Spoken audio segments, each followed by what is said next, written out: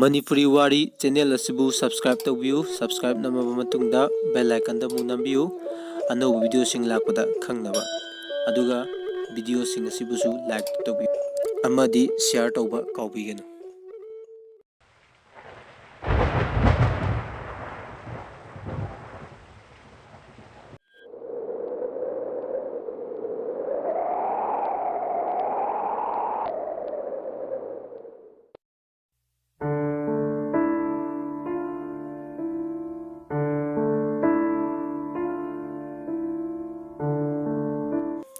Thoibana kauraga lai ima o ima tombi o tombi kai chat khrajano amata kauba tadrisibo o tombi kaubro yambung tomina khumlai adudagi di thoibana kaudene kanana kauragene thoibina mukhumai hauji yambungna kauri dudi thoibana mu kauradi khumba yadabra ha Tombi namu aduna ba aisu hanglisidi thoiba yare chalo phadi sabon puro nong kitang chubaga yade lambi sisu pelabani Tombi imungda changkhre aduga phadi sabon purga thoklai mabungda pi thoibana makha tare ima di chak khrabo Tomina khummi hidak ti chakraba Tomina khummi thoibana Tum krabo haujipo makhol ga ta de nemda Tombina khumai thoiba noi napagi wahairo wahi khudingi Tombi ai ipado nangi din napa natrabo lai on krabdo sumpali kaigino thoiba nangna palanba nang nanado tatkani nang imungdagi mama me mana ibungo nang halabra thoiba ima kaiguna muk thora idubo lao changase ima ngasi dip ai paisa phange nga lair ke tobane chak lor manena lairaktre Tombi nganna halakpadi thanana fabro thoiba thabak to loramdradi kamaina halak torige Tombi paithoki mamana yarase sel kayano phangeibo thoiba sor sang hondoklaga lising mangani Thabak to ngasi loisilame mamana adudi hayengdi thabak lepene thoiba nongnini di thabak mapam amamuk thikiba tare mamana thabakna thabak oikre ibungo nangsu noigi thabakki kari no thabido khari yengudana thoiba as kai kana nomada haujikti selgi matamne madu oiroida aikhoina ngamgadaba natte Ichal budi mi oinaba semgani aina Tombi yambung aisu like tamba se toke fi sabra kaino yambungi mateng thoiba wa marak phathale yare lepo angang dawna like to papa dana lay yare aigi chak piro lamana sirabani thoiba machin manaw ani dani mama lukrabi ne yokchabani RK oijarbasu lekai duda yam to na hingli Mapa cancer na narduna phana kuina lermi mapa layeng bada lairamba lantum loina loikre mama mema mapurobe laikidabadai wakhalaina oiduna haujiksu hidak thaba yadana laire mapangalsu yamna sonjili imung mangol khaktani kapai thokpa ngamliba thoiba class 2 phawbudi tamhawi adubu machalbudi phajana semge khanjai thoiba masak yamna phajai kuchu ngawi masa mau phai nupa da nupa mali urwa mina ngaunei adubu thoibadi ngasi phawa nupi nahagi interest laitri somdana ma pomila hai achauba ima mama pomila na nachandubu kai numitano mana lakani haibadubu achauba date 13 dani ma masu sida oina like mkhado tam lagian haibani pomila phare cha leitabase yang hangi nungaite achauba akoi hentoi phone tawre ima pomila payu ima ga wari chage achaubana hello hentoi tamo achaubana hentoi mama se nanga matam khara Unadabadudha BP stock tawdorene Hentoina Ngaiko ai hanamta lakige ko na tawru hayu stock to achauba hainaro se imada pige promilla ibema nachega angang singadi anaya yaudabra Henthoi bit kati ihe masa aidi hangbidene mi hanaga hangbagi wani Pomilan ihe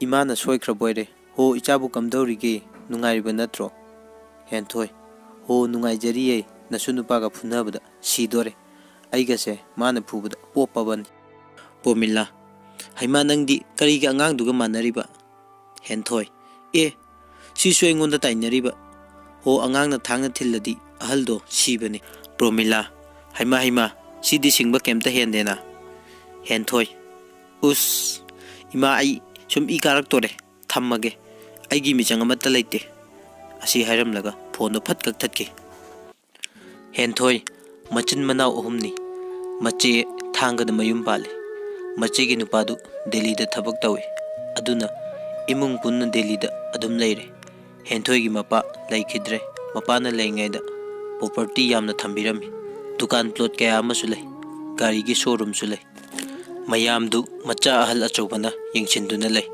achauba yung kai pandri Henthoi di ipang pangje irang phalangi wakhal leijadre somda mu mema mangon phamduna lei thoiba thongal dagi changlei mema ibungo nang la aba kamdaure thoiba ima thabak mafam leitri ka chau thoina ama haibudusu mi atopana paikhre hai mema kamdawni sum thabak lepladi migi sindoi mayam siga parese isa su waram nani nongnini pothaba oina maningi ingkol matek to tawkhayu ima famna kai no khara thajinge thoiba yare thabirunu tawbudi tawge akhoi tombina mai thajani mema ibe magisu form thajinba haibra karino palambani ne thoiba se leiringe sida tahura dawni mema kanano ne nang khura chawba natrane changlei sibo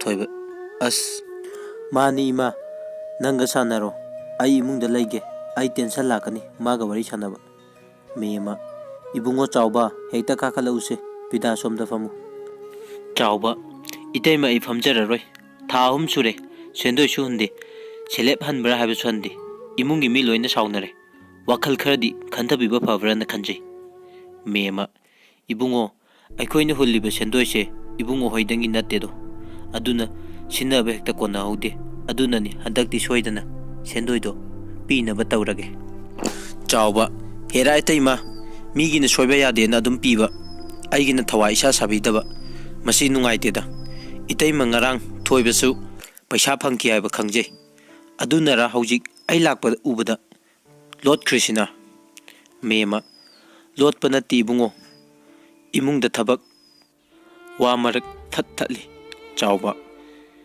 ai loina khangjei itaima selep to hanba ngamdragana ngamde hekta haibiu kayanu khara hapjarage yumin kholse lawjarage ne mema natti ibungo madu haiganu nacha singi minungsi khara yengbiu chawba minungsu yengbagi natro ngasi phawba itaima hoina leiba phanglise hera itaima bera kanarakani ko wakal munna khanthabiu ai yaujarage chawba chatkre mema chawbagi maika yengawi milu pirang ihore thoiba imungdagi tapna thore thoibana ima mema mapido macha ukini matagum sat taithoi memana ibungo aikhoigi pata makhoigi khata laikibasina imana wangang mangamdre mina asu usitana ngangbase thoiba ima kaisu khalgumse nacha leirisidi aina selapto hangani moina miyoibagi wakhan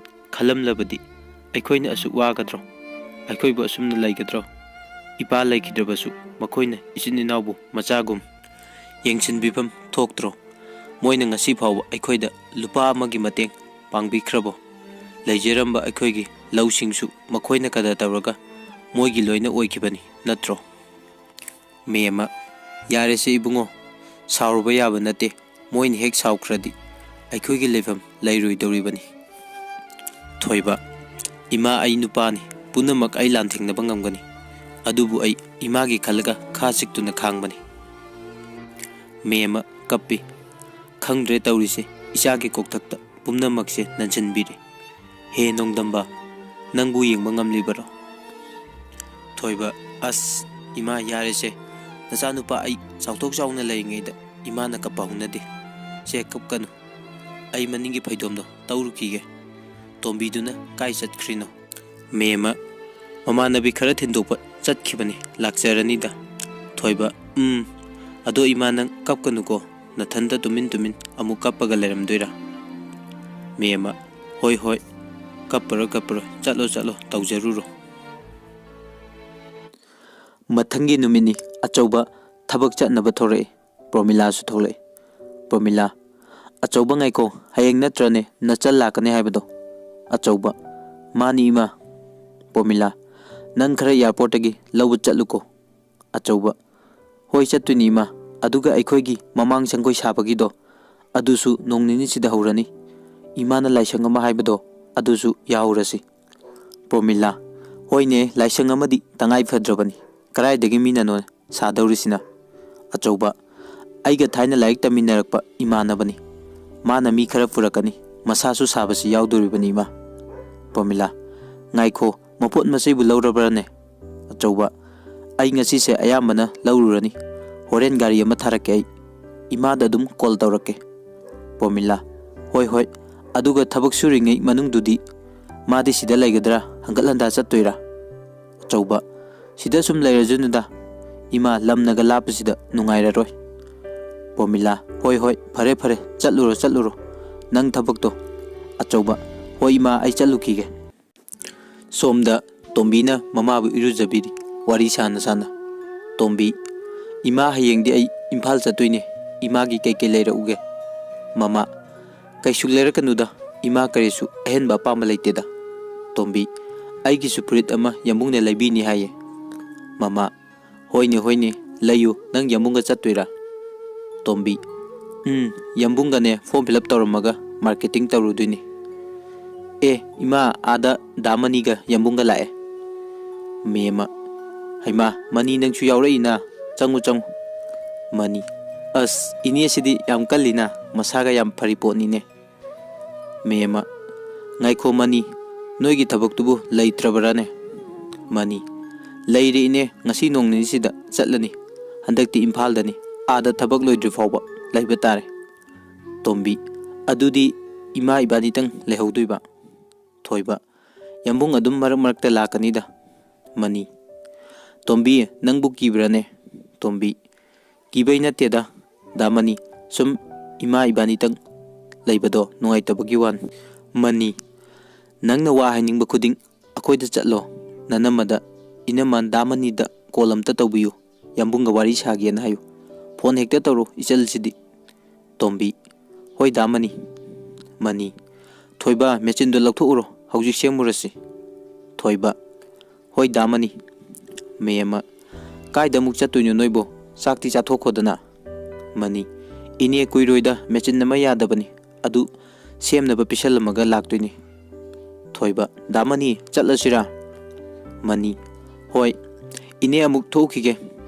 mema hoi kuirakanuko thoiba tombi imado chak picharaga hidak to bajana pijauko tombi hoi yambung mathangi numini thoiba machin manaw imphal da chatlami form fill up tawruraga marketing tawba bazar da muk chatlami tombi gi mamanabi kharasu thengnare mamanabi singdusu yawda punna chatlami mamanabi amana moida changlusi haidana tombi changki thoibadi bazar da maniga lehore tombina mamanabi hoidagi thorakpada nupa kharada lambida thengnare nupa tombi aina nang lumaise chahi humdi surmani da ha chahi kya surkandano yabiduido tombi thaujal aigi damak matam mangan bigano ai adugumbagi wakal leijadri thaujal kari haibo zikdo ha aibu pamdaba aibu kari wat ke ha itausa aibu kari wat ke ba sakte yengo idel dengo aise thaujal ni thaujal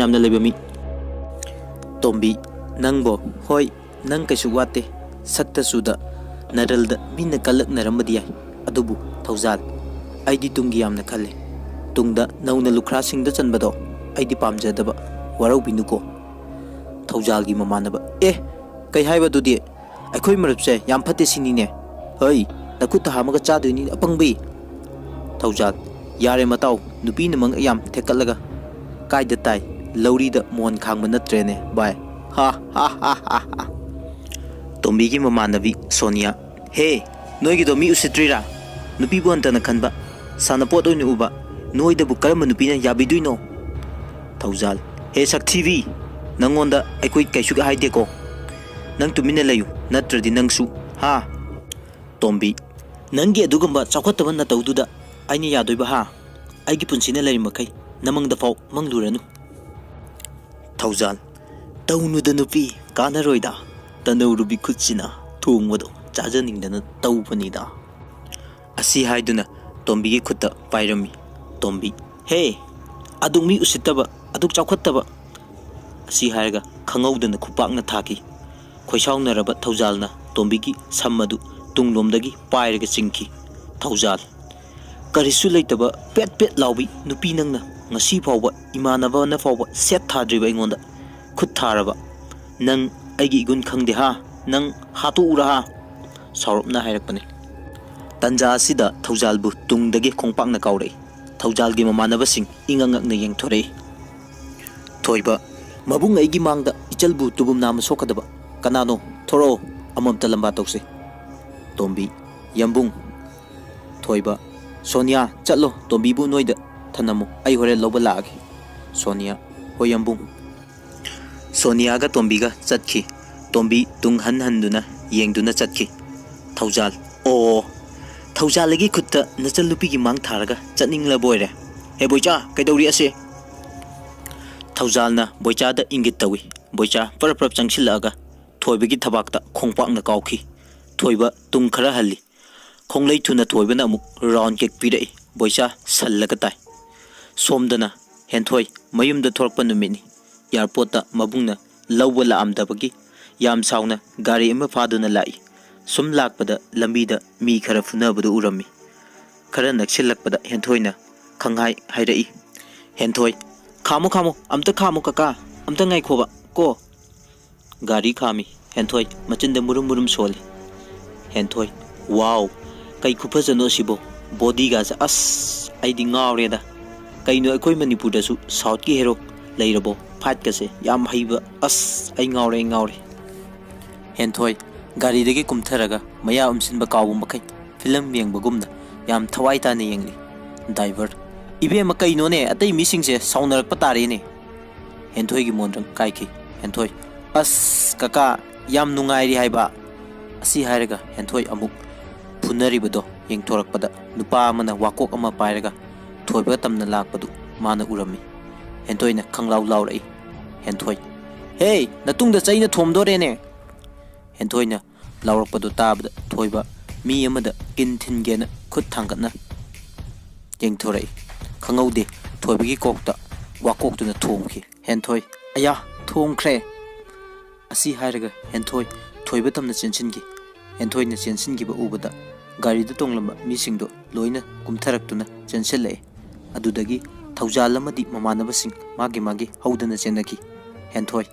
ꯗꯥ ꯁꯣꯛꯄ꯭ꯔꯣ ꯊꯣꯏꯕ ꯁꯣꯛꯇꯦꯗ ꯇꯤꯟ ꯆꯥꯕ ꯋꯥꯀꯣꯛ ꯑꯣꯏꯔ ꯃꯥꯜꯂꯦ ꯁꯣꯛꯍꯧꯗ꯭ꯔꯦ ꯅꯨꯄꯤ ꯑꯃꯅ ꯏꯕꯨꯡꯉꯣ ꯁꯣꯛꯄ꯭ꯔꯅꯦꯍꯦ ꯊꯣꯏꯕ ꯏꯃꯥ ꯁꯣꯛꯇꯦꯗ ꯅꯨꯄꯤ ꯀꯔꯤꯅꯣ ꯂꯝꯕꯤꯁꯤꯗ ꯅꯣꯏꯅ ꯇꯧꯔꯤꯁꯤꯕꯣ ꯊꯣꯏꯕ ꯉꯥꯎꯁꯤꯟꯅꯕ ꯑꯉꯥꯡ ꯉꯥꯛꯇꯅꯤꯗ ꯅꯨꯄꯤ ꯑꯉꯥꯡꯗ ꯀꯥꯔꯟ ꯇꯥꯔꯝꯕꯒꯤꯅꯤ ꯏꯅꯦ ꯅꯨꯄꯤ ꯈꯪꯗ꯭ꯔꯦꯅꯦ ꯍꯧꯖꯤꯛꯀꯥꯟꯒꯤ ꯑꯉꯥꯡꯁꯤꯡꯁꯦ ꯅꯤꯁꯥ ꯈꯔ ꯆꯥꯁꯤꯜꯂꯒ ꯑꯐ ꯐꯠꯇ ꯈꯪꯗꯦ ꯃꯣꯏꯅ ꯑꯅꯤꯡꯕꯇ ꯇꯧꯏ ꯏꯕꯨꯡꯉꯣ ꯅꯪꯅ ꯀꯥꯏ ꯌꯧꯒꯗꯕꯅꯣ ꯊꯣꯏꯕ ꯏꯅꯦ ꯑꯩꯕꯨꯗꯤ ꯑꯊꯥꯞꯄꯗꯒꯤꯅꯤ ꯑꯩ ꯁꯤꯗ ꯏꯆꯜ ꯅꯨꯄꯤ ꯂꯧꯔꯨꯈꯤꯒꯅꯤ ꯏꯅꯦ ꯑꯗꯨꯗꯤ ꯑꯩ ꯑꯃꯨꯛ ꯆꯠꯂꯨꯈꯤꯒꯦꯀꯣ नुपी होय होय चलो चलो हेंथोय दा कोकतु ई खरा थोरए थोयबा मकोकतु पायरगे येंगी मखुत ई खरा तैरए अदुबु थोयबा हेंथोयदे येंगलगा हाइफेट नोकफेट तौरमे हेंथोयगी वाखल कई नुपानोने ई थोइसे नादा जालो नोकफेट का तौसिलमे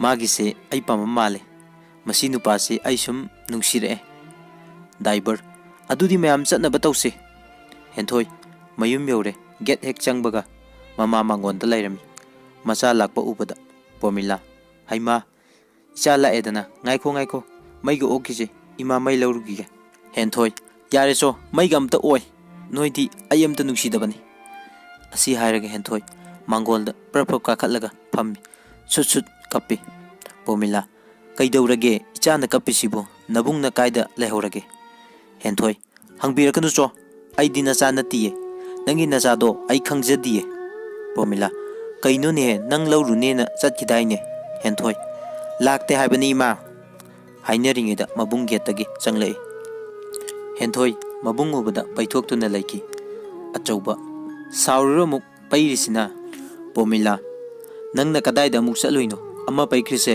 ꯃꯩꯒꯤ ꯑꯣꯛꯀꯦ ꯌꯥꯗꯦꯃꯦ ꯑꯆꯧꯕ ꯑꯩꯗꯣ ꯂꯝꯕꯤꯗ ꯏꯃꯥꯟꯅꯕ ꯑꯃ ꯊꯦꯡꯅꯕ ꯑꯗꯨꯗ ꯏꯆꯜꯒ ꯇꯥꯏꯃꯤꯡꯗ ꯆꯥꯅꯍꯧꯗ꯭ꯔꯦꯗꯅ ꯁꯦ ꯁꯥꯎꯔꯅꯨꯁꯦ ꯀꯔꯤ ꯆꯥꯅꯤꯡꯉꯤ ꯏꯆꯜꯕꯣ ꯉꯁꯤꯗꯤ ꯏꯆꯜꯅ ꯆꯥꯅꯤꯡꯕꯗꯣ ꯍꯦꯛꯇ ꯊꯣꯡꯗꯔꯗꯧꯅꯤ ꯏꯕꯨꯡꯅ ꯍꯦꯟꯊꯣꯏ ꯅꯣꯏ ꯅꯄꯥꯗꯣ ꯊꯣꯡꯉꯣ ꯑꯗꯨꯒꯅꯦ ꯅꯣꯏ ꯅꯃꯥꯁꯦ ꯑꯁꯤꯒ ꯆꯥꯃꯤꯟꯅꯔꯣ ꯑꯁꯤ ꯍꯥꯏꯔꯝꯃꯒ ꯍꯦꯟꯊꯣꯏ ꯁꯥꯎꯅ ꯏꯃꯨꯡꯗ ꯆꯪꯈꯤ ꯄꯣꯃꯤꯂꯥ ꯍꯩꯃꯥ ꯀꯔꯤ ꯋꯥꯉꯥꯡꯅꯣ ꯁꯤꯕꯣ ꯑꯆꯧꯕ ꯍꯥ ꯁꯥꯎꯔꯤꯅꯦꯅ ꯉꯥꯡꯖꯔꯤꯅꯤ ꯏꯃꯥ ꯑꯩ ꯍꯣꯔꯦꯟ ꯐꯖꯅ ꯊꯦꯝꯂꯒꯦ ꯍꯦꯟꯊꯣꯏꯗꯤ ꯅꯨꯃꯤꯠꯇꯣ ꯑꯍꯤꯡ ꯇꯨꯝꯕ ꯌꯥꯗ꯭ꯔꯦ ꯊꯣꯏꯕꯒꯤ ꯋꯥꯈꯜꯗ ꯃꯣꯟꯗ꯭ꯔꯪ ꯁꯥꯟꯅꯔꯤ ꯅꯣꯡꯉꯥꯜꯂꯦ ꯊꯣꯏꯕ ꯃꯅꯤꯒ ꯍꯦꯟꯊꯣꯏ ꯍꯣꯏꯗ ꯂꯥꯛꯑꯝꯃꯤ ꯍꯦꯟꯊꯣꯏ ꯏꯁꯇꯤꯌꯥꯔ ꯃꯊꯛꯇ ꯂꯩ ꯊꯣꯏꯕꯅ ꯒꯦꯠꯇ ꯆꯪꯂꯛꯄꯗ ꯎꯔꯝꯃꯤ ꯍꯦꯟꯊꯣꯏ ꯑꯌꯥ ꯑꯁꯤ ꯅꯨꯄꯥꯁꯦ ꯑꯩ ꯂꯨꯝꯕ ꯂꯥꯛꯑ ꯃꯥꯜꯂꯦꯅꯦ ꯑꯩꯈꯣꯏ ꯇꯥꯃꯣ ꯂꯩꯕꯅꯤ ꯑꯁ ꯑꯩꯗꯤ ꯀꯃꯥꯏꯅ ꯇꯧꯅꯤ ꯅꯥꯁꯣꯟ ꯄꯤꯛꯅ ꯑꯣꯏ ꯆꯠꯂꯣ ꯑꯩ ꯊꯣꯛꯂꯛꯀꯦꯕ ꯑꯁ ꯇꯥꯗ ꯃꯥꯜꯂꯤꯅꯦ ꯁꯨꯝ ꯆꯪꯂꯛꯑꯦꯕ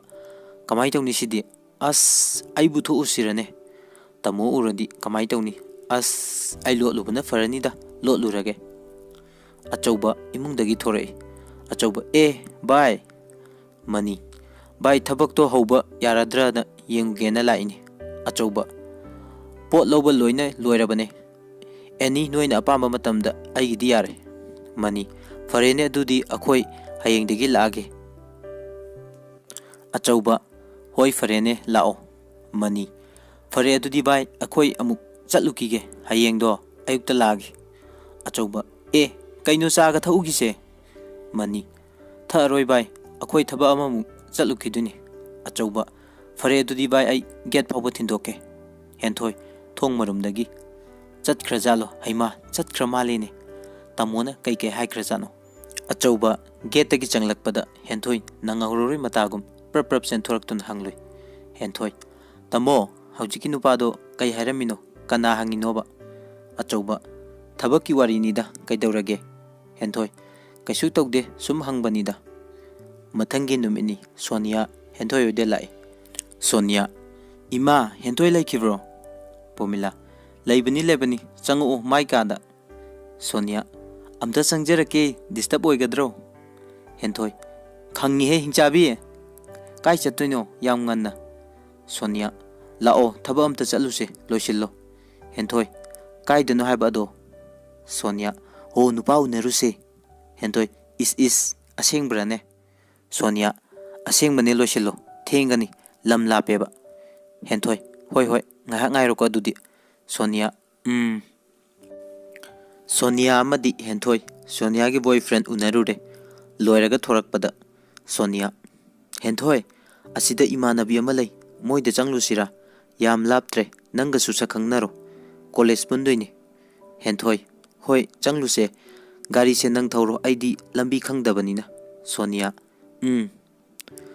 ꯊꯣꯏꯕ ꯈꯔ ꯂꯥꯞꯅ ꯒꯥꯔꯤ ꯃꯆꯥ ꯑꯃ ꯊꯧꯔꯒ ꯂꯥꯛꯄꯗꯨ ꯍꯦꯟꯊꯣꯏꯅ ꯎꯔꯦ ꯍꯦꯟꯊꯣꯏ ꯑꯌꯥ ꯑꯁꯤ ꯅꯨꯄꯥꯁꯦ ꯑꯩꯅ ꯆꯠꯄ ꯃꯐꯝ ꯈꯨꯗꯤꯡ ꯑꯩ ꯂꯨꯝꯕ ꯂꯥꯛꯑꯦ ꯑꯩ ꯀꯣꯏꯊꯤ ꯊꯤ ꯂꯩꯔ ꯃꯥꯜꯂꯦ ꯀꯩꯅꯣꯝ ꯇꯧꯔꯦꯅꯦ ꯀꯃꯥꯏꯅ ꯇꯧꯅꯤ ꯁꯣꯅꯤꯌꯥ ꯀꯅꯥꯅꯣ ꯍꯦꯟꯊꯣꯏ ꯑꯁ ꯌꯦꯡꯉꯨꯔꯅꯨ ꯊꯧꯔꯣ ꯁꯠ ꯆꯠꯂꯣ ꯃꯤ ꯃꯌꯨꯝꯗ ꯑꯃꯨꯛ ꯂꯥꯛꯑꯗꯤ ꯑꯩ ꯏꯀꯥꯏꯅꯦꯕ ꯁꯣꯅꯤꯌꯥ ꯌꯦꯡꯊꯣꯛꯇ꯭ꯔꯦ ꯒꯥꯔꯤ ꯊꯧꯕ ꯍꯧꯔꯦ ꯊꯣꯏꯕꯁꯨ ꯁꯨꯝ ꯊꯧꯔꯛꯏ ꯍꯦꯟꯊꯣꯏ ꯑꯁ ꯁꯨꯝ ꯂꯥꯛꯑꯦꯕ ꯀꯃꯥꯏꯅ ꯇꯧꯅꯤ ꯁꯣꯅꯤꯌꯥ ꯏꯟꯅꯔꯛꯏꯕꯣ ꯍꯦꯟꯊꯣꯏ ꯁꯨꯝ ꯏꯟꯅꯔꯛꯑꯦ ꯈꯔ ꯀꯟꯅ ꯊꯧꯔꯣ ꯎꯆꯤꯟ ꯅꯥꯆꯤꯟ ꯇꯣꯝꯕꯤꯍꯣꯏ ꯃꯌꯨꯝ ꯌꯧꯔꯛꯑꯦ ꯁꯣꯅꯤꯌꯥꯅ ꯍꯦꯟꯊꯣꯏꯕꯨ ꯁꯛ ꯇꯥꯛꯂꯦ ꯃꯣꯏ ꯑꯍꯨꯝ ꯁꯛꯈꯪ ꯃꯥꯏꯈꯪꯅꯗꯨꯅ ꯋꯥꯔꯤ ꯁꯥꯟꯅꯔꯤꯉꯩ ꯊꯣꯡꯒꯥꯜꯗ थोइबा गाड़ी थौजिल्लै हेंथोइ खंगप्रेक खंगी नंगरोय मतागुम हेंथोइना थोइबगी मनाक्ता चेंसिल्लै अदुगा हाय हेंथोइ कइदौबगी सिदा लाइनो आई थोरके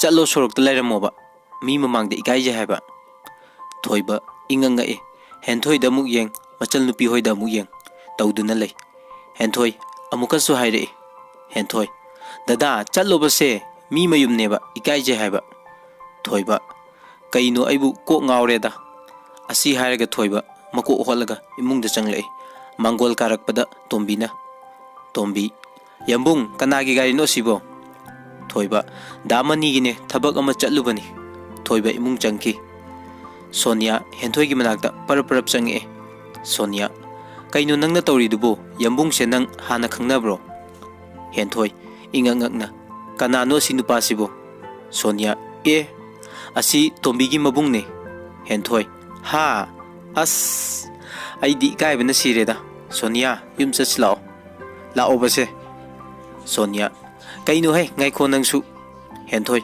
अस को नमुक लासेबा आई फम ngमरोइबा इकाइबना सिरे असि नुपासे आई उबा ngमरोइबा सोनिया नंग सिदी तोंबी अखोइ चलगे मसी नुपीसे लैजाव मा उंगनरे याररोइ चलगे को तोंबी नोफे तवे होय अदुदी सुम लेहौरगे थोइबा ngasai makai henthoi gi mataudo thongnawdagi yenglibani masu nokpe tawri henthoi mayumda halaga phamungda phamlaga mamaidu makhutna amuk khum amuk no mathanta mondrang sanarami mathangi numit nongale henthoi hoida thabak suba mi khara lai haibadi henthoi sukhangi adubu munne yenglude mama pomilana henthoi bu kaurei pomila इबेमा से थबक सुइबसिंग दुगी चा से नंग अमता पिरुचो हेंथोइ होइ मा हेंथोइ चा हाबलिबा tray दु पाइदुना थोरे थबक सुफम you're नोनथदुना थबक सुरिबा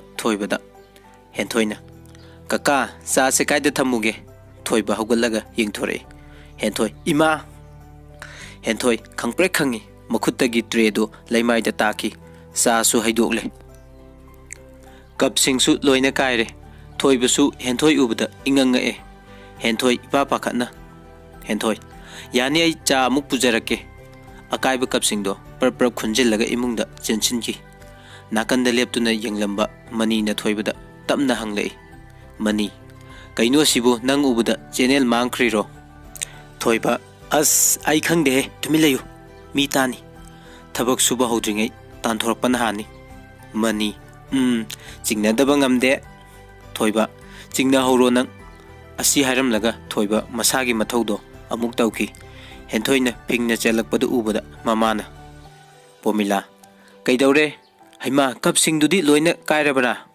हेंथोइ इमा आइना खुदी थीबदा मखादा तारिबा पोमिला फरे चा लैरिबरा अमुक हैरुरो इहे आइदी कावबु कावी अमदी संगोम ओइना हायु नंग यंबुंगदी चा थक्ते हाइबनी हेंथोइ करम्बनो यंबुंग हाइबो पोमिला मी खरा ngौबा मसक फजबा मा यावबदो हेंथोइ ओ अदु यंबुंग कौबोयरे नासोन पिकना हेंथोइ अमुक चा पुदुना थोरे हंदक्ति चादो अममता पी अरोइबदा थोइबदा पी हेंथोइ दा यंबुंग से संगोम दा यंबुंग दी चा थक्तेना इमाना हाय मनी हेंथोइना थोइबदा कौबमिंगदो ताबदा चा खंगाय हाय हेंथोइदा ngakna yengi हेंथोइ कई हाइदुनो तौफम खंगद्रदुना हेंथोइ आइना लोनबा नतिये इमाना लोनबने असि हाइरमगा इमुंगदा अमुक चेंसिनकी मनी थोइबगी नाकोंग मयादा मनी ननेमबोंगना लोनबा संगोमदो थाओ माहाव येंगो थोइबा अस चलो हे दामनी सिमा मनी आइदी याम नोकनिंगीदा दा यंबुंग हाइसिनी हा थोइबसु खंगनोंग नोकथोरई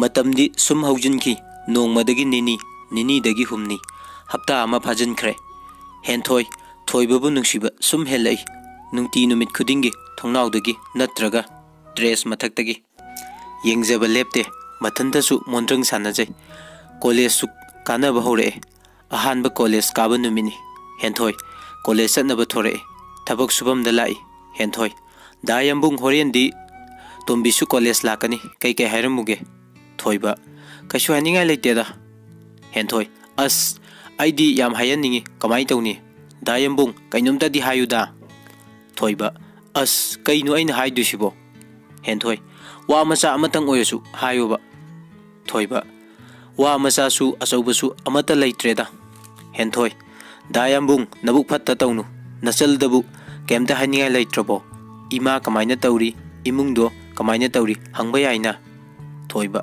ho horiendo damani da phone tawro na hayu henthoi dayambung di phone paidro haise thoiba ikairapna pai yakidrewa henthoi o adudi aingonda tawrasu yai kaino aigi number oina piramage aingonda taholage thoiba nason pekna arembagi haijermi he henthoi kai haibano thoiba ho taholo henthoi harauna hoi adudi chatlukige kamani horen achapo lereke ko mani aingondana kamani nangondana dayambung loire he aina nangondagi numit humni khak hallaga mingaudi pelaponi thoiba kamdawi nganna nupi thibai ngantana hanureba mani hoi nupi mayumda yaung inba thoiba he mitani kanano yaung ilibo ha mani nang ilisidi thoiba ai kaida iliba mani lairisidi thoiba sidi thabak suba asibu ai nupiro mani mani kaino hayengwai lauduidudi thoiba laujaro asi nupi se nupi ni kaina pamjade mani khangjare ibungo nupi na kaplakpa tenjaibu na thaigadaba nupa leite ko thoiba as damani nangse wathi yamna ngangi thabak dum tausi se mani is hei thabaki oja henthoi college yore tombi lakpre yengmada mangaktu marin phana yam chale amuksu pakhali la aroidra haina mana tombibu khawrang nangari badu ataigi nate thoibagi maramda wari sananing bagini ngaihak leiraga tombi lae henthoi harauna tombigi manakta lae henthoi tombi horen phone tawro haire tombi kanana no haise henthoi noi dayambung nani tombi ngakna ha dayambung akoi yambung lo haise henthoi mane tombi akoi yambung na thabak surido noi daro henthoi hoi akoi dane aigi number piramage horen sida call tawro haye tombi aingonda di damani gida tawro na hairame henthoi damani gido ya haudre adugini tombi o hoi tawrake henthoi ado noi dayambung se kainjang na pamna chage tombi akoi yambung di chagem pomba yam pambani aduga madi mabuksu yamna chawbani chak yam chabani henthoi o henthoi gi wakal nahan kai imana pijari dubu kayam pijajano mabuk thalamgadrane horen deidi aine hekta tawrage tombi henthoi kaidawrage henthoi ha kaishu tawdeda tombi akoi yambung dubu kaidongai lakani haige henthoi adudi khangdiye hairaktiye horen phone da hainaro tombi o hoi henthoi mayumda halae mama pomila sumangda waita sinduna leirami henthoi gari thojilakpa ubada mama pomilana haima ibe manang halabra henthoi au ima henthoi ne polythene amubu ama yalai pomila haima kaino ibe madudi henthoi hawai jarni ima pomila adu loina hawai jar ngaktaro henthoi hoi kedawrage ima pomila ngai khoi bema nangi sibu adu nungsada phauraga kangallaga nacheda thadoiro henthoi as kaino akhoi mana ngangli mayam sibo ho sije iseda thanaba natiye hore ne phajana chagem pomdoiba aduga chadoiba khangaba pomila sigi hawai jar mayam se loina chagem pomdoiba henthoi hoi adu nahan kaidi akoi cheng kauta kaya thongge pomila akoi ahum khak chabani na kauta ama khara hentak thongbani ado haujikti thabak suba mi ahum amuk yaurabani na kauta ahumuk adum thonge kaidawrage adubo henthoi horen daidi kauta manga thong pomila ngai khone he nangi sibu namanabi ga chakau ga doribra henthoi as akoi maje wathi am ngangi ꯅꯨꯡꯗꯥꯡꯗꯕꯨ ꯀꯅꯥꯃꯨꯛ ꯆꯥꯛꯀꯧꯗꯣꯏꯅꯣ? ꯄꯣꯃꯤꯂꯥ: ꯍꯩ ꯑꯗꯨꯗꯤ ꯀꯔꯤꯒꯤꯅꯣ ꯅꯨꯡꯗꯥꯡꯗꯕꯨ ꯆꯒꯦꯝ ꯄꯣꯝꯕ ꯆꯥꯛ ꯃꯌꯥꯝ ꯊꯣꯡꯉꯨ ꯍꯥꯏꯔꯤꯗꯤ ꯍꯥ? ꯍꯦꯟꯊꯣꯏ: ꯃꯔꯝ ꯂꯩ꯫ ꯄꯣꯃꯤꯂꯥ: ꯀꯩ ꯃꯔꯝꯅꯣ ꯍꯥꯏ ꯋꯥꯅꯤ ꯑꯗꯣ? ꯍꯦꯟꯊꯣꯏ: ꯏꯃꯥ ꯑꯩ ꯌꯥꯝ ꯋꯥꯔꯦꯕ, ꯉꯥꯛꯇ ꯄꯣꯊꯥꯔꯨꯒꯦ, ꯍꯣꯔꯦꯟ ꯆꯥꯛ ꯊꯣꯡꯂꯝꯗꯥꯏꯗꯣ ꯑꯗꯨꯗ ꯍꯥꯏꯔꯛꯑꯣ꯫ ꯍꯦꯟꯊꯣꯏ ꯑꯁꯤ ꯍꯥꯏꯔꯝꯂꯒ ꯃꯥꯒꯤ ꯀꯥꯗ ꯆꯪꯈ꯭ꯔꯦ꯫ ꯅꯨꯃꯤꯗꯥꯡ ꯋꯥꯏꯔꯝꯅꯤ꯫ ꯃꯃꯥꯅ ꯆꯥꯛ ꯊꯣꯡꯂꯤꯕꯗꯨꯒꯤ ꯃꯅꯥꯛꯇ ꯁꯨꯔꯨ ꯁꯨꯔꯨ ꯅꯩꯗꯨꯅ ꯑꯗꯨꯝ ꯂꯩ꯫ ꯆꯦꯡꯗꯨꯁꯨ ꯃꯥꯅ ꯌꯥꯗꯗꯅ ꯍꯦꯟꯅ ꯊꯣꯡꯖꯤꯜꯂꯦ꯫ ꯆꯥꯛ ꯂꯣꯏꯔꯦ꯫ ꯆꯥꯛ ꯊꯤꯕꯗꯨ ꯊꯣꯏꯕꯒꯤ ꯇꯣꯉꯥꯟꯅ ꯄꯨꯈꯝ ꯑꯄꯥꯛꯄ ꯑꯃꯗ ꯌꯥꯝꯂꯕ ꯆꯥꯛꯂꯨꯛ ꯁꯦꯝꯂꯦ꯫ ꯄꯨꯈꯝ ꯃꯌꯥꯗꯨꯗ ꯐꯖꯅ ꯇꯣꯡꯂꯦ꯫ ꯏꯟꯖꯥꯡꯗꯨꯁꯨ ꯀꯣꯝꯄꯥꯛ ꯃꯆꯥ ꯑꯃꯗ ꯑꯣꯏꯅ ꯍꯥꯞꯂꯦ꯫ ꯍꯦꯟꯊꯣꯏꯅ ꯆꯥꯛ ꯄꯨꯊꯣꯛꯄ ꯍꯧꯏ꯫ ꯆꯥꯛ ꯃꯤ ꯑꯅꯤꯒꯤ ꯄꯤꯔꯝꯂꯦ ꯍꯥꯟꯅ, ꯑꯗꯨꯒ ꯊꯣꯏꯕꯒꯤ ꯆꯥꯛꯇꯨ ꯄꯨꯗꯨꯅ ꯂꯥꯛꯏ꯫ ꯊꯣꯏꯕꯒꯤ ꯃꯥꯡꯗ ꯊꯝꯃꯤ꯫ ꯃꯅꯤꯗꯤ ꯆꯥꯛꯇꯨ ꯎꯕꯗ ꯃꯃꯤꯠ ꯂꯥꯎꯊꯣꯛꯈ꯭ꯔꯦ꯫ ꯊꯣꯏꯕ ꯈꯪꯄ꯭ꯔꯦꯛ ꯈꯪꯏ꯫ ꯍꯦꯟꯊꯣꯏꯗ ꯑꯃꯨꯛ ꯌꯦꯡ, ꯆꯥꯛꯇ ꯑꯃꯨꯛ ꯌꯦꯡ, ꯃꯅꯤ ꯍꯣꯏꯗ ꯑꯃꯨꯛ ꯌꯦꯡ ꯇꯧ ꯂꯩ꯫ ꯅꯥꯀꯟꯗꯒꯤ ꯄꯣꯃꯤꯂꯥꯅ: ꯄꯣꯃꯤꯂꯥ: ꯏꯕꯨꯡꯉꯣ, ꯁꯦ ꯏꯟꯖꯥꯡ ꯁꯤꯗ ꯂꯩꯔꯦ, ꯅꯪꯗꯤ ꯆꯥꯛ ꯌꯥꯝꯅ ꯆꯥꯏꯌꯦꯅ ꯍꯥꯏꯔꯛꯑꯦꯌꯦ꯫ ꯆꯒꯦꯝ ꯄꯣꯝꯕꯁꯨ ꯌꯥꯝꯅ ꯄꯥꯝꯃꯤꯅ ꯍꯥꯏꯔꯛ ꯃꯥꯜꯂꯦ꯫ ꯅꯪꯒꯤ ꯅꯆꯜ ꯅꯨꯄꯤꯗꯣ ꯑꯩꯈꯣꯏ ꯍꯦꯟꯊꯣꯏꯒ ꯀꯣꯂꯦꯖ ꯄꯨꯜꯂꯦꯌꯦ, ꯑꯗꯨꯗ ꯍꯥꯏꯔꯛ ꯃꯥꯜꯂꯦ꯫ ꯏꯃꯥ ꯏꯕꯦꯝꯃ, ꯑꯩꯅ ꯅꯍꯥꯟ ꯃꯈꯩ ꯄꯤꯖꯔꯤꯕ ꯆꯥꯛꯇꯣ ꯅꯕꯨꯛ ꯊꯜꯂꯝꯃꯣꯏꯅ ꯏꯁꯧ ꯂꯥꯡꯈꯤꯕꯁꯤꯅ ꯉꯁꯥꯏꯗꯒꯤ ꯆꯥꯛꯀ ꯊꯣꯡꯐꯝ ꯈꯪꯄꯣꯠꯇꯦ ꯑꯩꯁꯦ꯫ ꯊꯣꯏꯕ ꯏꯀꯥꯏꯔꯗꯨꯅ ꯃꯀꯣꯛ ꯍꯣꯠꯂꯒ ꯂꯩ꯫ ꯍꯦꯟꯊꯣꯏ ꯈꯨꯅꯤꯡꯅ ꯊꯤꯜꯂꯤ: ꯑꯁ ꯏꯃꯥ, ꯌꯥꯔꯦꯕ꯫ ꯄꯣꯃꯤꯂꯥ: ꯀꯩꯅꯣ? ꯑꯩꯕꯨ ꯀꯩ ꯑꯀꯥꯏꯕ ꯌꯥꯎꯈ꯭ꯔꯒꯦ? ꯏꯍꯦ, ꯏꯁꯤꯡ ꯌꯥꯎꯗ꯭ꯔꯤ ꯃꯥꯜꯂꯦꯅꯦ ꯏꯕꯦꯝꯃ, ꯑꯝꯇ ꯂꯧꯕꯤꯔꯨ ꯆꯣꯆꯣ꯫ ꯍꯦꯟꯊꯣꯏ: ꯉꯝꯃꯔꯣꯏ, ꯑꯩ ꯆꯥꯛ ꯆꯥꯕ ꯌꯦꯡꯈꯤꯗꯣꯏꯅꯤ꯫ ꯍꯦꯟꯊꯣꯏꯒꯤ ꯋꯥꯍꯩꯗꯨꯗ ꯊꯣꯏꯕ ꯉꯛꯅ ꯍꯦꯟꯊꯣꯏꯗ ꯐꯠ ꯌꯦꯡꯈꯠꯂꯛꯏ꯫ ꯍꯦꯟꯊꯣꯏ ꯋꯥ ꯂꯇꯛ ꯇꯧꯅ ꯑꯃꯨꯛ ꯍꯥꯏꯔꯛꯏ: ꯑꯩ ꯏꯁꯤꯡ ꯂꯧꯔꯨꯔꯒꯦ, ꯑꯗꯣ ꯍꯜꯂꯛꯑꯒ ꯆꯥꯛ ꯆꯥꯕ ꯌꯦꯡꯕ ꯌꯥꯏꯀꯣ? ꯑꯁꯤ ꯍꯥꯏꯔꯝꯂꯒ ꯏꯃꯨꯡ ꯆꯪꯈꯤ꯫ ꯊꯣꯏꯕ ꯃꯔꯥꯏꯕꯛꯇ ꯃꯈꯨꯠ ꯅꯥꯝꯃꯅ ꯁꯧꯔꯒ ꯂꯨꯛꯊꯔꯒ ꯄꯩꯅ ꯃꯅꯤꯗ ꯌꯦꯡꯂꯛꯏ꯫ ꯃꯅꯤꯅ ꯃꯤꯠꯆꯤ ꯊꯛ ꯈꯠꯆꯤꯜꯂꯤ꯫ ꯊꯣꯏꯕꯅ ꯄꯤꯁꯨꯝ ꯑꯅꯤꯗꯨ ꯁꯨꯛꯆꯤꯟꯅꯔꯒ ꯄꯩꯔꯞꯅ ꯌꯦꯡꯉꯛꯏ꯫ ꯃꯅꯤꯅ ꯃꯆꯤꯟ ꯈꯨꯝꯂꯒ ꯅꯣꯛꯐꯦꯠ ꯇꯧꯔꯒ ꯂꯩꯊꯣꯛꯈꯤ꯫ ꯍꯦꯟꯊꯣꯏ ꯏꯁꯤꯡ ꯄꯨꯗꯨꯅ ꯂꯥꯛꯏ꯫ ꯏꯁꯤꯡꯗꯨ ꯊꯝꯂꯦ, ꯑꯗꯨꯒ ꯊꯣꯏꯕꯒꯤ ꯃꯃꯥꯡꯗ ꯁ꯭ꯇꯨꯜ ꯑꯃ ꯊꯥꯔꯒ ꯐꯝꯂꯒ ꯂꯤꯂꯥ ꯌꯦꯡꯕꯒꯤ ꯉꯥꯏꯕꯒꯨꯝꯅ ꯍꯦꯟꯊꯣꯏꯅ ꯊꯣꯏꯕ ꯆꯥꯛ ꯆꯥꯕ ꯉꯥꯏꯔꯤ꯫ ꯊꯣꯏꯕꯗꯤ ꯆꯥꯛ ꯆꯥꯕ ꯉꯝꯗ꯭ꯔꯦ꯫ ꯄꯣꯃꯤꯂꯥ: ꯍꯩ ꯏꯕꯦꯝꯃ, ꯃꯤꯅ ꯆꯥꯛ ꯆꯥꯕꯗ ꯌꯦꯡꯕ ꯍꯧꯅꯗꯦ, ꯂꯥꯛꯑꯣ ꯑꯩꯈꯣꯏꯁꯨ ꯆꯥꯔꯨꯔꯁꯤ꯫ ꯍꯦꯟꯊꯣꯏ: ꯏꯃꯥ, ꯅꯪ ꯆꯥꯔꯝꯃꯨ ꯆꯠꯂꯣ, ꯑꯩꯅꯦ ꯁꯤ ꯑꯝꯇ ꯌꯦꯡꯉꯛꯈꯤꯒꯦꯕ꯫ ꯆꯥꯛ ꯃꯌꯥꯝꯁꯦ ꯃꯦꯆꯤꯟꯗꯧꯅ ꯒꯔ ꯒꯔ ꯇꯛꯈꯥꯏꯕ꯭ꯔꯥ ꯀꯃꯥꯏꯅ ꯆꯥꯒꯦꯗꯣ ꯑꯝꯇ ꯌꯦꯡꯒꯦꯕ꯫ ꯊꯣꯏꯕ ꯑꯃꯨꯛꯁꯨ ꯂꯨꯈꯝꯗ ꯍꯣꯠꯂꯒ ꯄꯩꯅ ꯃꯅꯤꯗ ꯌꯦꯡꯂꯛꯏ꯫ ꯃꯅꯤ ꯌꯥꯝ ꯅꯣꯛꯅꯤꯡꯉꯕꯅꯤ, ꯑꯗꯨꯕꯨ ꯈꯥꯡꯉꯤ꯫ ꯊꯣꯏꯕꯅ ꯏꯀꯥꯏꯕꯣꯏ ꯁꯥꯎꯅꯤꯡꯕꯣꯏ ꯄꯤꯁꯨꯝ ꯑꯅꯤꯗꯣ ꯁꯨꯛꯆꯤꯟꯅ ꯃꯃꯤꯠ ꯈꯔ ꯈꯨꯖꯤꯜꯂꯒ ꯄꯩꯔꯞ ꯍꯦꯟꯊꯣꯏꯗ ꯌꯦꯡꯂꯨꯏ꯫ ꯍꯦꯟꯊꯣꯏ ꯈꯪꯄ꯭ꯔꯦꯛ ꯈꯪꯏ꯫ ꯍꯦꯟꯊꯣꯏ: ꯏꯃꯥ, ꯆꯥꯛ ꯆꯥꯔꯨꯁꯤ, ꯂꯥꯛꯑꯣ ꯂꯥꯛꯑꯣ, ꯆꯪꯉꯁꯦꯕ꯫ ꯆꯪꯈ꯭ꯔꯦ꯫ ꯊꯣꯏꯕ ꯃꯇꯝ ꯁꯥꯡꯅ ꯁꯣꯔ ꯊꯤꯡꯂꯨꯕꯒꯨꯝ ꯁꯣꯔ ꯁꯥꯡꯅ ꯍꯣꯟꯗꯣꯔꯛꯑꯦ, ꯑꯗꯨꯒ ꯍꯥꯏꯔꯛꯏ꯫ ꯊꯣꯏꯕ: ꯑꯁꯤꯕꯨ ꯉꯥꯎꯖꯥꯠꯂꯣ? ꯃꯅꯤ: ꯀꯥꯏꯗꯒꯤ ꯉꯥꯎꯕꯅꯣꯍꯦ ꯅꯪꯕꯨ, ꯑꯁꯨꯛ ꯌꯥꯝ ꯄꯤꯖꯅꯤꯡꯂꯤꯕ ꯃꯤꯁꯤꯕꯨ ꯀꯃꯥꯏꯅ ꯉꯥꯎꯋꯦ ꯍꯥꯏꯗꯣꯏꯅꯣ? ꯊꯣꯏꯕ: ꯑꯁ, ꯑꯗꯨ ꯑꯣꯏꯔꯁꯨ ꯁꯤ ꯆꯥꯛ ꯃꯌꯥꯝꯁꯤꯕꯨ ꯀꯅꯥꯅ ꯆꯥꯕ ꯉꯝꯗꯣꯏꯅꯣ? ꯃꯅꯤ: ꯆꯥꯁꯤꯜꯂꯨ ꯆꯥꯁꯤꯜꯂꯨ, ꯅꯨꯡꯁꯤꯕꯤꯅꯕꯨ ꯍꯥꯏꯔꯗꯤ ꯂꯣꯏꯅ ꯉꯝꯒꯗꯕꯅꯤ꯫ ꯊꯣꯏꯕ: ꯑꯁ, ꯗꯥꯃꯅꯤ, ꯄꯣꯂꯤꯊꯤꯟ ꯑꯐꯕ ꯂꯩꯇ꯭ꯔꯣ? ꯆꯥꯛꯁꯦ ꯈꯔ ꯊꯝꯃꯁꯦ, ꯍꯌꯦꯡ ꯑꯌꯨꯛ ꯆꯔꯥ ꯋꯥꯜꯂꯁꯦ꯫ ꯃꯅꯤ: ꯑꯣ, ꯍꯌꯦꯡꯅ ꯄꯣꯂꯤꯊꯤꯟꯗꯒꯤ ꯆꯥꯛꯇꯨ ꯀꯔꯤꯗ ꯍꯥꯞꯄꯒ ꯆꯥꯗꯣꯏꯕ? ꯊꯣꯏꯕ: ꯆꯨꯝꯃꯤꯅꯦ ꯑꯗꯨꯁꯨ, ꯑꯁ, ꯅꯨꯡꯇꯤꯒꯤ ꯆꯥꯛꯁꯦ ꯁꯨꯃꯥꯏꯅ ꯃꯌꯥꯝ ꯃꯌꯥꯝ ꯄꯤꯔꯛꯇꯣꯏꯖꯥꯠꯂꯣ?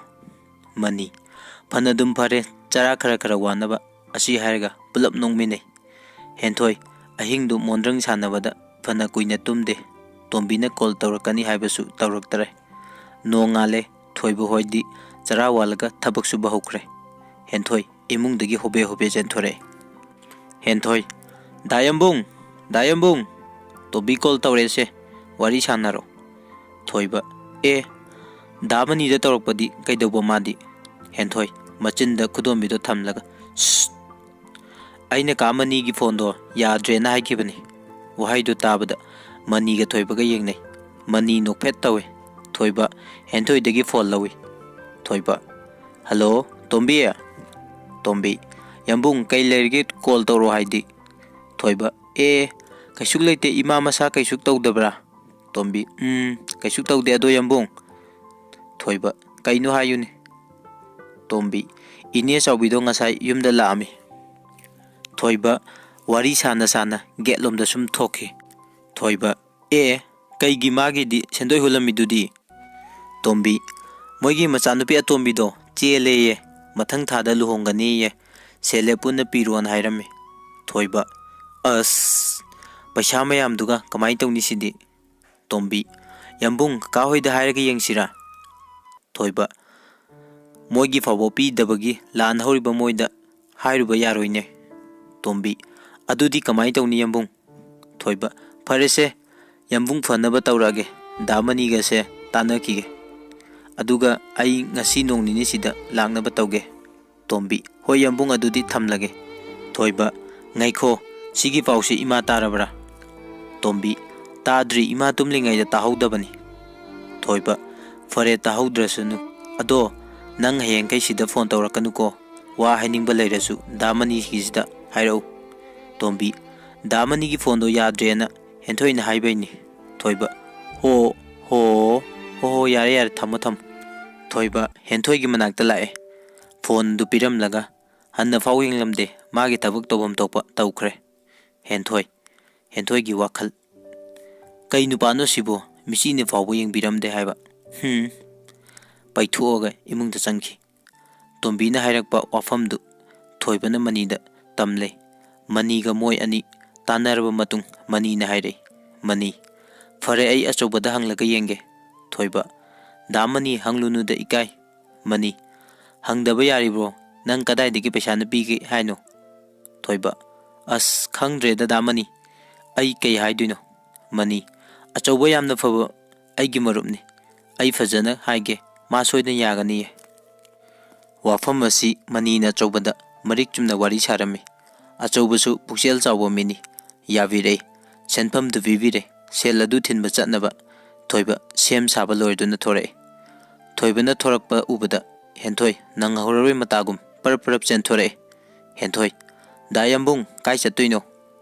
ꯊꯣꯏꯕ ꯑꯩ ꯌꯨꯝꯗ ꯆꯠꯀꯦ ꯇꯧꯕ꯫ ꯍꯦꯟꯊꯣꯏ ꯑꯁꯦꯡꯕꯩꯔꯣ? ꯑꯗꯨꯗꯤ ꯑꯩꯁꯨ ꯂꯥꯛꯀꯦ꯫ ꯊꯣꯏꯕ ꯂꯥꯛꯀꯅꯨ, ꯑꯩ ꯐꯠ ꯑꯗꯨꯝ ꯂꯥꯛꯑꯗꯨꯅꯤ, ꯑꯍꯤꯡꯒ ꯂꯦꯛꯀꯗꯕ ꯅꯠꯇꯦ꯫ ꯍꯦꯟꯊꯣꯏ ꯑꯗꯨꯅꯦ ꯑꯩꯁꯨ ꯂꯥꯛꯀꯦ ꯍꯥꯏꯁꯦ, ꯑꯍꯤꯡ ꯂꯦꯛꯇ ꯑꯣꯏꯔꯗꯤ ꯂꯥꯛꯀꯦ ꯍꯥꯏꯕꯤꯔꯣꯏꯅꯥ꯫ ꯊꯣꯏꯕ ꯃꯀꯣꯛ ꯍꯣꯜꯂꯒ ꯑꯁ ꯀꯔꯤ ꯗꯁꯥꯅꯣ ꯁꯤꯕꯣ? ꯍꯦꯟꯊꯣꯏ ꯀꯩ ꯍꯥꯏꯕ? ꯊꯣꯏꯕ ꯀꯩꯁꯨ ꯍꯥꯏꯗꯦ, ꯏꯃꯥꯅꯕꯨ ꯌꯥꯒꯗ꯭ꯔꯅꯦ? ꯍꯦꯟꯊꯣꯏ ꯑꯩꯈꯣꯏ ꯃꯥꯒꯤ ꯋꯥꯕꯨ ꯑꯩ ꯍꯥꯏꯒꯦꯁꯦ, ꯑꯗꯨꯝ ꯌꯥꯔꯗꯧꯅꯤ, ꯃꯤꯅꯠ ꯑꯅꯤꯃꯨꯛꯇꯪ ꯉꯥꯏꯔꯝꯃꯣ, ꯑꯩ ꯐꯠ ꯂꯣꯏꯁꯤꯟꯒꯦꯀꯣ꯫ ꯍꯦꯟꯊꯣꯏ ꯏꯃꯨꯡꯗ ꯆꯦꯟꯁꯤꯟꯈꯤ꯫ ꯃꯅꯤꯅ ꯊꯣꯏꯕꯗ ꯂꯥꯛꯅꯔꯛꯏ꯫ ꯃꯅꯤ ꯄꯨꯕꯤꯌꯨ, ꯔꯣꯃꯥꯟꯁꯀꯗꯣ ꯅꯩꯈꯥꯏꯔꯒ ꯍꯜꯂꯛꯎ, ꯃꯄꯥ ꯀꯅꯥꯅ ꯃꯣꯗꯣ ꯂꯩꯆꯤꯟꯖꯅꯤꯒꯦ?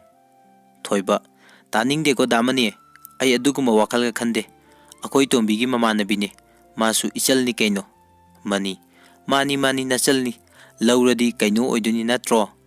ꯊꯣꯏꯕ ꯑꯁ ꯋꯥꯊꯤ ꯌꯥꯝꯅ ꯉꯥꯡꯒꯅꯨꯀꯣ꯫ ꯍꯦꯟꯊꯣꯏ ꯗ꯭ꯔꯦꯁ ꯑꯞ ꯂꯣꯏꯔꯒ ꯊꯣꯔꯛꯏ, ꯃꯃꯥꯁꯨ ꯃꯇꯨꯡ ꯏꯟꯅꯔꯛꯏ꯫ ꯄꯣꯃꯤꯂꯥ ꯏꯕꯨꯡꯉꯣ ꯅꯆꯜꯁꯦ ꯃꯃꯥꯏ ꯃꯃꯤꯠ ꯌꯥꯝꯅ ꯊꯛꯄꯅꯤ, ꯐꯖꯅ ꯆꯥꯃꯤꯟꯅꯧꯀꯣ, ꯅꯨꯃꯤꯠ ꯃꯝꯗ꯭ꯔꯤꯉꯩꯗ ꯍꯜꯂꯛꯅꯕ ꯇꯧꯀꯣ꯫ ꯊꯣꯏꯕ ꯍꯣꯏ ꯏꯃꯥ, ꯑꯗꯨꯗꯤ ꯑꯩꯈꯣꯏ ꯑꯃꯨꯛ ꯆꯠꯂꯨꯈꯤꯒꯦ꯫ ꯄꯣꯃꯤꯂꯥ ꯆꯠꯂꯣ ꯏꯕꯦꯝꯃ, ꯃꯤꯒꯤ ꯃꯌꯨꯝꯗ ꯆꯠꯂꯒ ꯉꯥꯎꯁꯤꯟꯅꯅꯨꯀꯣ, ꯏꯪ ꯇꯞꯄꯨꯀꯣ꯫ ꯍꯦꯟꯊꯣꯏ ꯃꯃꯥꯗ ꯌꯦꯡꯂꯒ ꯅꯣꯛꯐꯦꯠ ꯇꯧꯅ ꯃꯤꯠꯆꯤ ꯈꯠꯂꯝꯃꯤ, ꯑꯗꯨꯒ ꯊꯣꯏꯕꯒꯤ ꯇꯨꯡ ꯏꯟꯈꯤ꯫ ꯒꯥꯔꯤ ꯇꯣꯡꯂꯦ꯫ ꯍꯦꯟꯊꯣꯏꯅ ꯃꯇꯥꯏ ꯊꯥꯡꯉꯦꯅ ꯌꯥꯗꯗꯅ ꯃꯇꯥꯏ ꯊꯥꯡꯂꯝꯃꯤ꯫ ꯒꯥꯔꯤ ꯊꯧꯕ ꯍꯧꯔꯦ꯫ ꯊꯣꯏꯕꯅ ꯍꯥꯏꯔꯛꯏ, ꯊꯣꯏꯕ ꯅꯪꯕꯨ ꯃꯦꯖꯤꯛ ꯇꯣꯡꯕꯁꯦ ꯍꯩꯅꯕ꯭ꯔꯅꯦ?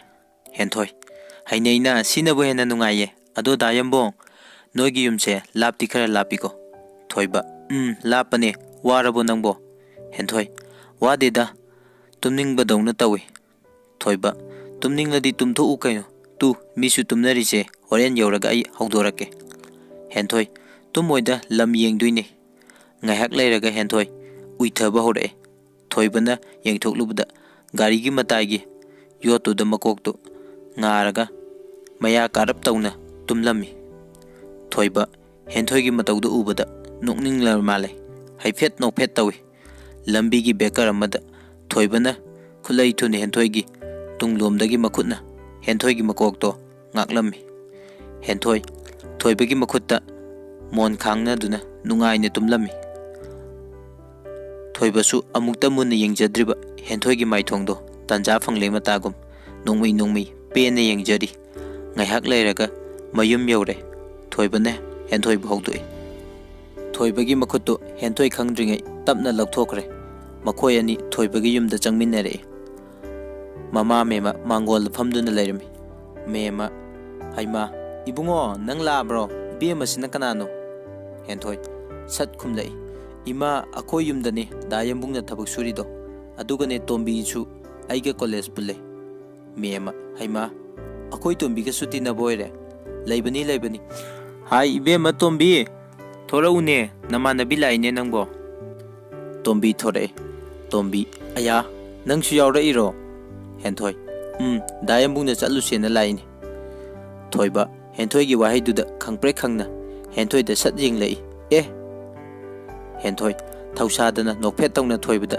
मिची सत खसिल अनिदिगी मतौदो तोंबी मचिन खुमलगा नोई थोइबा हाइफम खंगद्रदुना मचलदो अनसिलई थोइबा हई लाओ वा सिनरमदोबा खरा हाइरमगे हेंथोय नंग इमागा वारी सानरमु थोइबगा तोंबिगा इमुंगदा चंगलई पुरकलिबा सेनसिंगदो मचलदा सिनरे इमुंगी सिजननबसु खरा पिरमले सिनरमगदबा वारुल सिंगसु सिनरमले अदुगा मखा तारे थोइबा अदुगने तोंबी असी नुपी सिदा वा यामना हाइरुनुको अखोई इमुंगी सिगुंबा वारीगा से खंगलुनु असी नुपी से सोनो चुब्रा मकोक चाकप्रा कैनम तौबनी तोंबी ए कैसुक तौदबनी बुंगो मी इंगाव ngawjabैनि केने योलकपगी अदुगने यंबुंग कॉलेजदा माने यंबुंगी मरमदा हंगबा मयामसिदी लोयरे आइनने यंबुंगदी मबुक याम चावबनी मबुक थन्ना पिजौ हाइखेबनी थोइबा ओ अदुननीदना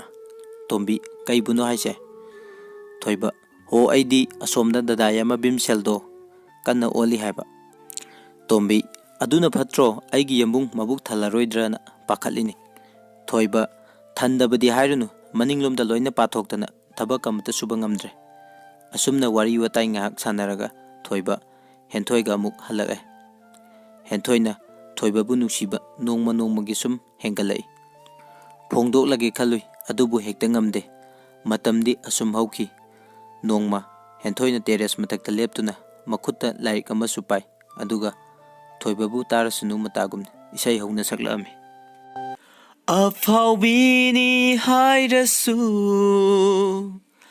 तौंगम्बीनी खल्लसु ngasiदी नुंसी हेक्ता हाइरगे नंगबु पामी हेक्ता फोंगलगे नंगबु नुंसी हेक्ता हाइरगे ला ला ला ला ला ला ला ला ला नाकंदगी सोनिया वाव चयामना हाइको हेंथोय अया हिंचाबी खंगिने कई हुरानगेना लाइनो लुमगा लाइदो सोनिया नंगी नुपादो हुरानगेना लाइबा हेंथोय इस अदुमाइनगा तौरदीने सिमिनरे नंग सोनिया अच्छा सिदी लाइना यामना हेंजलमिने हेंथोय खंगदे सोनिया आइसे मैखु यामना कारे मैरी थोक्तना चागलक्कदौरे सोनिया ओ नुंगबु नुंगाइबिदेने तौरिसे नुपानदी नुंसिबिदबा नथंदा ओमलगा चाक्चरिनेबा हेंथोय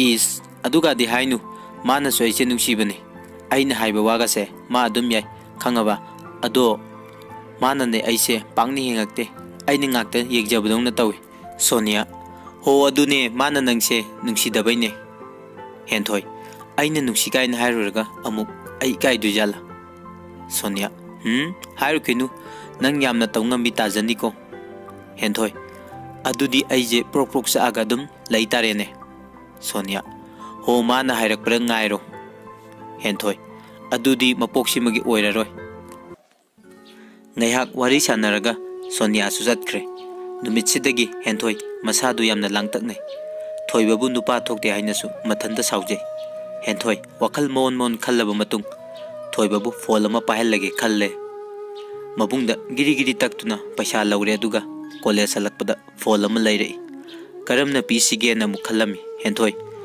ममागी नाक्ता लामी हेंथोय ममा प्रोमिला हाउने कैदौरगे इचाबो Henthoi asigi masak fajaba nupado adu simta pirugera.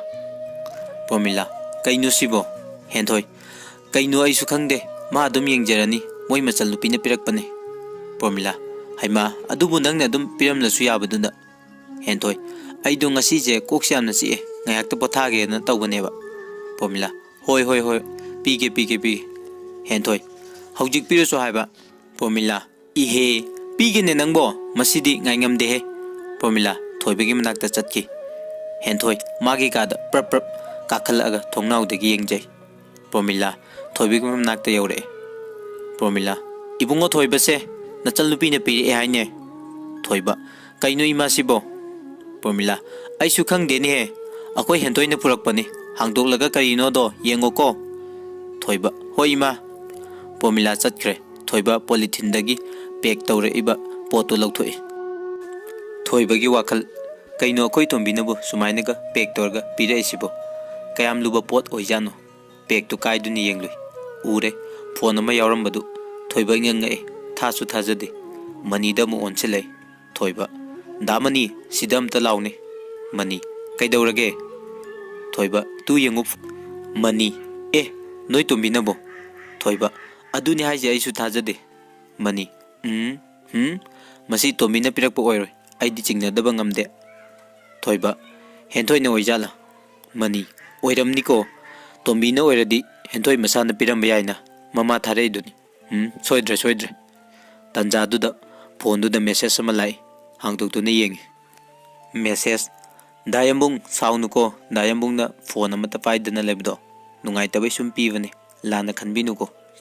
Thoiba sor sang na hontoi phone do muk box tu da haplaga thamkhre magi thabak topum thokpa tawkhre. Numitu henthoi nadi thoibagi message amatang oirasu thara adi khandu ngaijabani adubu tuminna laisinkhibaduna henthoi wakhal leitaramde. Numidang du tumthabasu yaramde wakhal khanba yaba khalba matung thauna pumba khomjillaga henthoi pung 12 tabadaida call tawrami. Adubu thoiba manidi tumthakibana taramdre.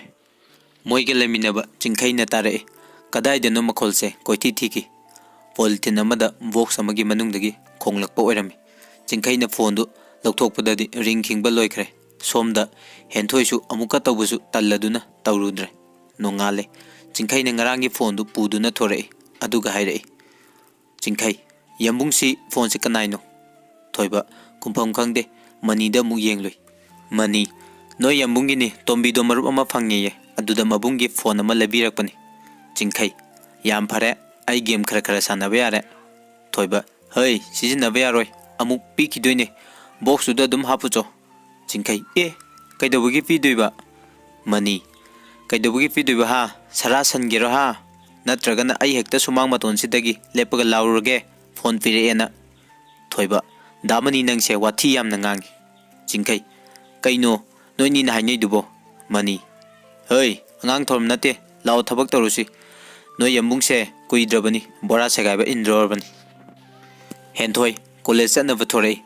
Thoibana muktang yengla adi khanjai adubu yenglakte. Henthoi khoisauna na tarasanugu matagum khonjan kalapna.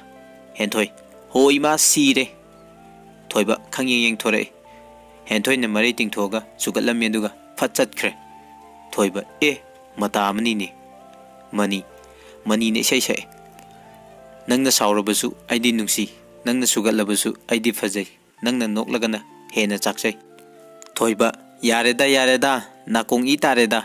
Mani ha aidi hantak marakse yam nungairiye kumai je yengba. Thoiba nungai bihawro nang. Somdana tombina mamabu hidak pijari. Mema ibema nangna hantak marak college ka chatrisibu yabrane imasu kasu thoina ngamdaba natre college to chatlune. Tombi ima college ti nungti gi chatrasu yaida lamnaga lapanina marakta maru oibadu khak chatke barada sel yamna chatle. Mama hoi imungi sizinanaba selna kayam lairi chengna kayam lairiba. Tombi khare lairi ima ado ai hayengdi college chatke ima gi hidak ama loidore adusu lairake. Mema ima bu pangal khara son batani kaisuk tawdreda hidak chadrabasu yareda. Tombi Yade yade ima doctor na harakpa matamdo sudriye. Mema ima ge hidak laina bohonabada nabung na chal awaba ma oire. Noigi naning thungan basu ngamde. Imana Tombi adumaina sum khal lairadine hayeng sidri phawa hidak to adum chaba taba. Mema hoi hoi khallaroi ising maisinga do numit lairinga sida sokchiluro so chalo.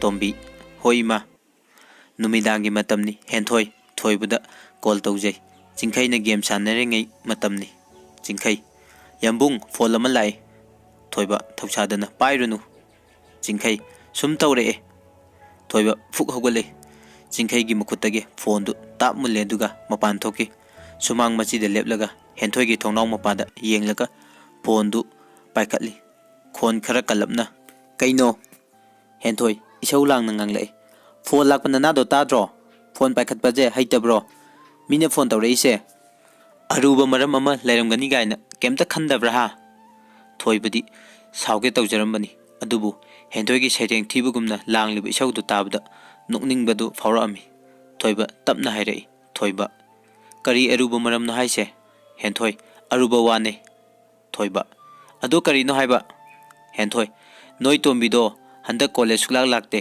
ima do masangam drajala ibani hangba challusira haige tawbani thoiba kari tombibu college lakte ba aduga ibani hangba challuduiba henthoi sum hanglusi haibani kaidawrage thoiba haipa sabiranu ai dum hangjage nangi na thauleite sida henthoi aigisu imani kaino ithau leina thoiba adu oigana nang chatlaga hangurodana henthoi ibani challusi haibani kaino thoiba ho ai sangde haiba ado ngaiko wa ma haige henthoi kai wano hayo amata nate chonga mu hayo thoiba ima tungkraba henthoi tungkre thoiba tamodi tungkraba henthoi tumla mani kaigino thoiba aduni nang sumangbu tong tholakera henthoi mami lauthoi ha hujikpo thoiba kuiroi haipetang thoro henthoi mihun kan chongle henthoi dayambung ai pakhatle thoiba kaino ai nang hat ke haikrabo henthoi haide do hayeng oina unaseba thoiba kuiroye henthoi minute amma muktani henthoi ado kai wa haiduino ba thoiba wa haido bunate phone se pige tawba henthoi adu gira haise sungum mek ngamaroi adudi thoiba adu oirgana thongnaw do hangdo langake henthoi karan tawnu ko dayambung phone do paibeduda nakuto barabara patloye nabu fata tawnu thoiba henthoi aise noigi lamanyamna tolibani mine khanglaga ai yami kainiye henthoi as adugum emotional oiba warise sagumse ai haiteba thenge tumo aisu tumage good night phone fat kak thatki no ngale thoibana mani gi nufi da call torami ring ngai hak chatlaba tungda mani gi nufi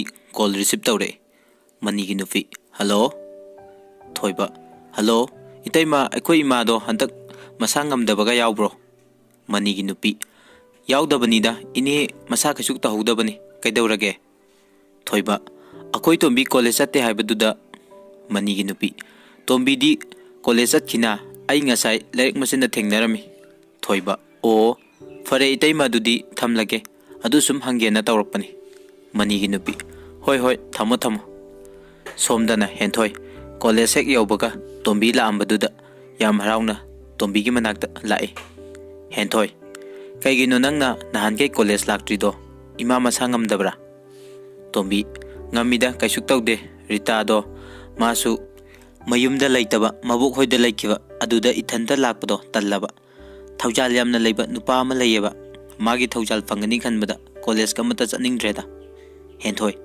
kainu haisibu ai wakal tade maraksida sonia lai sonia tombi nang la amaba yam fare ngarang do ai thaujal thingneye yam force tongna wa hairami nangbu faba ngamba mini kaina hairami tombi adudane aina college lakpa talise ma thingnagani khanbaine henthoi hera mating mathawna kayam leiba nupano ne ichal du sitrisibo manamai ama chawchawna leingeda moine hekta lakchaba yabrane no yamungda haidokese tombi sonia Henthoi gi wahai du da mami lauk thok tu na Henthoi da mun na yengi Sonia school nan thok khara ai chat hau buna phadau mali Tombi kai hai buna Henthoi nang hau jiki dubo kana da no Henthoi aya kai no ni sum Sonia na hai ba chumme school man nan thok ki bani amuk na son pikna yam ikai he Sonia na Henthoi gi na kong maya da nang na bu ikai ba khang bra ne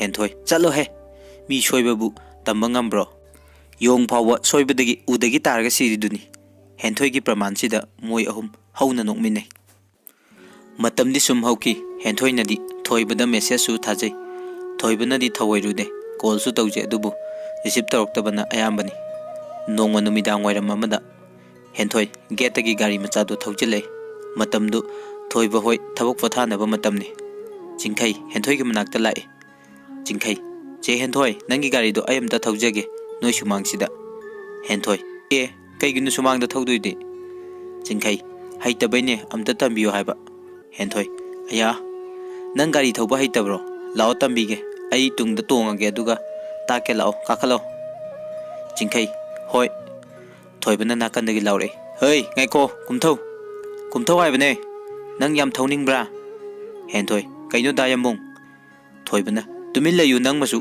nare ikon kon kai Jingkai yumda dik gari leite sida tamge tawraga thoi bana damani gi gari do wairaga ai tambi ge chalo yare thabak tawru cho chalo hai bane Jingkai chatkre Henthoi mi angang thaujaning dana tawbusibu kayam kairage thoiba hoi asi angang macha na tene pakhang macha pharabani ne Henthoi adu kaidawrage Thoiba pakhang macha sina mangda tongaga nangna tungda tonglaga gari thauba tamtuini ne ha Henthoi adu kai kairage mi haijaning bai ni keno Thoiba adu yade ne yamna soine Henthoi kari da soiba Thoiba soi hai sini yam soi Henthoi nokfe tawna tapna mu hairei Henthoi ai kainom ta hange da yambung Thoiba Henthoi aina nupa amaga wari sanaba sum laiminna base sida yambung na sauri do kaigino ai nungsi bairo Thoiba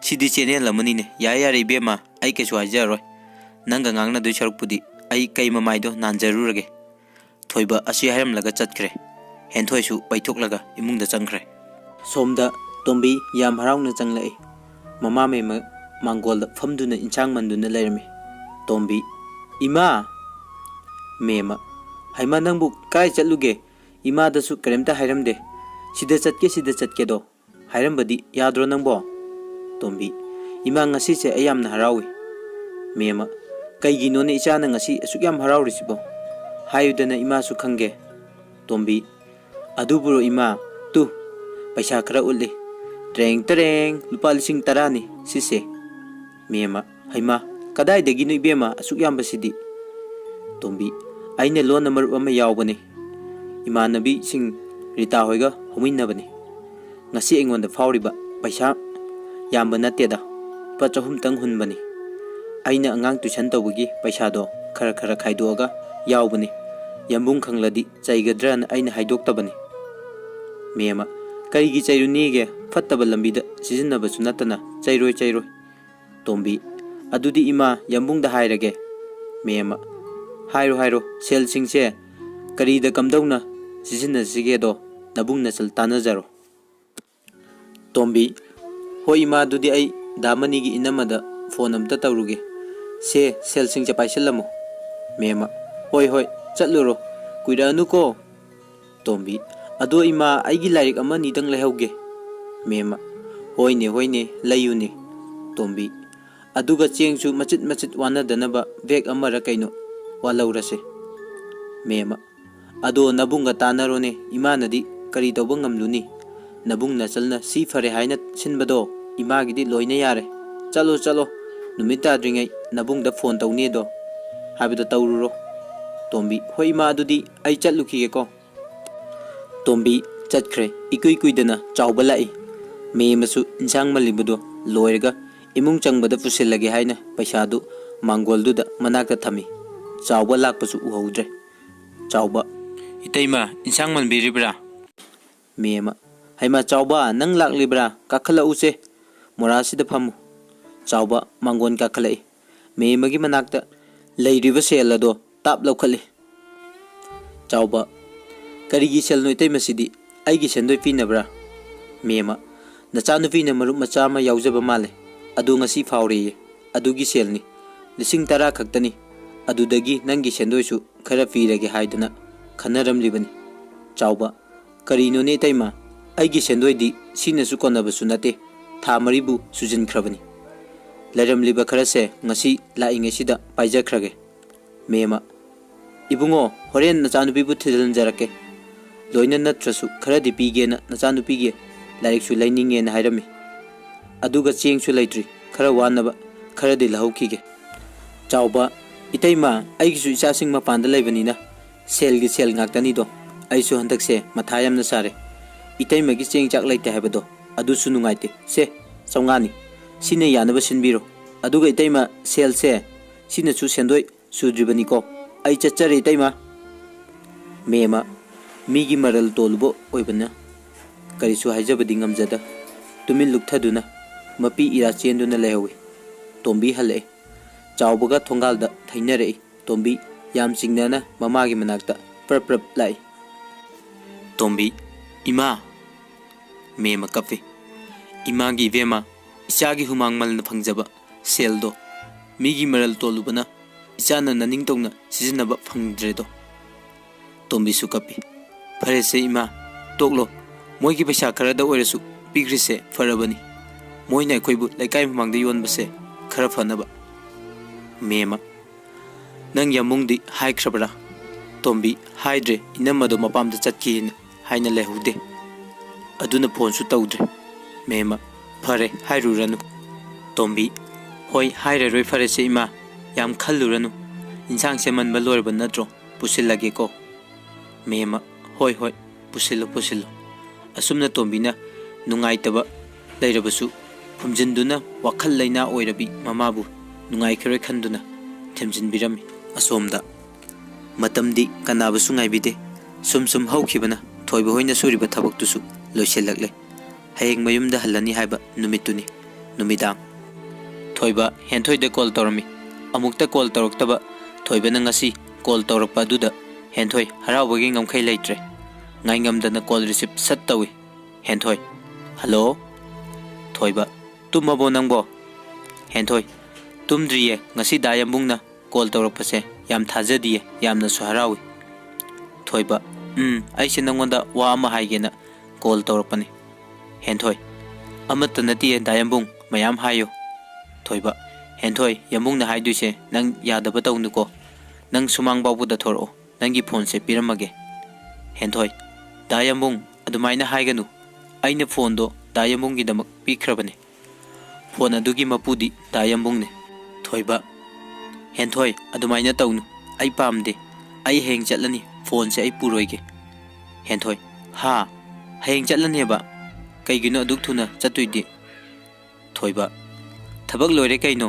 कइदौ खो हाइनो हेंथोइ मथोइ नुंगाइतना अदुदी अमुक हना लारोइको थोइबा अदुदी हाइबा ngamde थबक लेरदी हेक्ता अदुम हाइरो अदुम लाके हेंथोइ suit कबलै थोइबा कईगिनो नंगना कपिरो अदुमाइन तौनुसे नुंगाइते इचलदी मरम मोकपिनी हेंथोइ नते चो आई नंगी नचल नते थोइबा होइबा दो अदुमाइना कपकनोबा हेंथोइ अदो दायमबुंग phone दुदंगदी पुबिको मरक मरकता पाव फोंगनसे थोइबा होय होय पुरगेबा से कपकनोबा नुंगाइतेबा हेंथोइ कपरोइगे थोइबा फरे नंग पोथा जरोको दुदी हेंथोइ याम खुमनिंगदना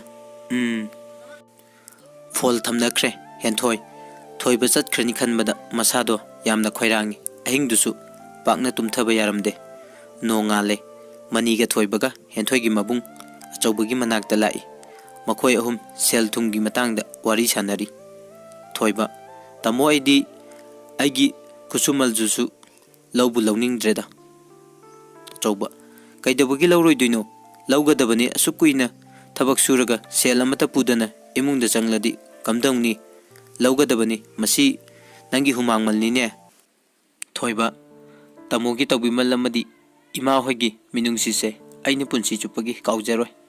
Aduga aina yumda marup ama yaujabani. Adu hek phangbaga tamogi selsingdo ai thinjarake. Achauba hoida lairaka na adum pirau.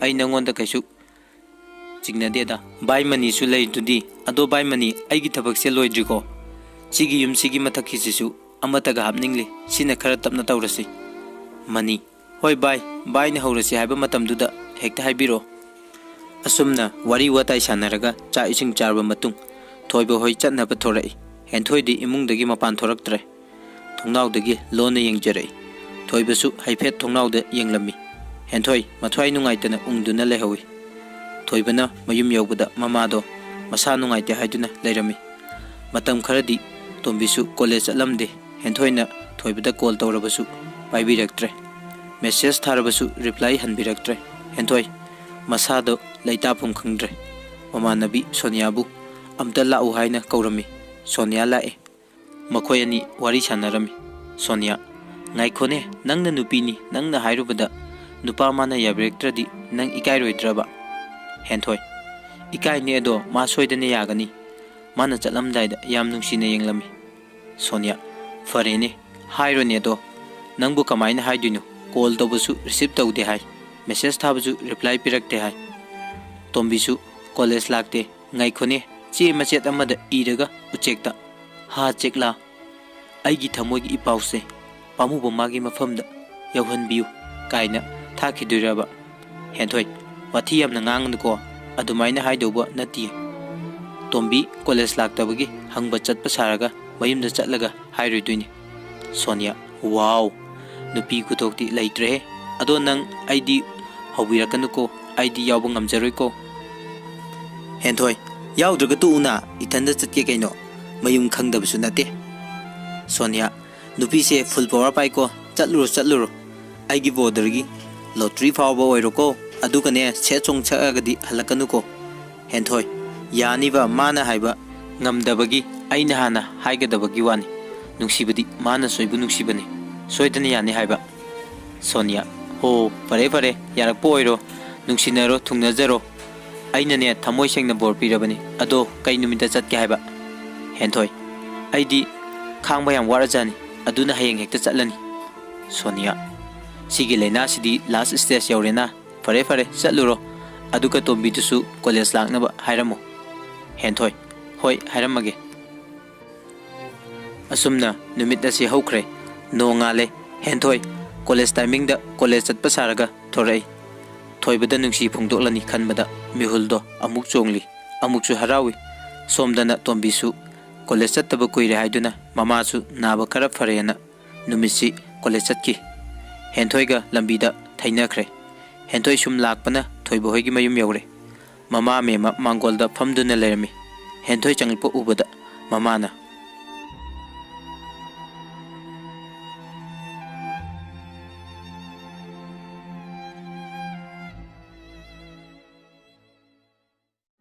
Mema haima ja laklibra akoi tombidi college chattaba kuire haiduna ngasi chalunena chatkibani o jaga lamida thaineramani lao kakalo imagi naksi da hekta phamlu lao nangbu chakadi charak labro Henthoi chare ima aidi tombina handak college laktabaduda hangluge na lakpane ado ima dayambung dilaitro Mema leibani ngaikho ima wa hegese nangna yambungda dayambung na kaugudo kauganu chamana ba wahaini yambung tama kaune Henthoi ikairap tawna hoi ima Mema changu magi ganda leiramgani Henthoi wa amatang sum hairamgena tawbanida akoi tamoina harakpani Mema hoine hairu changu Henthoi thoibagi gada changlei Henthoi mihulkalna chonglei mathanta mukhale hera nupi macha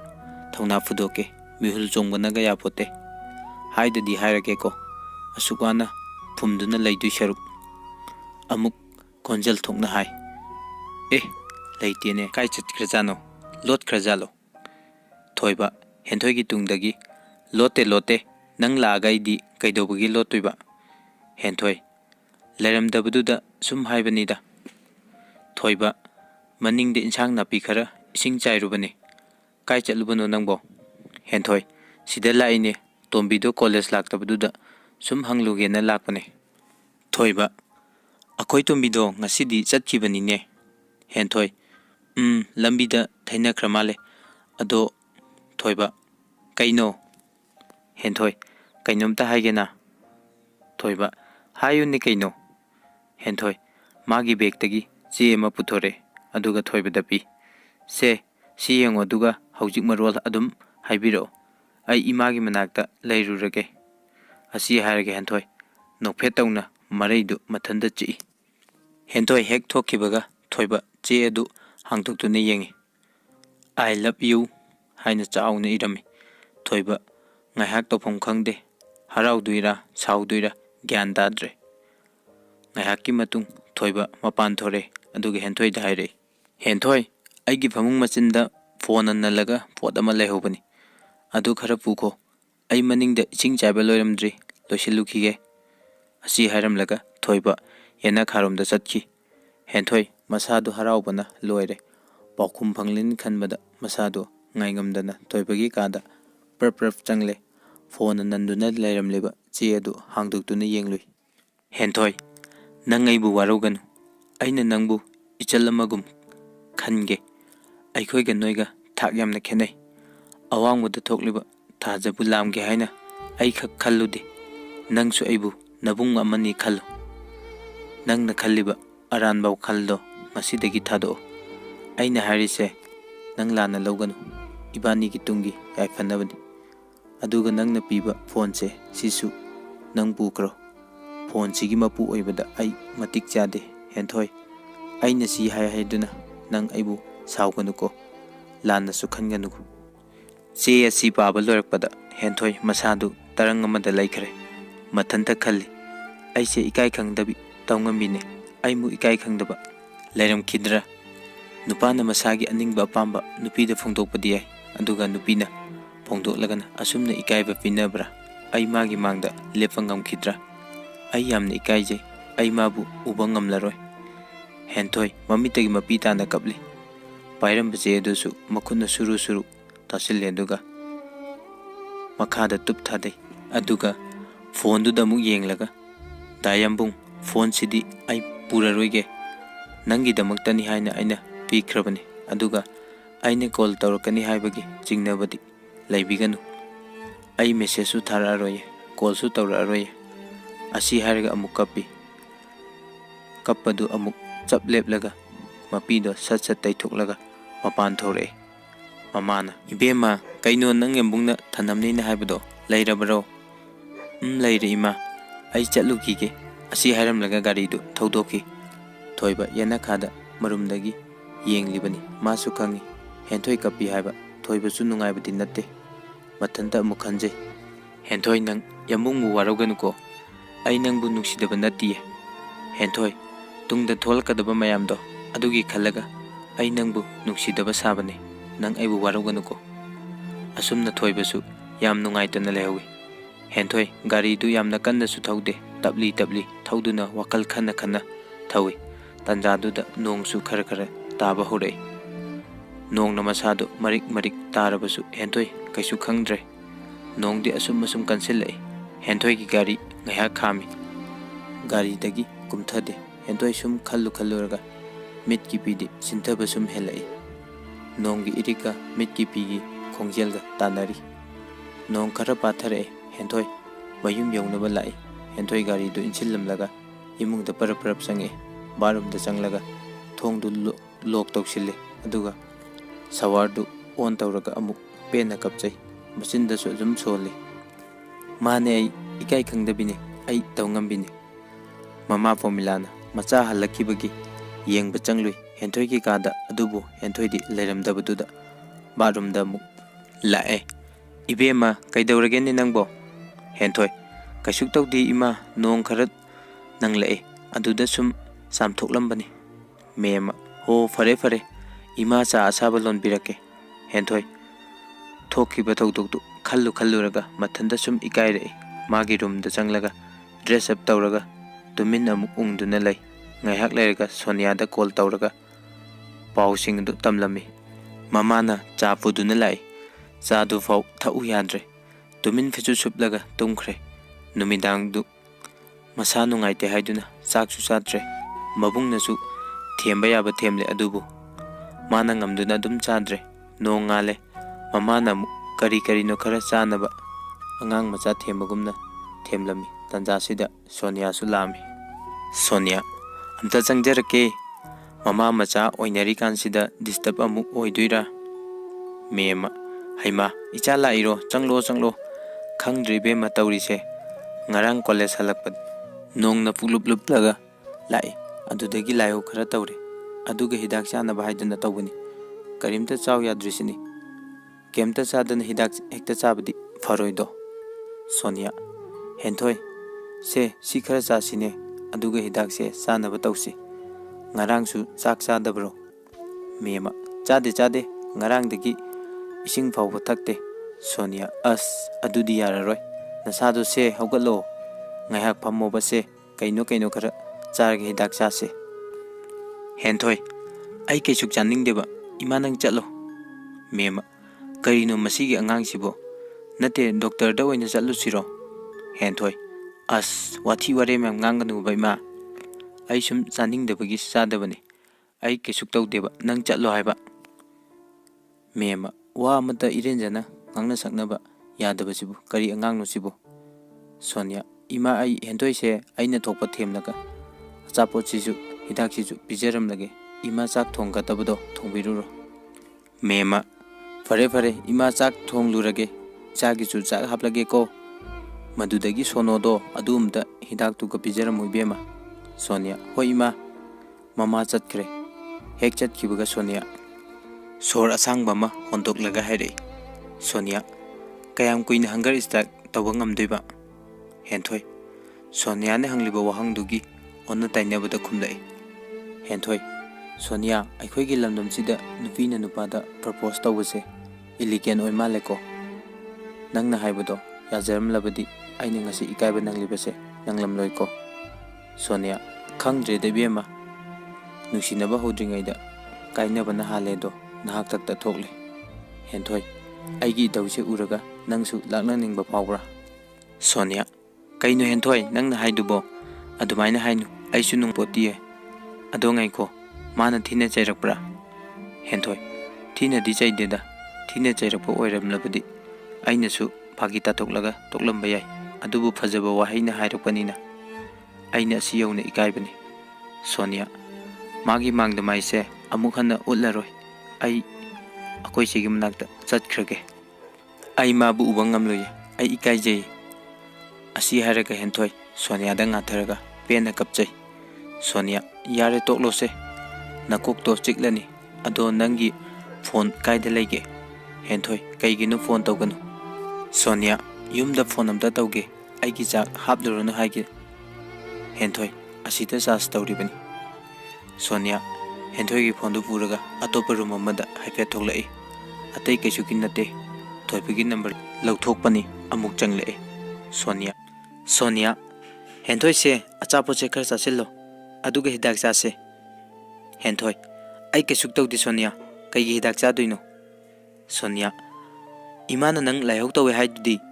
ꯍꯦꯟꯊꯣꯏ, ꯈꯨꯠꯂꯩ ꯊꯨꯅ ꯑꯆꯥꯄꯣꯠꯇꯣ ꯂꯥꯝꯃꯒ polythene ꯑꯃꯗ ꯍꯥꯞꯂꯦ꯫ ꯒꯨꯂꯤꯗꯨꯁꯨ ꯈꯣꯛꯇꯣꯛꯂꯒ polythene ꯑꯗꯨꯗ ꯍꯥꯞꯂꯦ꯫ ꯑꯗꯨꯒ ꯃꯥꯒꯤ ꯔꯨꯝꯗ ꯂꯩꯔꯤꯕ ꯗꯁꯕꯤꯟ ꯑꯗꯨꯗ ꯍꯥꯞꯈ꯭ꯔꯦ꯫ ꯑꯗꯨꯒ ꯍꯥꯏꯔꯛꯏ꯫ ꯍꯦꯟꯊꯣꯏ, ꯂꯣꯏꯔꯦ, ꯑꯆꯥꯄꯣꯠ ꯆꯥꯕꯁꯨ ꯂꯣꯏꯔꯦ, ꯍꯤꯗꯥꯛ ꯆꯥꯕꯁꯨ ꯂꯣꯏꯔꯦ, ꯀꯔꯤ ꯑꯃꯨꯛ ꯆꯥꯈꯣꯒꯦ?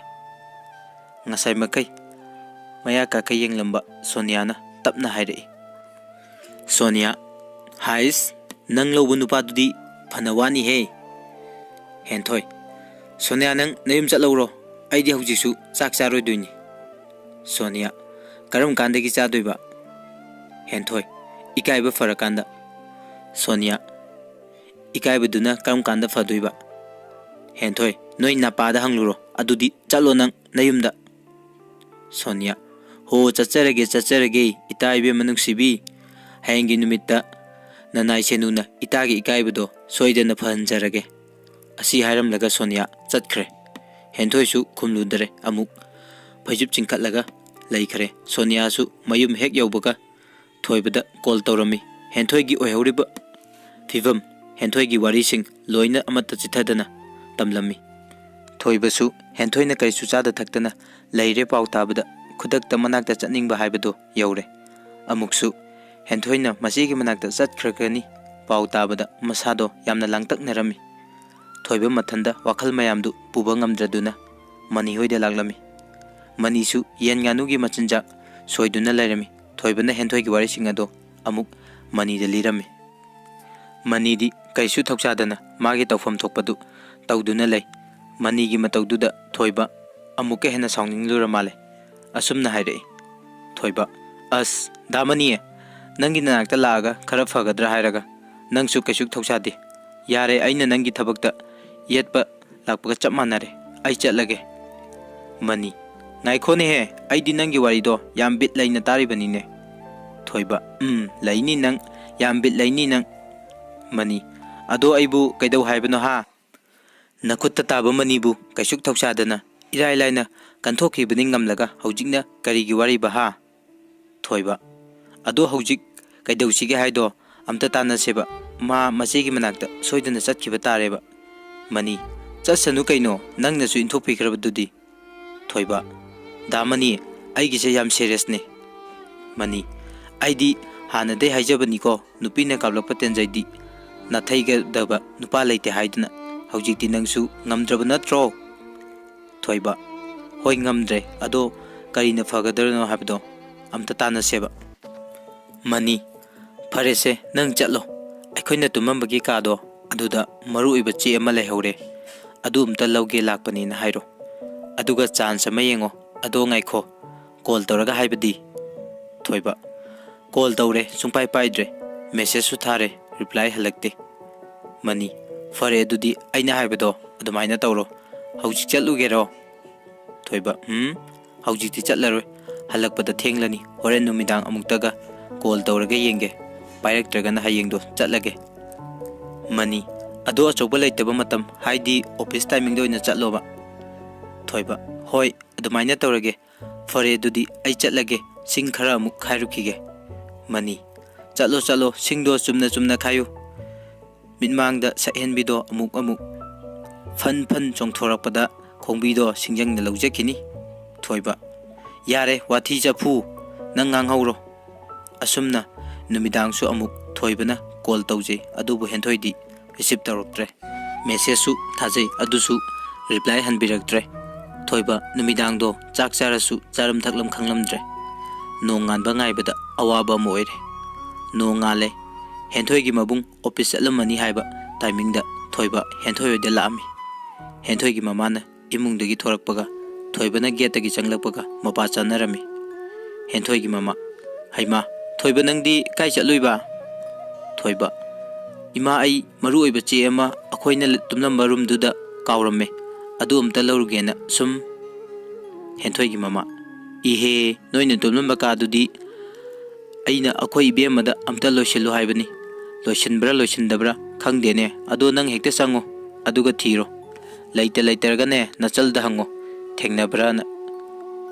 आइदी असिदा ममांगदा मरुकी सेलमता पिरुकीगे कुइरा ओय सत पिरम लगा लागतोइनी नंग चलम खिनुको चागा थकिसि चंगो चंगो थीरुरो इमा हलक्ट्रि फावबा लैरम खोको थोइबा होय इमा ममा सु चतख्रे थोइबा कैदौगदबनो तौफम खंगद्रे हेंथोइ थोरकपसु उदे हेक्ता चंगसिलगे हाइसु इकोइ कोइगुम कैगुम तौरे मांगोलदुदा ngaiहक वाखल खन्ना खन्ना हंगल हंदा चतुना लै हेंथोइदी थोरकप कौबा लैत्रे अदुना थोइबा हेंथोइगी कादा हेक्ता चंगलगे हाइना खल्ले थोइबा गेटलोमदा हाइफेट एंगलमगा हेंथोइगी रूमदा लाए हेंथोइगी थोंजिन यौरे हेंथोइदी थोइबा लाई हाइबसु खंगदे वालोमदा ममाय ओनसनदुना हिपलगा लै थोइबना तपना कौरई थोइबा हेंथोइ हेंथोइ खंगप्रे खंगी ममाय सत लैथोरे अदुगा याम थुना फमुंगदुदगी कुमथरगा फमांगदा लेपी करी हाइगदबनो हाइफम खंगदना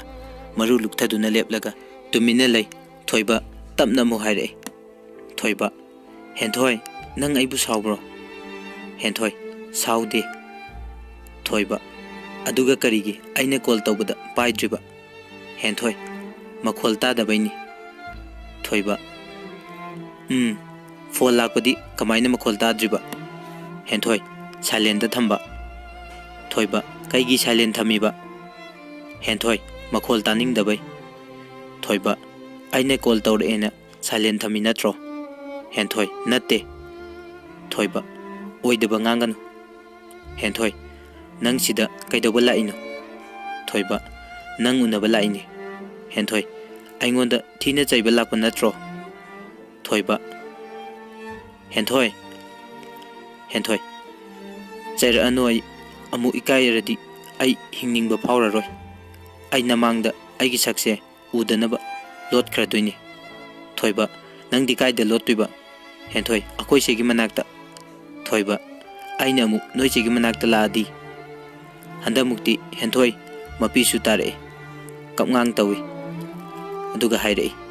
Henthoi la kanu akoi segi mamangda nang namu thina chaira adi ai sigani. Thoiba Henthoi nang adumaina haido kaigino. Hayengkai adumaina hainu ko. Henthoi kapngang tawba lepte. Henthoi dayambung ai lale ai amu hanna dayambungbu nungsi hairaroi. Nupina nupada nungsi haibase chatnaramdre. Aibu ngakpiyo. Ai amu hanna nungsi hairaroi. Namangdasu sak ullaroi. Ai haujik siyo hairasu adum sikrage. Ai hingningbasu phawdre. Ai yam ikaye. Thoiba ngasai makai Henthoi da mamit kupta makai yengduna Henthoi gi bason taramban. Adubu taba ngamlaktra male. Henthoi gi pambom da paiduna tamna changsinduna matha da konsinjai. Aduga Henthoi gi makokta nungsina chuppi. Aduga tapna hairei. Thoiba Henthoi yambungbu adu hakna mi nungsi khangdaba manbrane. Yambungsu thamoi pale nungsiba masak khangi. Adubu wanglaba palse lanba ngamloidra haiduna pakhatlubana nupa thopa ngamkhidabani. Thamoi sisu marol thokpa ngamkhidabani. Adubu nangi nungsibana aigi thamoi se ngasidi marol thohalle.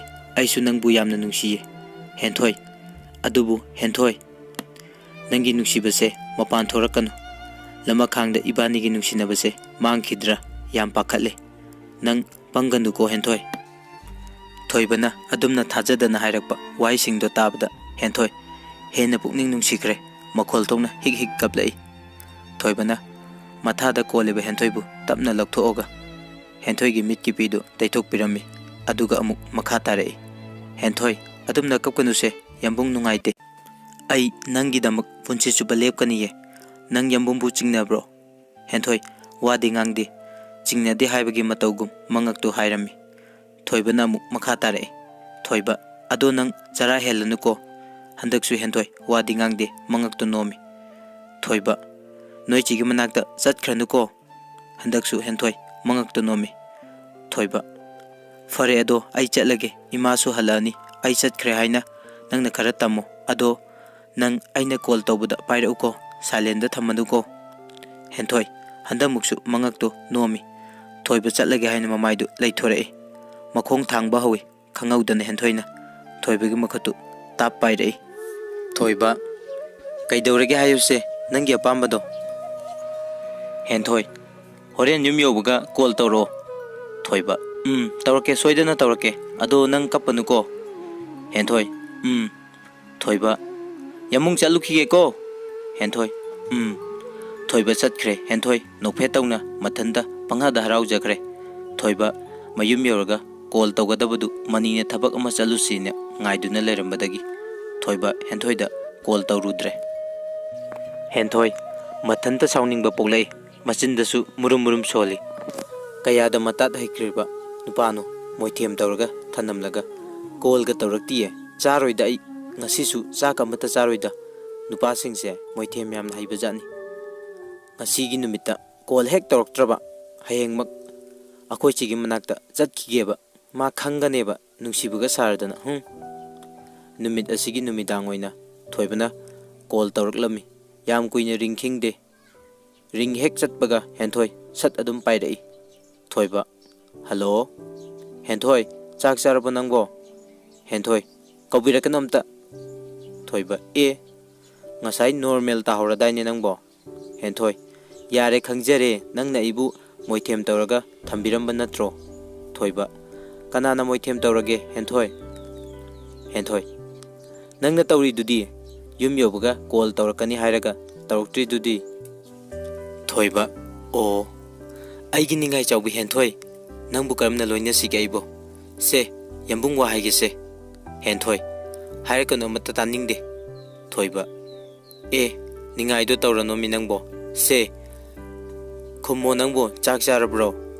Henthoi chade mata nangna call tawtri fawa charoina chade. Thoiba ado ai call tawrabanina chaba yare ko. Henthoi charoi mata.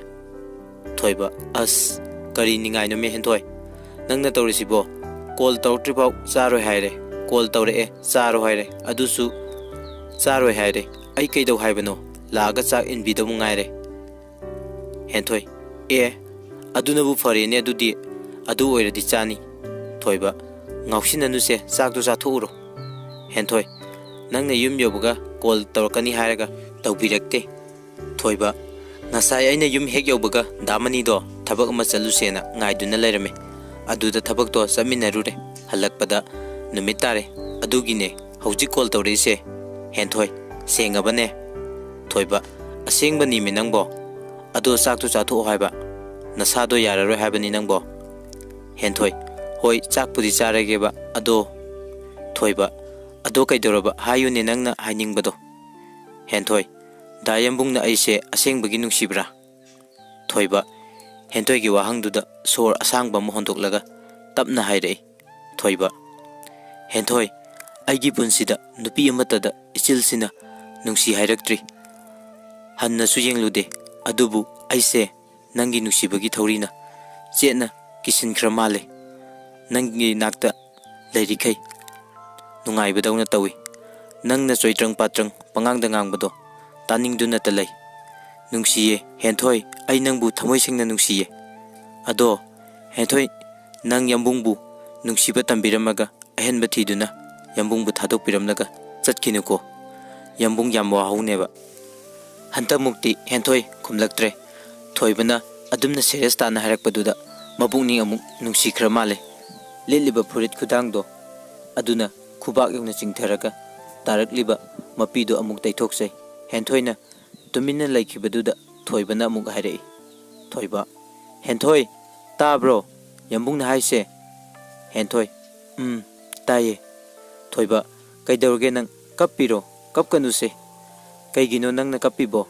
Henthoi dayambungna haiba wahisingdo yamna nungsiba aduda kapninglaktana kappani.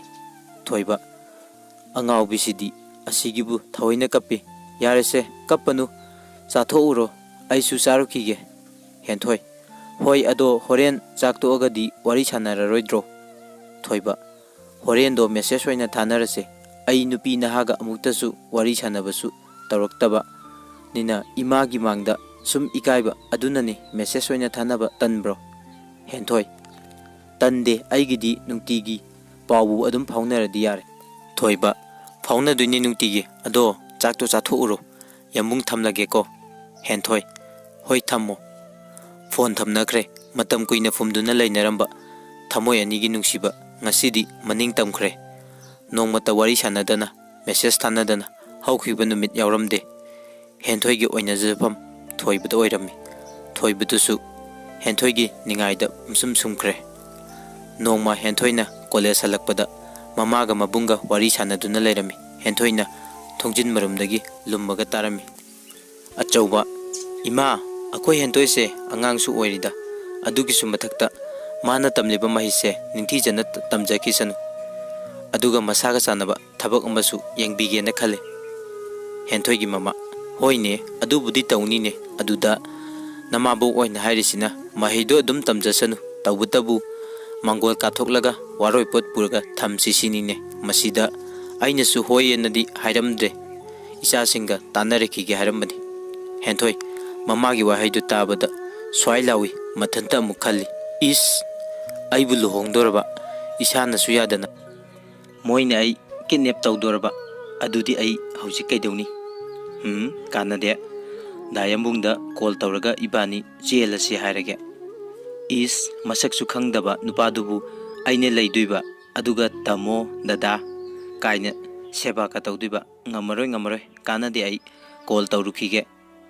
Henthoi magi kada prap prap changki mamasu achaubasu henthoi changkibadu uhawi adubu kaurudre wari duda mai onsilli achauba ima akhoi henthoi gi mayum makai panbagi matang sidi masana sum lepsa sanuda ma angang masa su nate magi su khangna chanaba leirambasu kanana khangani sigumbagi matang se aigi wadi masana dum lepsabana fanida henthoi gi mama khangdre da tawrisi namabok na marol ama ai uba yadre nupa do yamna fai thabak adu tawi ada tawi haidana sakiba wari sina amuk toiba ai ko ka ngawba jani achauba ho ado imana fajana hairo icha se angang su oiri mai sisu mapung phana tamjakisanu matam char kanda adugi wado khanarasi haiko mama hantak hairakladi adumna hairage ado nangna kamdauba achauba kaino aingonda mu onsil laisina mama nangdi sumaina sum lairage hairi bro achauba au aidi sumaina sum laiba tare kai kana doino nupi thiraga kok chauna nabani sina dum hena nungaireda thiraroi nupi ga mata mama hey karan ngangnu nang achauba icha piba ani suban nate natomtani ne ngaikho nangi khangna chanaba lairaga su pusilao laitragana ima thiroro achauba is haipa sabiranu amta yare ai thokpa dum thijage migi macha masuga muk hairu launuko mama adubu haiwani nangi khangnaba lairadi pura o hairi dana imasu achauba ho purake lauruki gi gamta asi harega achauba phuk hogotlaga thoki mama kaya dano yengune mase magi wari hek saruradi phuk hakta hogotlikiba masibu chanana nupiga thiraroi doribra khangdeme somdana henthoi thoibada call hanjin tawrami thoibadi thabak matam oibana call laabasu pairaktre henthoi upai leitraduna sonia da muk call tawrami sonia hello henthoi sonia nang akhoi damta lakera natragana ai la uro sonia kaino nangbu nayum yaurabro henthoi yaure kaino yum yauragane nangonda call tawreise sonia kai lerige nasado aduk yamna charang nai dubo nati nangi dayambung do saunarabra haiba henthoi magadi saunadi ado wa aruba ma leireba ibani amta tanase haiba sonia ado kai wano haira udana henthoi ai luhongdore sonia henthoi gi wahai duda mamit khanglaw lakthoi aduga hairi ha nangbu chielabo henthoi chiende akhoi maga tamogana ai isana yadana kidnap tawraga nupa amada luhongbi dawre sonia kaini henthoi nangna haidubo tamo hoi ima hoi nabu nang laik tambasu loidringe sida hekta luhongbi gadrane henthoi aduni aina khalise karigumba aina nupa topaduda luhongkhradi dayambungdi pura devadas oheurani sonia henthoi devadas kalairi nangna hairido aidi kaya thajaba waliko henthoi aseng baini minangbo sonia aina college halakpada tamoga imaga wari sanaramba aina lummaga loin tahaurabane akhoi mabungna silakpa nupa oiramale sonia adudi kamai tawduiba yam thuna hongdoiro henthoi adudi khangdeda sonia adudi sumai tawro nang yamungda call tawro aduga amta unasena hairo aduga nang yambungda chenkro henthoi aduni aisu khalise aina hujik call tawbane receive tawrakte thabak tawribra khangde horen numidang wari sanabada hairage asumna ngaihak sonia ga wari watai tawraga phone thamnakre numidangi matamni thoiba thabaka warubaga phone do hanna yenglude chak tongnarakpa matamni henthoi thoibada call tawrai thoiba hello henthoi aina ngasai call tawramagi miss call ga amata lemdabro thoiba henthoi yambung sing asidi yamna ware aduna phone ga se hanna yengludre nangi miss call do adusu khangudre ado nang aibu sawbro henthoi sawbudi sawdida aisu wa ma haigina tawrambani thoiba kai wano hayuse henthoi ai luhongdore thoiba ha kadaida kanada karam kanda henthoi chap chaba matamdi khangdrida thoiba henthoi adugu manna tai chadaba fagido tawganu yambungse thabak naga khara wabaga bp se haget ke tawe henthoi ꯑꯁꯦꯡꯕꯒꯤꯅꯦ ꯑꯩꯅ ꯍꯥꯏꯔꯤꯁꯦ ꯐꯥꯒꯤ ꯇꯧꯕ ꯅꯠꯇꯤꯌꯦ ꯊꯣꯏꯕ ꯀꯩꯅꯣ ꯍꯦꯟꯊꯣꯏ ꯅꯪꯅ ꯍꯥꯏꯁꯦ ꯋꯥꯗꯣ ꯐꯖꯅ ꯃꯌꯦꯛ ꯁꯦꯡꯅ ꯍꯥꯏꯌꯨ ꯍꯦꯟꯊꯣꯏ ꯑꯩꯅ ꯉꯁꯤ ꯀꯣꯂꯦꯖꯇꯒꯤ ꯍꯜꯂꯛꯄꯗ ꯑꯩꯈꯣꯏ ꯇꯥꯃꯣꯒ ꯏꯃꯥꯒ ꯑꯩ ꯂꯨꯍꯣꯡꯕꯒꯤ ꯋꯥꯔꯤ ꯁꯥꯟꯅꯔꯝꯃꯤ ꯑꯩꯈꯣꯏ ꯃꯥꯕꯣꯛꯅ ꯁꯤꯜꯂꯛꯄ ꯅꯨꯄꯥ ꯑꯣꯏꯔ ꯃꯥꯜꯂꯦ ꯊꯣꯏꯕ ꯀꯔꯝ ꯀꯥꯟꯗ ꯂꯨꯍꯣꯡꯒꯅꯤ ꯍꯥꯏꯒꯦ ꯍꯦꯟꯊꯣꯏ ꯑꯗꯨꯗꯤ ꯈꯪꯗꯦ ꯑꯩꯁꯨ ꯋꯥꯔꯤꯗꯣ ꯂꯣꯏꯕ ꯐꯥꯎꯕ ꯇꯥꯔꯛꯇ꯭ꯔꯦ ꯗꯥꯌꯝꯕꯨꯡꯗ ꯀꯣꯜ ꯇꯧꯒꯦꯅ ꯄ꯭ꯔꯞ ꯑꯗꯨꯝ ꯑꯩꯒꯤ ꯀꯥꯗ ꯆꯪꯂꯛꯑꯦ ꯊꯣꯏꯕ ꯑꯗꯣ ꯅꯪꯅ ꯀꯩ ꯈꯜꯂꯤꯕ ꯂꯨꯍꯣꯡꯕꯗꯣ ꯌꯥꯈ꯭ꯔꯒꯦꯅ ꯈꯜꯂꯤꯕꯔꯥ ꯍꯦꯟꯊꯣꯏ ꯅꯠꯇꯤꯌꯦ ꯑꯩ ꯌꯥꯔꯣꯏꯌꯦ ꯑꯩ ꯗꯥꯌꯝꯕꯨꯡ ꯅꯠꯇꯅ ꯑꯇꯣꯞꯄ ꯅꯨꯄꯥ ꯑꯃꯠꯇ ꯅꯨꯡꯁꯤꯕꯁꯨ ꯉꯝꯂꯣꯏ ꯂꯨꯍꯣꯡꯕꯁꯨ ꯉꯝꯂꯣꯏꯌꯦ ꯗꯥꯌꯝꯕꯨꯡ ꯏꯕꯥꯅꯤ ꯆꯦꯟꯈ꯭ꯔꯁꯦ ꯊꯣꯏꯕ ꯍꯦꯟꯊꯣꯏ ꯅꯪ ꯏꯃꯥ ꯍꯣꯏꯅ ꯍꯥꯏꯕꯗꯣ ꯌꯥꯈ꯭ꯔꯒꯦꯔꯥ ꯑꯩꯅ ꯅꯪꯒꯤ ꯅꯅꯤꯡ ꯊꯨꯡꯍꯟꯕꯁꯨ ꯉꯝꯒꯅꯤ ꯊꯥꯖꯗꯦ ꯍꯦꯟꯊꯣꯏ ꯗꯥꯌꯝꯕꯨꯡ ꯑꯗꯨꯗꯤ ꯑꯩ ꯑꯃꯨꯛ ꯀꯞꯄꯛꯑꯒꯦ ꯊꯣꯏꯕ ꯍꯦꯟꯊꯣꯏ ꯅꯪꯕꯨ ꯒ꯭ꯌꯥꯟ ꯇꯥꯔꯣ ꯀꯩꯗꯧꯔꯒꯦ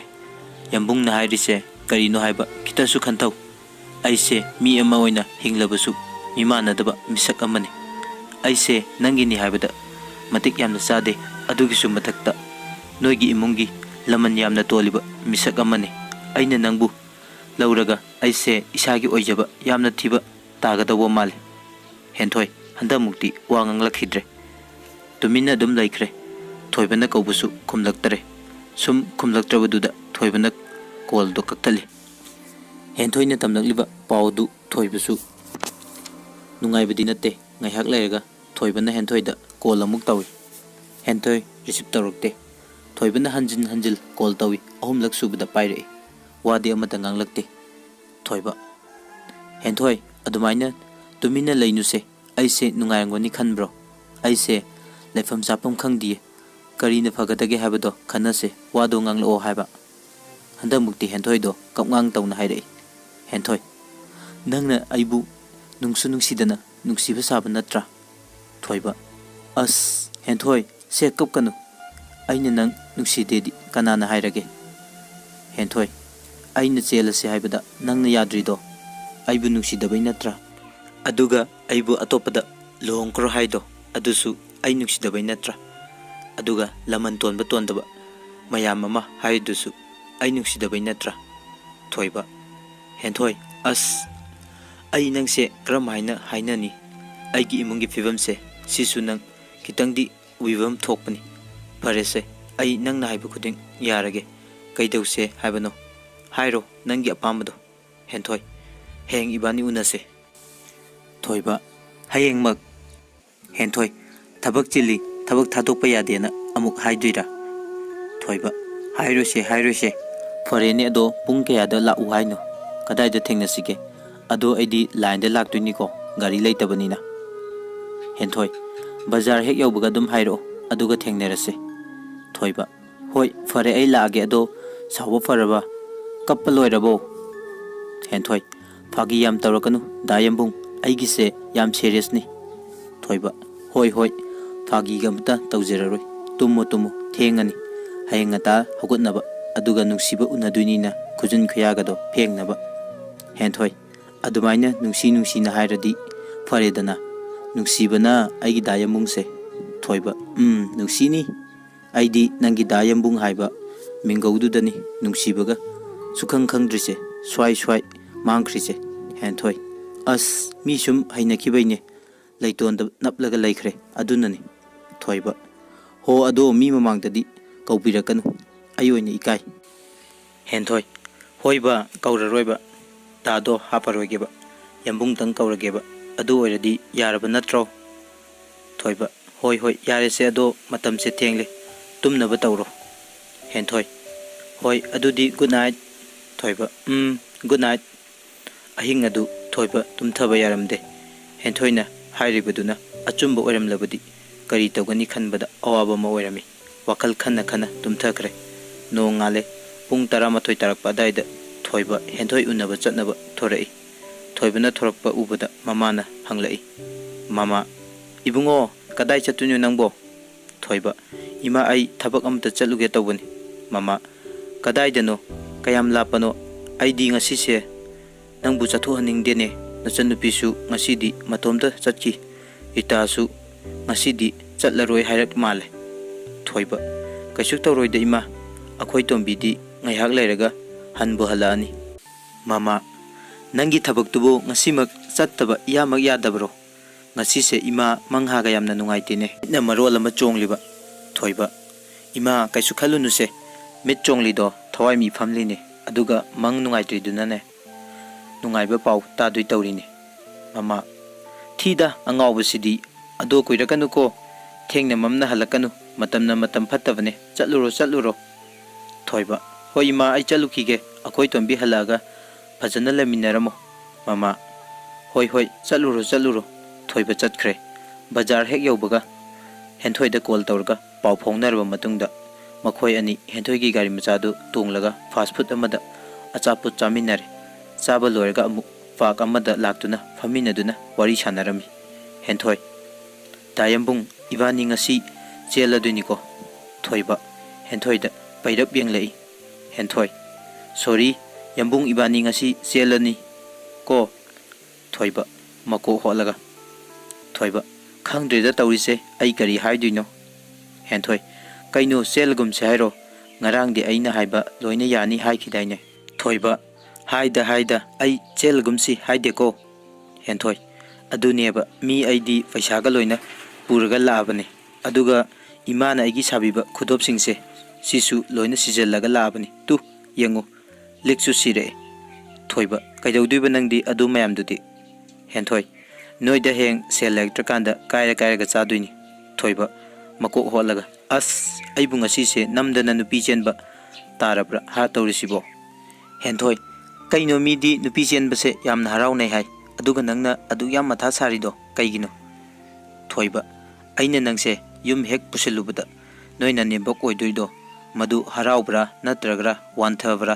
amadi soiraroi henthoi harauduine mi mamaula ena haraujaduine Thoiba soiraroi luhongnaba sel mayam mama yumda paiduna leirabani henthoi as paisagidi kem khallunu ai account da laikibado loina lauthoke aduga pirake Thoiba sor sang hondolaga haire Thoiba henthoi thaina ahal singna hainaramba ma leibani laiba imung amabu ina khunba tarana sogatpa ngamde mase yamna chumba wafamni henthoi kaidobagi ngamloiduno laiba imungdo ina khunba moi taraduna paisa khara piraga mengkhat piradi nungairaktuni kaino Thoiba as loire he sidani aina nanga wangangna dui saruk kai mamai nanjarugi haise as yararoida nang nayumga panba yakhiroida chak thongbasu haitri dudi henthoi aya sumaina ga haye adudi ai chatlage Thoiba amuk kapugera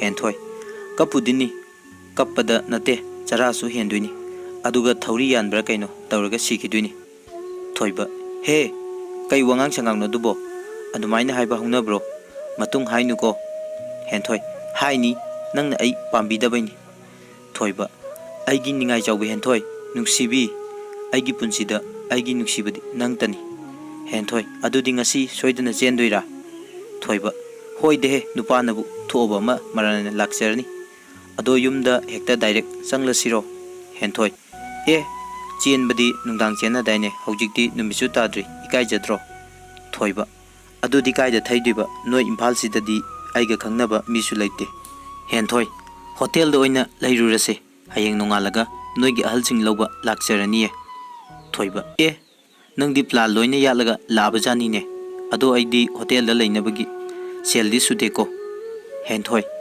aingoda loina yaure Thoiba adudi hotel da oina chatlasira henthoi hoi chatlase anidu hotel da chatkre mayumdagi call tawrakani haidana phone singsu switch off loina tawsilami somdana numidang yasanga ko fawba Thoibagi machal nupi tombi yumda halaktabagi Thoibagi mama mema leitafam khangdre macha nupa su halakta macha nupi su halakta leitafam khangdraduna yam pakhatna soli mani hoida lai mema hai mani noibu kana laigene mani ine kai leire mema mani ine leifam chafam khangdre ne akhoi Thoibado phone amta tawne ma su halakte nachal su halaktri ne college chat khibadagi mani yasang lasibaw college halaktriba ꯑꯗꯨꯒ ꯊꯣꯏꯕꯗꯤ ꯀꯗꯥꯏꯗ ꯆꯠꯀꯅꯤ ꯍꯥꯏꯔꯝꯒꯦ? ꯃꯦꯝ: ꯈꯪꯗꯦꯅꯦ, ꯃꯥꯁꯨ ꯊꯕꯛ ꯑꯃ ꯆꯠꯂꯨꯒꯦꯗꯪ ꯍꯥꯏꯔꯝꯃꯤꯅꯦ꯫ Money: ꯏꯅꯦ ꯅꯨꯡꯁꯥ ꯌꯥꯝꯅ ꯊꯤꯔꯦ, ꯅꯆꯜꯗꯨ ꯐꯠꯇ ꯅꯨꯡꯗꯒ ꯊꯣꯛꯂꯝꯒꯗ꯭ꯔꯅ ꯏꯅꯦ ꯌꯥꯝ ꯄꯥꯈꯠꯂꯦ꯫ ꯉꯁꯤꯁꯦ ꯃꯪꯁꯨ ꯌꯥꯝꯅ ꯅꯨꯡꯉꯥꯏꯇꯦ, ꯃꯤꯠ ꯅꯥꯁꯨ ꯌꯥꯝꯅ ꯆꯣꯡꯉꯤ꯫ ꯃꯅꯤ: ꯏꯅꯦ ꯀꯩꯁꯨ ꯍꯦꯟꯅ ꯈꯟꯖꯤꯜꯂꯨꯅꯨꯁꯦ, ꯇꯣꯝꯕꯤꯁꯨ ꯂꯩꯁꯥꯕꯤ ꯐꯥꯔꯕꯅꯤꯅ ꯆꯦꯟ ꯆꯣꯡꯕ ꯑꯣꯏꯔꯝꯕꯁꯨ ꯌꯥꯏ, ꯀꯥ ꯍꯦꯟꯕ ꯋꯥꯈꯜ ꯈꯟꯖꯤꯟꯒꯅꯨꯁꯦ, ꯑꯩ ꯊꯣꯏꯕꯗ ꯀꯣꯜ ꯇꯧꯒꯦ꯫ ꯃꯅꯤ ꯊꯣꯏꯕꯗ ꯀꯣꯜ ꯇꯧꯏ, ꯑꯗꯨꯕꯨ ꯁ꯭ꯋꯤꯆ ꯑꯣꯐ ꯂꯩꯔꯦ꯫ ꯍꯟꯖꯤꯟ ꯍꯟꯖꯤꯟ ꯇꯧꯏ, ꯑꯗꯨꯝ ꯁ꯭ꯋꯤꯆ ꯑꯣꯐ ꯂꯩꯔꯦ꯫ ꯃꯅꯤꯅ ꯍꯦꯟꯊꯣꯏꯗ ꯑꯃꯨꯛ ꯀꯣꯜ ꯇꯧꯏ, ꯑꯗꯨꯁꯨ ꯁ꯭ꯋꯤꯆ ꯑꯣꯐ ꯂꯩꯔꯦ꯫ ꯃꯅꯤ: ꯏꯅꯦ ꯊꯣꯏꯕꯒꯤ ꯐꯣꯟꯗꯨꯁꯨ ꯁ꯭ꯋꯤꯆ ꯑꯣꯐ ꯑꯗꯨꯝ ꯂꯩꯔꯦ꯫ ꯃꯦꯝ: ꯀꯩꯒꯤꯅꯣ ꯃꯥꯅ ꯁ꯭ꯋꯤꯆ ꯑꯣꯐ ꯇꯧꯔꯤꯗꯨꯕꯣ? ꯀꯔꯤꯅꯣꯅꯦ ꯑꯩꯅ ꯍꯧꯖꯤꯛ ꯇꯧꯒꯗꯧꯔꯤꯁꯤꯕꯣ? ꯏꯃꯥꯒꯤ ꯏꯕꯨꯡꯉꯣ, ꯑꯣꯟꯊꯣꯛꯅ ꯒ꯭ꯌꯥꯟ ꯇꯥꯗꯦꯗꯀꯣ ꯅꯪꯁꯦ, ꯏꯃꯥꯅ ꯆꯠꯈꯤꯅꯨ ꯍꯥꯏꯕꯁꯦ ꯃꯌꯥꯗꯦꯗꯣ ꯅꯪꯅ꯫ ꯃꯦꯝ: ꯃꯅꯤ ꯍꯣꯏꯒꯤ ꯃꯥꯡꯒꯣꯜ ꯗꯥꯔꯤꯗ ꯐꯝꯂꯒ ꯀꯞꯂꯛꯏ꯫ ꯃꯅꯤꯒꯤ ꯅꯨꯄꯤꯅ ꯊꯦꯝꯖꯤꯜꯂꯛꯏ꯫ ꯃꯅꯤꯒꯤ ꯅꯨꯄꯤ: ꯏꯅꯦ ꯑꯗꯨꯝꯅ ꯀꯞꯀꯅꯨꯁꯦ, ꯇꯣꯝꯕꯤꯗꯣ ꯆꯦꯟꯕ ꯑꯣꯏꯔꯝꯒꯅꯤꯌꯦ, ꯍꯌꯦꯡ ꯅꯣꯡꯉꯥꯜꯂꯒ ꯄꯥꯎ ꯍꯟꯕ ꯃꯔꯥꯏꯅ ꯂꯥꯛꯆꯔꯅꯤ꯫ ꯑꯗꯣ ꯍꯧꯖꯤꯛꯀꯤꯗꯤ ꯊꯣꯏꯕ ꯍꯜꯂꯛꯇ꯭ꯔꯤ ꯐꯥꯎꯕ ꯁꯤꯗ ꯂꯩꯔꯁꯦ, ꯅꯊꯟꯗ ꯌꯨꯝꯗꯨꯗ ꯂꯩꯔꯨꯕꯗ ꯋꯥꯈꯜ ꯍꯦꯟꯖꯤꯟꯅ ꯈꯜꯂꯅꯤ꯫ ꯃꯅꯤ: ꯍꯣꯏ, ꯑꯗꯨꯅ ꯐꯔꯅꯤ ꯏꯅꯦ, ꯑꯩꯈꯣꯏꯗ ꯂꯩꯕꯤꯔꯝꯃꯣ, ꯑꯩꯁꯨ ꯑꯁ꯭ꯋꯥꯏ ꯐꯥꯎꯕ ꯁꯨꯝ ꯌꯦꯡꯂꯨꯒꯦ, ꯔꯤꯇꯥꯒꯤ ꯃꯅꯥꯛꯇꯁꯨ ꯆꯠꯂꯨꯒꯦ, ꯃꯣꯏꯒꯤ ꯀꯣꯂꯦꯖꯀꯤ ꯃꯃꯥꯟꯅꯕꯤꯁꯤꯡꯒꯤ ꯅꯝꯕꯔ ꯌꯥꯎꯕ꯭ꯔꯥ ꯍꯪꯂꯒ ꯀꯣꯜ ꯇꯧꯔꯒ ꯍꯪꯕ ꯌꯥꯕꯁꯨ ꯍꯪꯂꯨꯔꯒꯦ꯫ ꯃꯦꯝ: ꯍꯣꯏ ꯍꯣꯏ ꯏꯕꯨꯡꯉꯣ, ꯅꯪꯅ ꯈꯔ ꯑꯝꯇ ꯆꯦꯟꯕꯤꯌꯨ, ꯏꯅꯦ ꯅꯨꯡꯁꯥ ꯊꯤꯕꯅ ꯂꯩꯐꯝ ꯆꯥꯐꯝ ꯈꯪꯗ꯭ꯔꯦ꯫ ꯃꯅꯤ: ꯍꯣꯏ ꯏꯅꯦ꯫ ꯃꯅꯤ ꯊꯣꯛꯈ꯭ꯔꯦ ꯇꯣꯝꯕꯤꯒꯤ ꯃꯃꯥꯟꯅꯕꯤ ꯔꯤꯇꯥ ꯍꯣꯏꯗ ꯆꯠꯇꯨꯅ ꯀꯣꯂꯦꯖꯀꯤ ꯃꯃꯥꯟꯅꯕꯤ ꯑꯇꯩꯒꯤ ꯅꯝꯕꯔꯗ ꯀꯣꯜ ꯇꯧꯗꯨꯅ ꯍꯪꯕ ꯌꯥꯕ ꯍꯪꯂꯦ, ꯑꯗꯨꯕꯨ ꯇꯣꯝꯕꯤꯗꯤ ꯉꯟꯇꯥꯅ ꯍꯟꯈ꯭ꯔꯦ ꯍꯥꯏꯔꯛꯏ꯫ ꯃꯅꯤꯁꯨ ꯆꯦꯟꯕ ꯑꯣꯏꯔꯝꯂꯅꯤ ꯈꯟꯗꯨꯅ ꯃꯌꯨꯝꯗ ꯍꯜꯂꯛꯑꯦ꯫ ꯊꯣꯏꯕꯒꯤ ꯃꯃꯥꯗꯁꯨ ꯇꯣꯝꯕꯤꯗꯨ ꯆꯦꯟꯕꯅꯤ ꯍꯥꯏꯗꯨꯅ ꯊꯦꯝꯖꯤꯟꯕꯤꯔꯝꯃꯤ, ꯑꯗꯨꯕꯨ ꯊꯣꯏꯕ ꯍꯜꯂꯛꯇ꯭ꯔꯤꯕ ꯐꯥꯎꯕꯗꯤ ꯃꯣꯏꯗ ꯂꯩꯔꯣ ꯍꯥꯏꯗꯨꯅ ꯂꯩꯍꯜꯂꯝꯃꯤ꯫ ꯃꯅꯤꯗꯤ ꯊꯣꯏꯕꯗ ꯀꯣꯜ ꯇꯧꯕ ꯂꯦꯞꯇꯦ, ꯑꯗꯨꯕꯨ ꯁ꯭ꯋꯤꯆ ꯑꯣꯐ ꯑꯗꯨꯝ ꯂꯩꯔꯝꯃꯤ꯫ ꯅꯨꯃꯤꯗꯥꯡꯒꯤ ꯃꯇꯝꯅꯤ, ꯃꯇꯝꯗꯣ ꯌꯥꯝꯅ ꯊꯦꯡꯕꯁꯨ ꯅꯠꯇ꯭ꯔꯤ, ꯄꯨꯡ 9 ꯇꯥꯕꯗ ꯉꯥꯏꯔꯤ꯫ ꯃꯅꯤꯒꯤ ꯃꯃꯥꯅ ꯀꯩꯊꯦꯜꯗꯒꯤ ꯍꯜꯂꯛꯄꯗ ꯚꯦꯟ ꯑꯃꯗꯒꯤ ꯀꯔꯤꯒꯨꯝꯕ ꯑꯃ ꯅꯥꯔꯛꯇ ꯂꯪꯁꯤꯜꯂꯝꯕꯗꯨ ꯂꯥꯞꯇꯛꯅ ꯎꯔꯝꯃꯤ꯫ ꯚꯦꯟꯗꯣ ꯃꯃꯥꯏ ꯂꯩꯗꯨꯅ ꯊꯧꯈ꯭ꯔꯦ꯫ ꯃꯅꯤꯒꯤ ꯃꯃꯥꯅ ꯄ꯭ꯔꯞ ꯄ꯭ꯔꯞ ꯆꯪꯁꯤꯟꯗꯨꯅ ꯌꯦꯡꯂꯨꯏ꯫ ꯐꯖꯔꯕ ꯊꯥꯕꯜꯒꯤ ꯃꯉꯥꯜꯗꯨꯗ ꯃꯌꯦꯛ ꯁꯦꯡꯅ ꯄꯣꯠꯁꯛ ꯑꯗꯣ ꯑꯇꯩ ꯀꯔꯤꯁꯨ ꯑꯣꯏꯔꯝꯗ꯭ꯔꯦ, ꯊꯣꯏꯕꯒꯤ ꯃꯆꯜꯅꯨꯄꯤ ꯇꯣꯝꯕꯤꯒꯤ ꯑꯁꯤꯕ ꯍꯛꯆꯥꯡꯅꯤ꯫ ꯃꯅꯤꯒꯤ ꯃꯃꯥ ꯈꯣꯡꯗꯒꯤꯅ ꯀꯣꯛꯇꯣꯟ ꯐꯥꯎꯕ ꯇꯨ ꯆꯨꯡꯈꯤꯕ ꯈꯪꯍꯧꯗꯦ꯫ ꯑꯐꯤꯡ ꯑꯄꯥꯏ ꯑꯣꯏꯅ ꯃꯌꯨꯝꯗ ꯄ꯭ꯔꯞ ꯄ꯭ꯔꯞ ꯆꯦꯜꯂꯛꯏ꯫ ꯃꯆꯥꯅꯨꯄꯥ ꯃꯅꯤꯗ ꯄꯥꯎ ꯑꯗꯨ ꯇꯝꯂꯝꯃꯤ꯫ ꯄꯥꯎꯗꯝ ꯑꯗꯨ ꯇꯥꯕꯗ ꯊꯣꯏꯕꯒꯤ ꯃꯃꯥ ꯑꯁꯣꯟꯕꯤꯗꯣ ꯃꯄꯥꯡꯒꯜ ꯀꯟꯕꯤ ꯑꯃꯒꯤ ꯃꯇꯧꯒꯨꯝ ꯐꯨꯛ ꯍꯧꯒꯠꯂꯒ ꯆꯦꯟꯈꯤ꯫ ꯃꯅꯤ ꯍꯣꯏꯁꯨ ꯇꯥꯟꯅꯈꯤ꯫ ꯃꯆꯥꯒꯤ ꯃꯅꯥꯛ ꯍꯦꯛ ꯌꯧꯕꯒ ꯊꯣꯏꯕꯒꯤ ꯃꯃꯥ ꯌꯥꯝ ꯆꯥꯛꯅ ꯄꯦꯟꯗꯅ ꯇꯦꯡꯊꯥꯖꯔꯤ꯫ ꯏꯃꯥꯒꯤ ꯏꯕꯦꯝꯃ, ꯀꯔꯤꯅꯣ ꯏꯆꯥꯅ ꯇꯧꯔꯤꯁꯤꯕꯣ? ꯅꯃꯥ ꯑꯁꯣꯟꯕꯤ ꯑꯩꯕꯨ ꯍꯨꯟꯗꯣꯛꯂꯝꯂꯤꯕ ꯀꯔꯤꯒꯤꯅꯣ? ꯍꯧꯒꯠꯂꯣ, ꯏꯆꯥꯅ ꯏꯃꯥꯒꯤ ꯃꯥꯡ ꯊꯥꯔꯒ ꯆꯠꯄ ꯌꯥꯔꯣꯏ, ꯍꯤꯡꯕꯒꯤ ꯀꯥꯟꯅꯗ꯭ꯔꯕꯤ ꯄꯥꯡꯒꯟ ꯁꯣꯜꯂꯕꯤ, ꯏꯃꯥ ꯍꯥꯟꯅ ꯃꯥꯡ ꯊꯥꯒꯦ, ꯏꯆꯥ ꯆꯠꯈꯤꯕ ꯌꯥꯔꯣꯏꯌꯦ꯫ ꯅꯃꯥ ꯑꯁꯣꯟꯕꯤ ꯑꯩꯒꯤ ꯁꯦꯕꯥꯗ ꯏꯆꯥꯕꯨ ꯋꯥꯔꯗꯨꯅ ꯄꯣꯊꯥꯔꯤꯕꯔꯣ ꯏꯃꯥꯒꯤ ꯏꯕꯦꯝꯃ? ꯊꯣꯏꯕꯒꯤ ꯃꯃꯥ ꯀꯞꯅ ꯀꯞꯅ ꯃꯅꯤꯗ ꯑꯃꯨꯛ ꯑꯣꯟꯁꯤꯟꯗꯨꯅ ꯍꯥꯏꯔꯛꯏ꯫ ꯃꯦꯝ: ꯃꯅꯤ, ꯑꯩꯒꯤ ꯏꯆꯥꯁꯦ ꯆꯦꯟꯈꯤꯕꯅꯤ ꯍꯥꯏꯕꯗꯥꯏꯅꯦ, ꯅꯣꯏꯅ ꯍꯌꯦꯡ ꯄꯥꯎ ꯍꯟꯕ ꯂꯥꯛꯀꯅꯤ ꯍꯥꯏꯕꯗꯥꯏꯅꯦ, ꯑꯗꯨꯒ ꯀꯔꯤꯅꯣ ꯑꯩꯅ ꯎꯔꯤꯕꯁꯤꯕꯣ? ꯍꯥꯏꯌꯨ ꯃꯅꯤ, ꯈꯨꯝꯃꯣ, ꯅꯣꯏꯕꯣ ꯆꯦꯟꯈꯤꯕꯅꯤ ꯍꯥꯏꯗꯥꯏꯅꯦ? ꯃꯅꯤꯁꯨ ꯈꯨꯝꯐꯝ ꯈꯪꯗ꯭ꯔꯗꯨꯅ ꯀꯞꯂꯤ꯫ ꯃꯅꯤ ꯇꯥꯔꯛꯂꯤꯕ ꯃꯄꯤꯗꯨ ꯁꯠ ꯁꯠ ꯇꯩꯊꯣꯛꯂꯒ ꯅꯥꯀꯜ ꯑꯃꯗ ꯊꯩꯗꯣꯔꯛꯏ, ꯑꯗꯨꯒ ꯊꯣꯏꯕꯗ ꯑꯃꯨꯛ ꯀꯣꯜ ꯇꯧꯏ꯫ ꯍꯟꯗꯛꯃꯨꯛꯇꯤ ꯔꯤꯡ ꯆꯠꯂꯦ, ꯑꯗꯨꯕꯨ ꯄꯥꯏꯗꯤ ꯄꯥꯏꯈꯠꯂꯛꯇꯦ꯫ ꯑꯁꯣꯝꯗ ꯊꯣꯏꯕ: ꯙꯥꯃꯅꯤꯒꯤ ꯃꯤꯁ ꯀꯣꯜ ꯌꯥꯝ ꯂꯩꯔꯝꯃꯤ, ꯑꯝꯇ ꯄꯥꯏꯈꯠꯀꯦ꯫ ꯍꯦꯟꯊꯣꯏ: ꯄꯥꯏꯔꯨꯅꯨ, ꯏꯀꯥꯏꯖꯗ꯭ꯔꯣ? ꯊꯣꯏꯕ: ꯀꯩꯗꯧꯕꯒꯤ ꯏꯀꯥꯏꯗꯣꯏꯅꯣ? ꯁꯤꯕꯨ ꯃꯤꯅ ꯇꯧꯅꯗꯕ ꯊꯕꯛꯂꯣ? ꯂꯣꯠꯄꯁꯨ ꯌꯥꯗꯧꯕ ꯅꯠꯇꯦ, ꯑꯗꯨꯒꯤ ꯁꯔꯨꯛ ꯐꯖꯅ ꯍꯥꯏꯈꯤꯕꯅ ꯐꯠꯇ꯭ꯔꯣ, ꯃꯣꯏꯁꯨ ꯄꯥꯈꯠꯇꯅꯕ꯫ ꯍꯦꯟꯊꯣꯏ: ꯍꯣꯏ, ꯄꯥꯏꯔꯣ꯫ ꯊꯣꯏꯕ: ꯍꯦꯜꯂꯣ ꯙꯥꯃꯅꯤ꯫ ꯃꯅꯤ ꯌꯥꯝ ꯁꯥꯎꯅ ꯍꯥꯏꯔꯛꯏ꯫ ꯃꯅꯤ: ꯐꯣꯟꯗꯣ ꯁ꯭ꯋꯤꯆ ꯑꯣꯐ ꯊꯝꯅꯕꯒꯤꯗꯃꯛ ꯑꯣꯏꯔꯗꯤ ꯄꯥꯏꯔꯨꯅꯨꯋꯣ꯫ ꯊꯣꯏꯕ: ꯀꯩꯗꯧꯔꯒꯦ ꯙꯥꯃꯅꯤ, ꯑꯗꯨꯛ ꯌꯥꯝꯅ ꯐꯤꯡꯂꯤꯗꯨꯕꯣ? ꯃꯅꯤ ꯍꯟꯗꯛꯃꯨꯛꯇꯤ ꯈꯣꯟꯖꯦꯜꯗꯣ ꯅꯤꯛꯂꯒ ꯍꯥꯏꯔꯛꯏ꯫ ꯌꯨꯝꯗ ꯀꯩꯗꯧꯔꯤ ꯈꯣꯠꯂꯤ ꯅꯪꯗꯤ ꯑꯃꯠꯇ ꯈꯪꯂꯝꯃꯣꯏꯅꯦ꯫ ꯊꯣꯏꯕ: ꯑꯗꯣ ꯀꯩꯗꯧꯔꯒꯦ ꯍꯥꯏꯕꯅꯦ ꯙꯥꯃꯅꯤ? Mani Tombi do Thoiba Akoi Tombi Kaidorage Mani Tombi do Sakang da Bakarana Hatok Piramlaga Hunduk to Tambiramle Thoiba Ha Thoiba Wahai to Tabda Uyungumna Leptona Lakre Yankiva Mifam Amadagisu Henkidre Pairam Bapon Adusu Lamai the Takre Hentoi Yam Pakana Yambung Kaidorage Tombi Kaidore Haino Thoiba Yam Fingna Gari Sodi Hentoi Sidalaye Thoiba Piro Aigi Frituga Piro Lao Chachi Hentoi Kadai the Nusatuche Thoiba Hentoi the Muk Mai Onsilaga Hentoi Gimakokta Nanta Biduna Kamna Hire Hentoi Nang Higi Laibukta Karamna Tamlungadaba Ai Haibangamdre Nang Ibu Warogan Nang Buyum Power Ai Tilamage Aduga Nangi Garise Ai Yum the Puruge Ai Nang Bumirai Benate Aina Nang Bunoma Soidana Loba Lakini Aina Haise Nang Yauko Hentoi Yambung Kaino Nang Hari Mamdo Ai Kemta Bav Tabangam Dia Thoiba Kamang Tong Hare Hentoi Akoi Tombido Sakang the Busina Hatok to Natambirame Fibam Sida Aina Nangu Karam the Puduna Chatkani Aina Nangi Jadbu Kongona Banate Nangu Nushi the Bugi Mirai Habisunate Ainangbu Soidana Lawala Kani Nasise Ingen Punima Numini Mera Punima Numita Ainangbu Soidana Lawalake Nang Ibu Chingnabro Hentoi Singnadi Yambung Chalasira Thoiba Nang Noita Mohoi Imahoina Saibini Nang Fazan Hayuko Hentoi Hoi Asumna Thoibana Hentoibu Mayumda Tinjan Biram Laga Masu Mayumda Halai Mayum Hek Yaubaga Sumang the Lairiba Masalgi Tawayaudraba Haksang to Gimanakta Sanglae Amuk Yengtoklu Badana Mamado Gyan Mankidana Mayam Changdana Ising Taduna Laknarami Thoiba Machalgi Nakta Famtaraduna Machalgi Mamaida Nan Biduna Teng Taba Horai Tombi Ichalbu Warabro Liaba Nabuna Ichalgi Ningba Tungon Mangamde Haiduna Nang Nabungu Warau bro O I say Matik Chadaba Mabungni I need Chalbu Kupna Senba Ngamhodre Ibungi Bema Nang Nabungu Warauganuko Thoiba Machalgi Tawayaudra Haksangdu Konduna Pena Kapsari Aduga Amuksu Fingna Laurai Kana no Aigi Maralay Jadrabi Ichalbu Asukam Tin Haliba Lau Thoro Mabung Aiga Lamba Tause Kungani Aina Ichalgi Laman Soidana Kungani Asumna Numit Asidi Numidangdu Tengli Haiduna Mathau Mangam Pangtoktre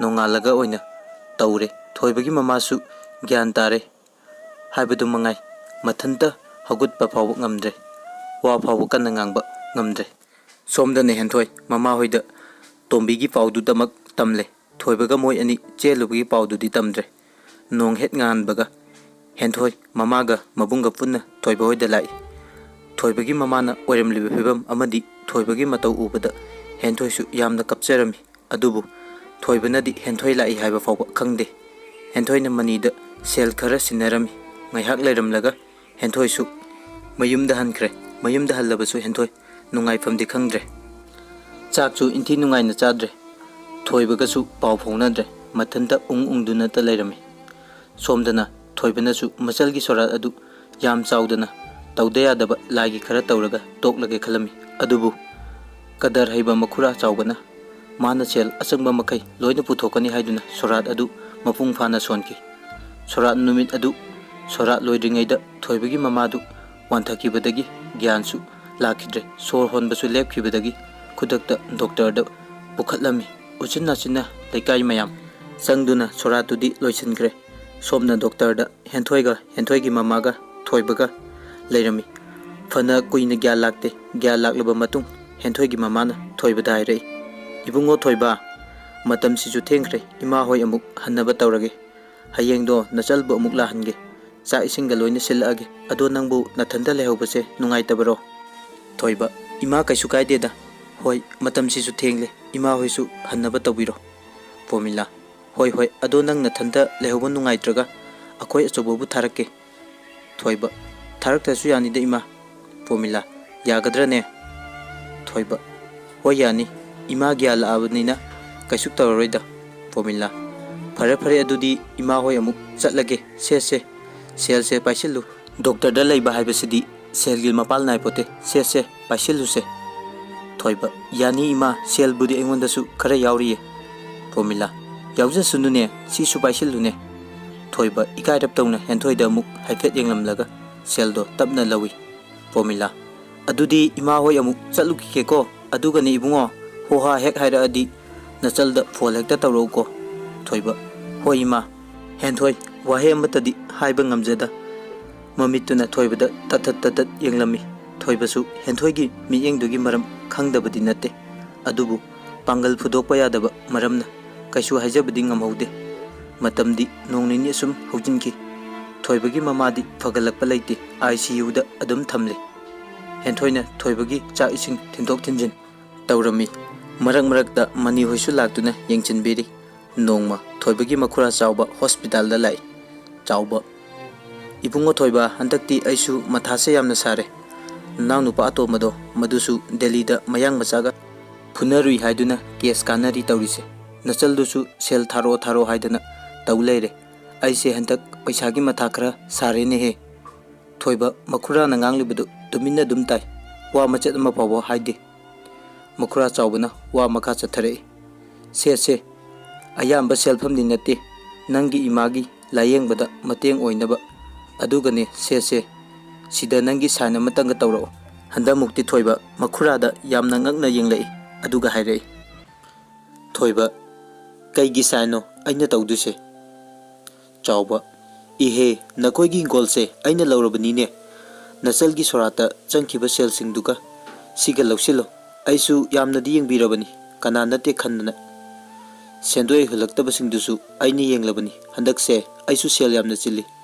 noigi inkolse aina yondaba yamak yadre adunani se sida sanamtang tawro thoiba wa machet ama pau hairaktre tumina ngaihak ungduna lei aduga makhura dagi chedu tapna lawraga kolom du pairaga sign tawna bohonai adubu thoibagi makhutu thak niktuna sign tawba ngamnamde mamitagi mapisu tarekliba mapidu sat taithoklaga araiba thongna pumba phudoktuna sign adu tawki sign tawba hek loibaga thoiba khudum chena tasinduna maya krak chiktuna mamit chena usinduna khangi sign tawkhrabada makhura chawbadi harauduna thoibagi che kolom du lawre aduga hairei kaisu khanganuda hojik horenmak aini ingkoldu yongadaba nate bandam thamgadabani noina dum matam khara laikibadi yani fare adudi ai amu hannaba tawrage se sel sida leire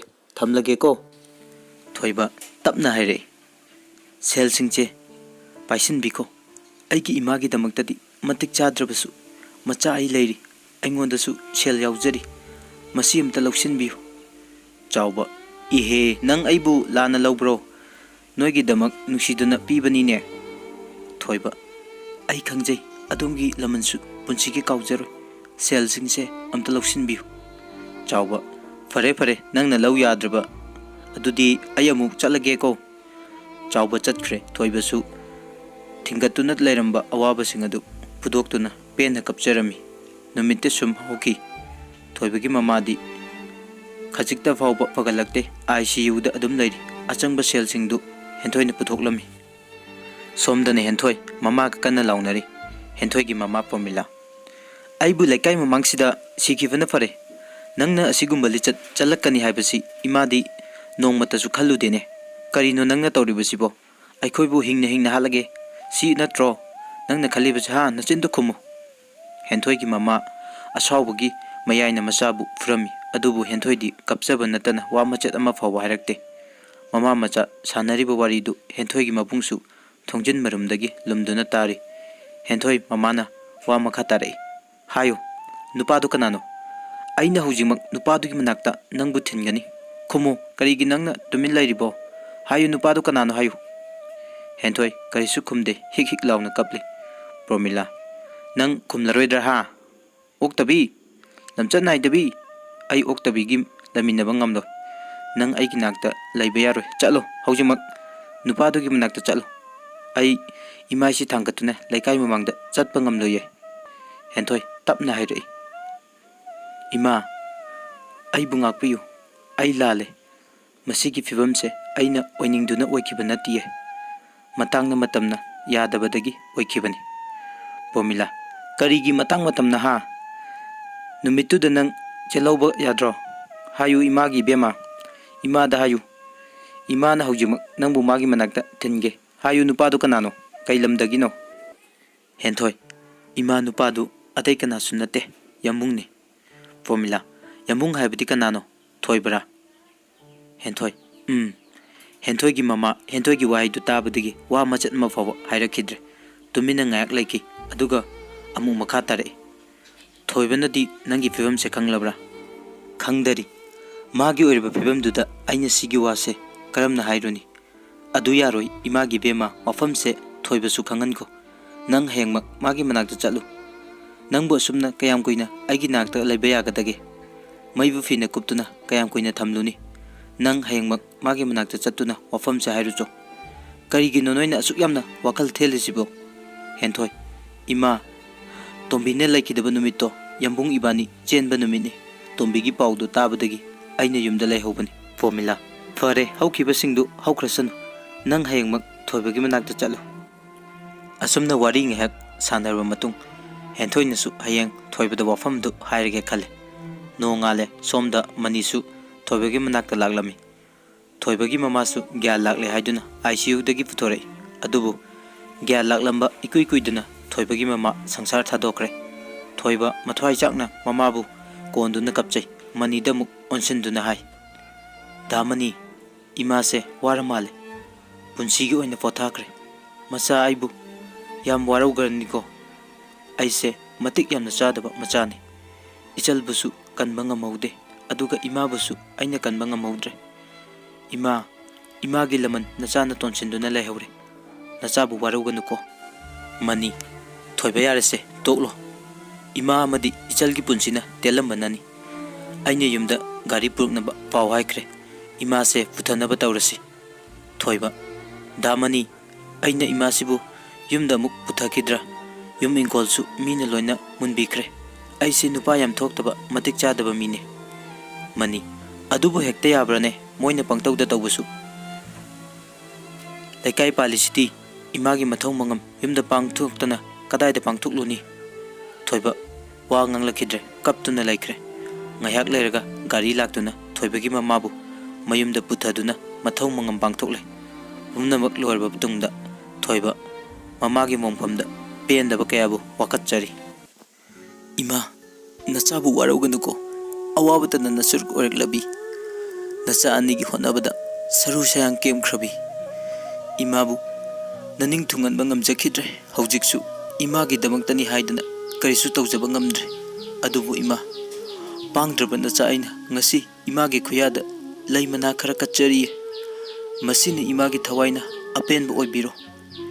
Ibungi ibemba tombi nang imaga nungaina layuko yambungi di laifamsu leitre khulsi thadoktuna ngasimak yambung chatkrage. Ima nachaga nungaina layuko ima. Thoiba mamagi momhamda tengthaba yaba tengtharamlaga khuldu thadoktuna chatkre. Somdana Henthoi mamaga hospital da lai adubu thoiba hoidi yumda puthakre hairakpadagi yumnomda amuk lai. Yumsu solonduna leirambadagi mani hoida amuk lai. Manina wari singdu Henthoi mama machada tamlami aduga manina thoibana sinarimi haiduna phone amaga chithi amaga su Henthoi da pirami. Upai leitraba Henthoi mayumda halai. Mayum hek yaubaga chithi du hangdoktuna yenge chithi gi warol. Henthoi nangaibu warauganuko matam khara nafamdagi lapna chatle ai nangbu miraibadi natiye. Henthoi aina nongma nangbu soidana lawba lakani nang ningsinglibra. Nangna akoida laklaga ihan hana propose tawrkiba numito Punima numini aduga ibanina chenba numitusu Punima numini lakadoriba Punima numisida aina nangbu soidana lawba lakani. Nang warasu wana yambung mungairamuko ai yamna ware Henthoi ai khangma ngamdre adubu ai ichalgi lamandi soidana khungani ai nangbu soidana lawba lakani. Henthoi nang Mera gi Punima numitse nang yambung mungairamuko nahaki yambung Henthoi chithi du paaba hek loibaga penna kapchai yambung ai nangbu waraudi nangonda sauning basu laiti adubu nangna chatpada phone simadi pukhiba yadro ai nangi na pauta dana karamna layu haibana yambung aina oiba phibamche nangdi kaisu khangdana chatkre adubu ai ngaige nangna ngayu haiba mera gi punima do ai ngaige ko yambung nang aibu soidana lawba lauko asumna matamdi asum masum hauki thoibadi henthoi gi nakta lakpa gauba laitre mera gi punima so hokre henthoi gi mamaga henthoi gi mabunga su wari du tanare mabungna mafam khuding chatuna thoibabu thirame adubu thiba khangre henthoi gi phibamdi sum sokchilakpana nongma henthoi gi mamana hairami ima gi bema nang iman harise yadaba tawganu nang mabu ngairanu ma la aroine henthoi ima adumna haiganu ma la kaniye ma soidana aibu lawba la kaniye mera gi punima na chatkhrabasu punima kaya ama lakini ai mabu ngaigani ima formula ima gi bema nangbo adumna kayam kuina laiba yagadage lekai misingna chibon ngangna ba horakle ima maise thangkatuna chatpa ngamde se ima na hairise yaw thawai machado mangan khrasi henthoi ima formula aduna pumnamaki afabo oigani ni bema henthoi mong hadana tapna haire ima aise nangi nachane nacha aibu kayam nungsibage formula karino nangna hairidubo isabu karigi nungsidani isabu nungsibagine ngasi imana hairise henthoi adudi aibu halo se nakutuna aigi khawrise metun halo se halo kaigi ngamdrino asi hairaga henthoi hik launa kape formula karino nangna tawrisibo ima gi bema ima nangi na tawse yengba ngamdre henthoi ima nacha aibu nuksibagum aisu thawai masa se nuksiye aisu isabu nuksiye ima masi mangan khro haibadu maktadi haibiganu ai thawna laigani ai maitai nupine aina isabu taibung phawan gani isabu aina nago yaukon gani ai kanabusu akiba laite karigi laikai kanagi samas makoina aigi awaba kohan bangambra aigi awat pase moina mensin bangambro mina awaba targana khuning kang dana yengba khuba khuduna nokpa aduga mina kitang nungaya phaba uragana kalakpa khambanba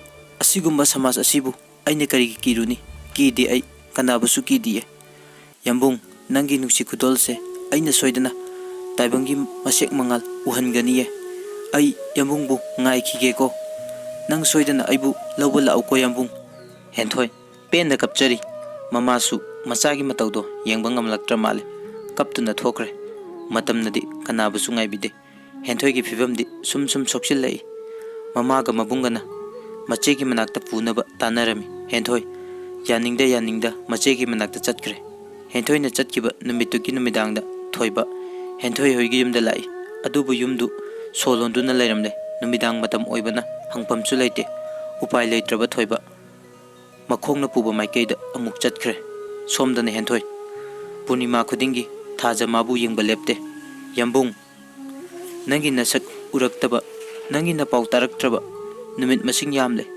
nangna hairamba meragi punima do adu su chatkre punima kaya su haukre nangde aibu lawba lakani hairaga sulakte aina sida lairingai nangna aibu lawba la amgadra yambung ayamna ware aibu lawba la o yambung matamdi asum haukhibana henthoi delivery gi matam yaurakle henthoi macha nupa ama phangjare adubu henthoi na gyan taraktingai mamaga machegana angang adu thaidoktuna thamkhre pungja kharagi lairaga henthoi gyan lai manakta mamaga machega lairami henthoi na tapna hangle henthoi ima angang di kadai no aigi icha masak uninge iche angang kadai no henthoi gi mama khumpham khangdraduna tumina lai mache na haire henthoi se nang ngayak potha ko wa yamna nganganu henthoi iche aigi ichabu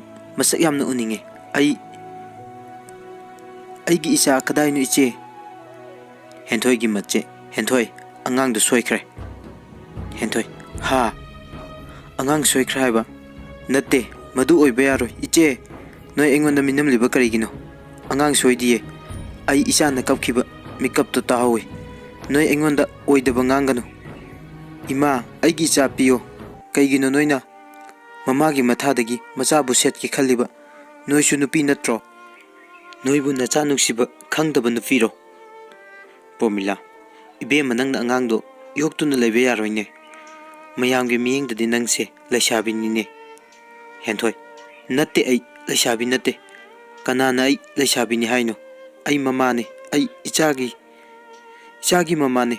Noina aigi icha piyu yadrabadi. Ai sigani. Aina kanagi asada hingluni. Ai sigani ye ima. Henthoi gi matau aduda mamaga machegana themba yaba themle adubu oithoktre. Oiroroi khangbadagi Henthoi gi machena chattuna angang adubu laurure. Henthoi da angang dubu sinare. Henthoi machabu ahanba uba mikupta machabu chena konsinjai. Machagi mamaida nungsina nanbiduna chupire aduga hairei. Imagi bungo nangbu imana lekai samas mamangda saunaba yokani. Isagi asadani imana hingdoise. Asuk nungsiba isa nangbu moina mama aigi ithadagi setke taurinine. Ima icha kainaba yaroi. Imadi nangtagi asada hingjaduini. Henthoi ne yadaduna machabu Henthoi na dum yokjare. Henthoi gi mabungdi Manipur da thokre. Henthoi na di mamada Manipur da thoklasi haina tatan haijai. Adubu mamana yadaduna sahi ahumukti masegi manakta laire. Matam kuina nokpa kaururba Henthoi. Masagi nuksiba kumhaida mino kharadi noksaba fangle. Handakti Henthoi na mamada Manipur da thoknaba kanna haire. Mamana yadrabasu mathanta thokani haina sapyungna lepkhibana upai letraduna makhoi Manipur da thoraklami. Henthoi hek thorakpadagi lekai misingna Henthoi gi maramda chibon ngangnarami. Adubu Henthoi nadi karisu thokcharuba leite. Nongma Henthoi na terrace matak famduna thajamabu yengjarami. Thoibasu numittuda Henthoi hoigi thongal manakta laklami. Henthoi na famduna laibadu thoibana ure. Thoibana nason pikna kaujai. Adubu Henthoi nadi taramde. Thoibana makhut thangatuna hai. Adusu Henthoi nadi ude. Tanjaduda imungda angang kablakpadagi Henthoi imungda prap sanki. Upai leitraba thoiba Henthoibu amuk tholakidra khanduna mangak thangatuni yengjai. Adubu Henthoi di adumak thorakidre. Ahing ado Henthoi hoigi lekai dukan machi yamada yareklami. Nongalagasu thoiba lekai aduda Henthoi bu thorakpa ngaijai. Mayumda hek sanglubasu ngamjadaba get mayada amuk cheptha yenglui. Amuk handorei thoiba Henthoi thorakpa ngaibada awaba ama oire. Ikang khangaudana Henthoi gi getagi angang ama chenthorei lambida. Lakpa gari amana angang dubu thongge tawbadagi thoibana chensinduna kanki. Gari dudagi nupaduna asumna hairami. He engauba nasadu senaba ngamdadi lambi lamjauda thadorakanune. Tawsi yengu phibamsiga. Asumna hairamlaga gari edo adum thaukhre. Thoiba angang duda amuk onsilai. Bungo nangi ming gari kauge. Angang nungsi thoiba kawe. Thoiba nangi mingse yamna fajai. Ado nang nathanda thora idi kaigino. Angang aido asidagi nongmai leige na tawba akoi mamana laibiyu yadriba. Aduda ai ithanda laiba. Thoiba ado nongmai leiba oirasu mamaga natraga babaga chatlaga layu ko hengkhaidi. Angang mathanta sorokta chatpa yade ko. Angang phabana phakinieba. Angang haujiki gari do angang phabro. Thoiba haujiki gari do angang phabani. Tanja asida Henthoi tahata chenthore. Thoi haima isa kaidore kaigino nangna mamada hayamdana chatlidi lao changasi. Angang mama nongmai leibiyo. Henthoi hoi leige base hore leiraseba. Angang tali haujik leibiyo. Henthoi as imagi thoi nangi ningai sidiba lao leirurasi mama pamage lao. Henthoi angang dugi manakta leiriba thoibabu munna yenglamde. Haifet ubudunasu masak khangdre. Maramdi thoiba masam makoi kaktaba kuibana sakpamda ole. Henthoi angangi nongmai leiruba matung mayumda amuk changkhre. Thoibasu ngasi मागी मिमांगदा हेंथोइबु उरबसु कौजब ngamda mama machagi kumhaidu yenglambani adubu thoiba yam chingnaba amaga loinana hentoina nongmai leiruriba dukan aduda prap sangsil thoiba ine kaiguma mata hangjekeba dukan fambi karino ibungo thoiba haujik sida nongmai leiramba nupi dubo dukan fambi henthoi puru nangna hanglesibo thoiba hoi mana pamkiba angang dubu kanagi dukan fambi ho magi masani ye khangja lakja deda aikhoisu mapalamda mahi tambani na satkhraga macha ama pamduna lakibasini luhongbagi pausu tade oktali chatluraga nupaduna muk hundokpirabra khangde isa isuga mapana mahi tambaga thaba yabote ko mogi licha chajache laungnarakani tukachai thoiba dukan phambiduna hairakkiba singadu